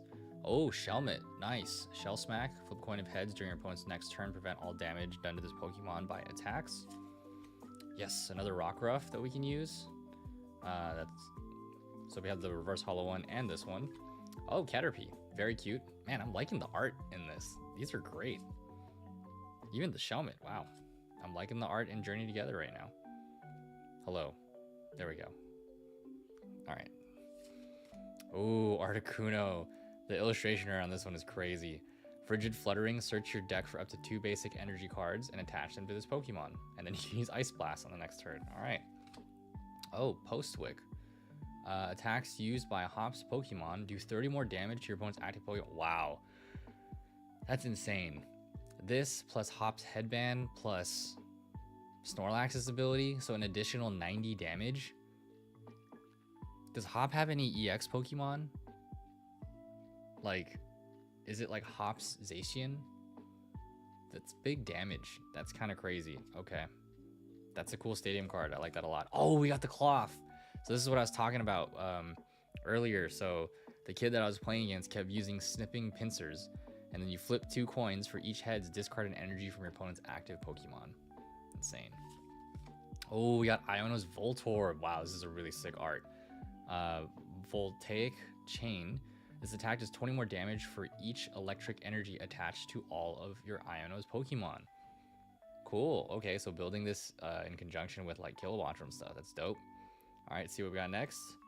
Ooh, Piloswine. Did not know this was in here. Cool. Strength and Impaling Tusk. All right, and then the final card. Oh, we got a Clodsire EX. Let's go. Poison Ring. Your opponent's active Pokemon is now poisoned. During your opponent's next turn, the Pokemon can't retreat. And then Giga Impact does 220, but it can't attack on the next turn. Wow, I'm glad we got another EX. And a Paldean Clodsire, or just Clodsire in general. We did pull 2 shinies of this, actually, from Paldean Fates. So excited to actually have a regular one that we can use in-game. And yeah, I'm very curious to build a dark poison deck, so I would love to use Clodsire and maybe pair it with Okidogi, and we do have an ultra rare Petrarunt, but I love a baby Petrarunt, so I don't have to use the ultra rare, so we can keep that one safe. But yes, we got we got an EX card too. Packs are hitting right now. We love building battles. This is awesome. I really like this Voltorb art. This one's really cool. I wonder if there's I haven't really looked, but I wonder if there's an illustration rare of that one. Super excited for this cloth. Oh man, I would totally build this into my fire fighting deck. One of them that I'm working on. I'm excited about the stadium card. Really cool stuff. And then let's put the basics over here. This is our first support card, I think, actually. All right, let's keep these guys over here on to the side.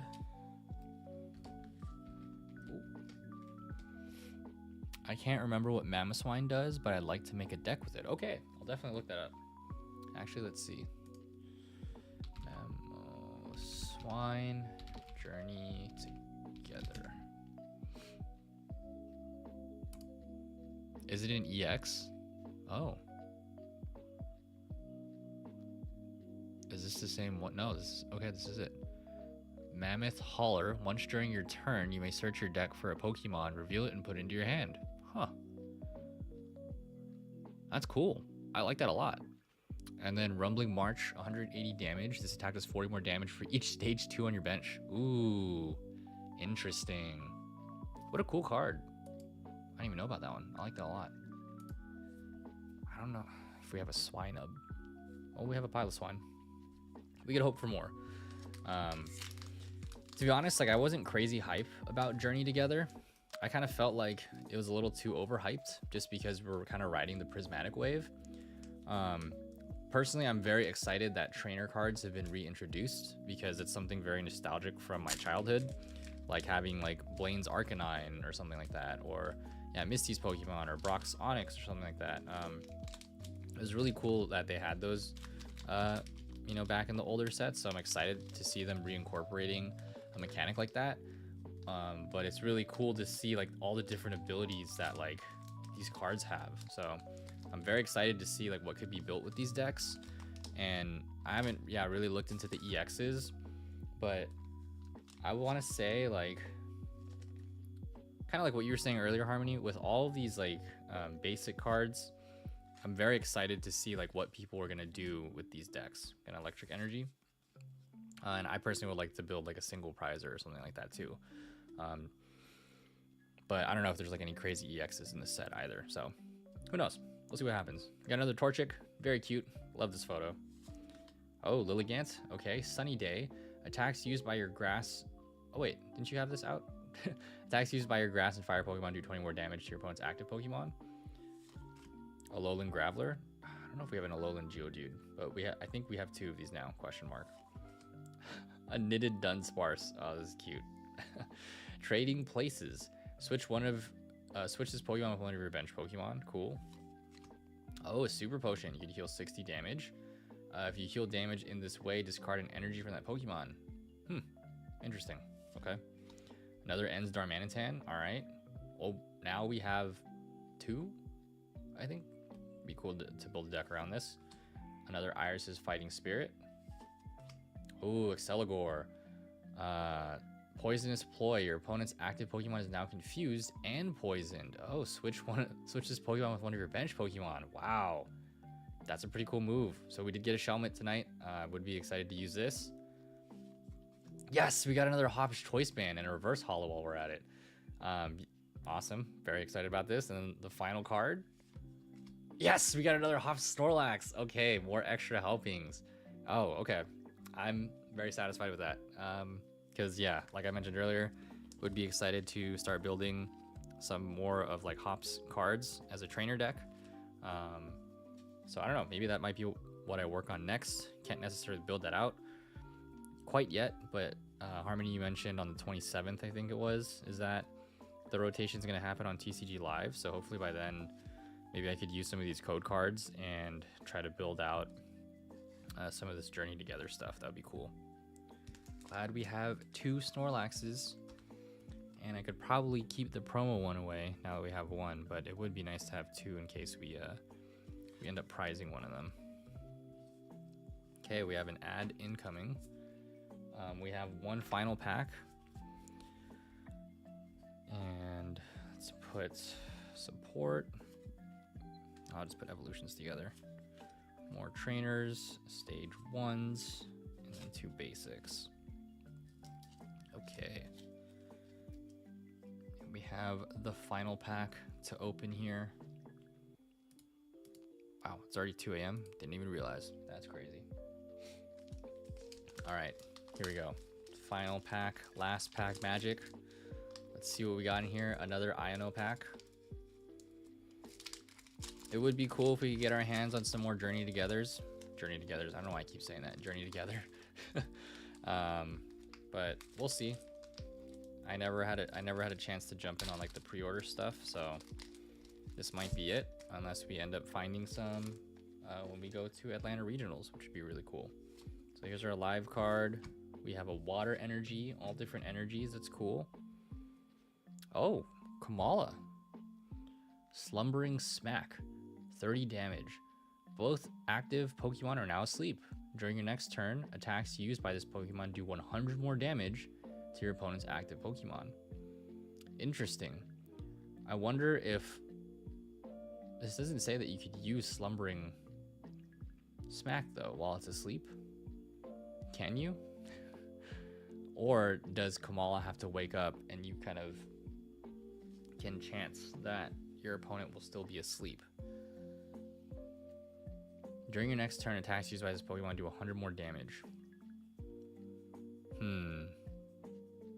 Interesting. I'm just wondering that, like, could this use Slumbering Smack while it's asleep? Or, even if both Pokemon wake up, this attack will still do 100 more damage. I don't know. Alright.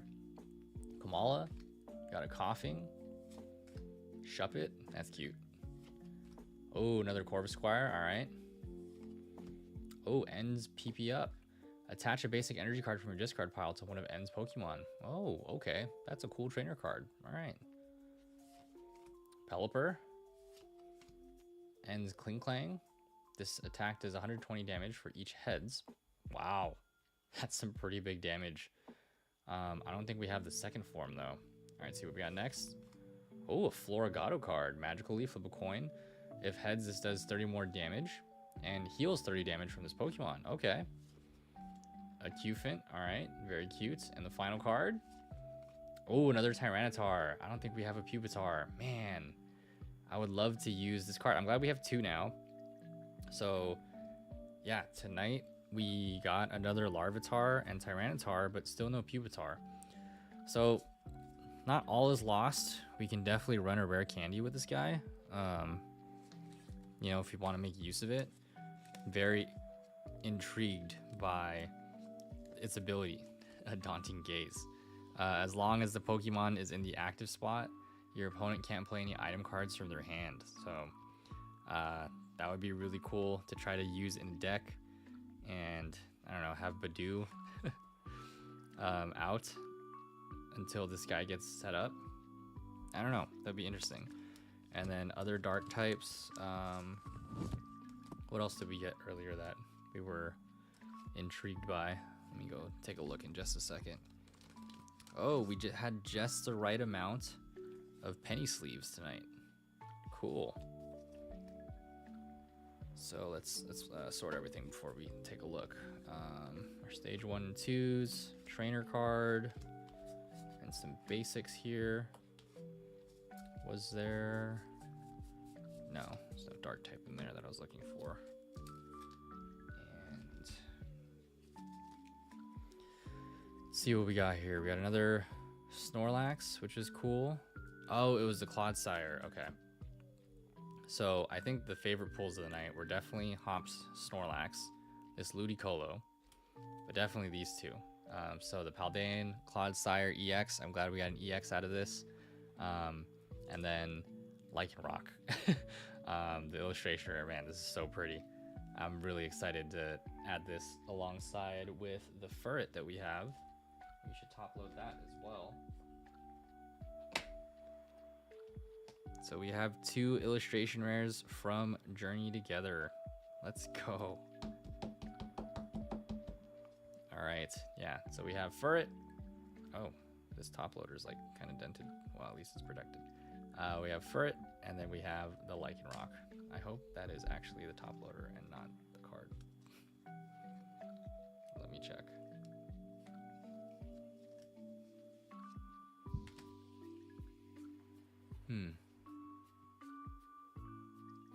Or is it the penny sleeve?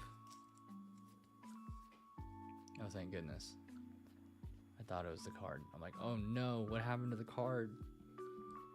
Well, this penny sleeve got nicked. Let's put it the other way around. There's an item that lets you attack while asleep. Oh, okay. That's cool.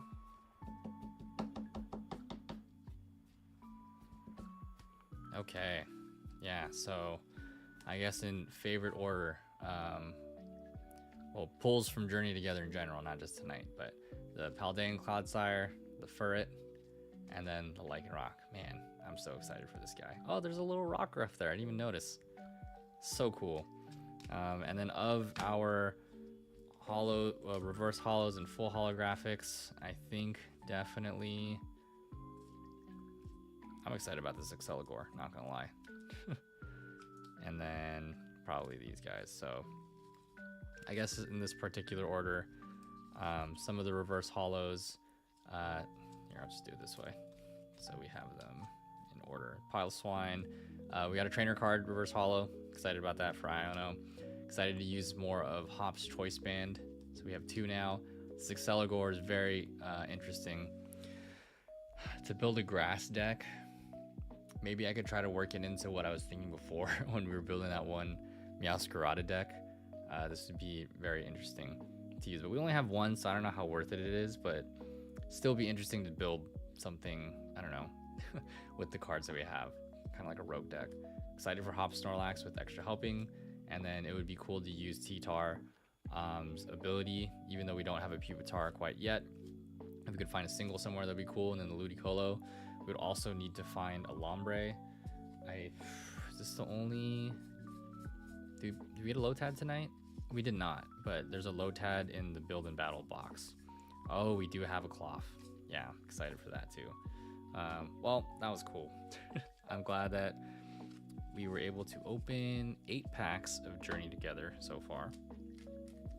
That's exciting to have. Man, I wish I got the audio on the reaction for this guy, but I guess I'll just have to talk over it. Anyways, that was fun. Can't believe it's already 2 a.m. Harmony, thanks for sticking around. I know it's like 3 a.m. for you, if not 4, question mark. Let's put all these guys away. We did get a spiky energy. Excited about that. Let's put all these cards together. It's 4:20. Okay, 2 hours. I was correct. The second time, not the first time. All right, well, I guess I'll leave all this stuff out. Let's see.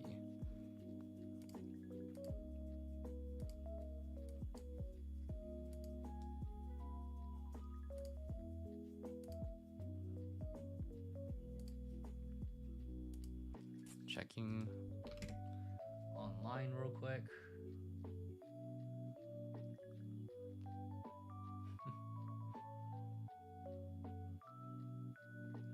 One of my friends is streaming. His stream title is "Don't Raid Me, hour-long stream." All right then. Well, thank you guys for tuning in to this Follower-Subathon. I know it was a little bit late, but at least we're here. And we did it. Thank you, Ivy, for the follow today and joining the stream. And whoever subbed over on YouTube, thank you for doing that. We're at 99 subscribers right now. So very excited for that. Let's see. Is it still at 99? Still at 99. That's okay. Hopefully we hit 100 sometime soon. That would be awesome. Man, the views are going crazy still. This is insane. Almost 6,000 views on YouTube in the last 48 hours. The videos are going crazy. Let's see. What is some of this stuff at right now?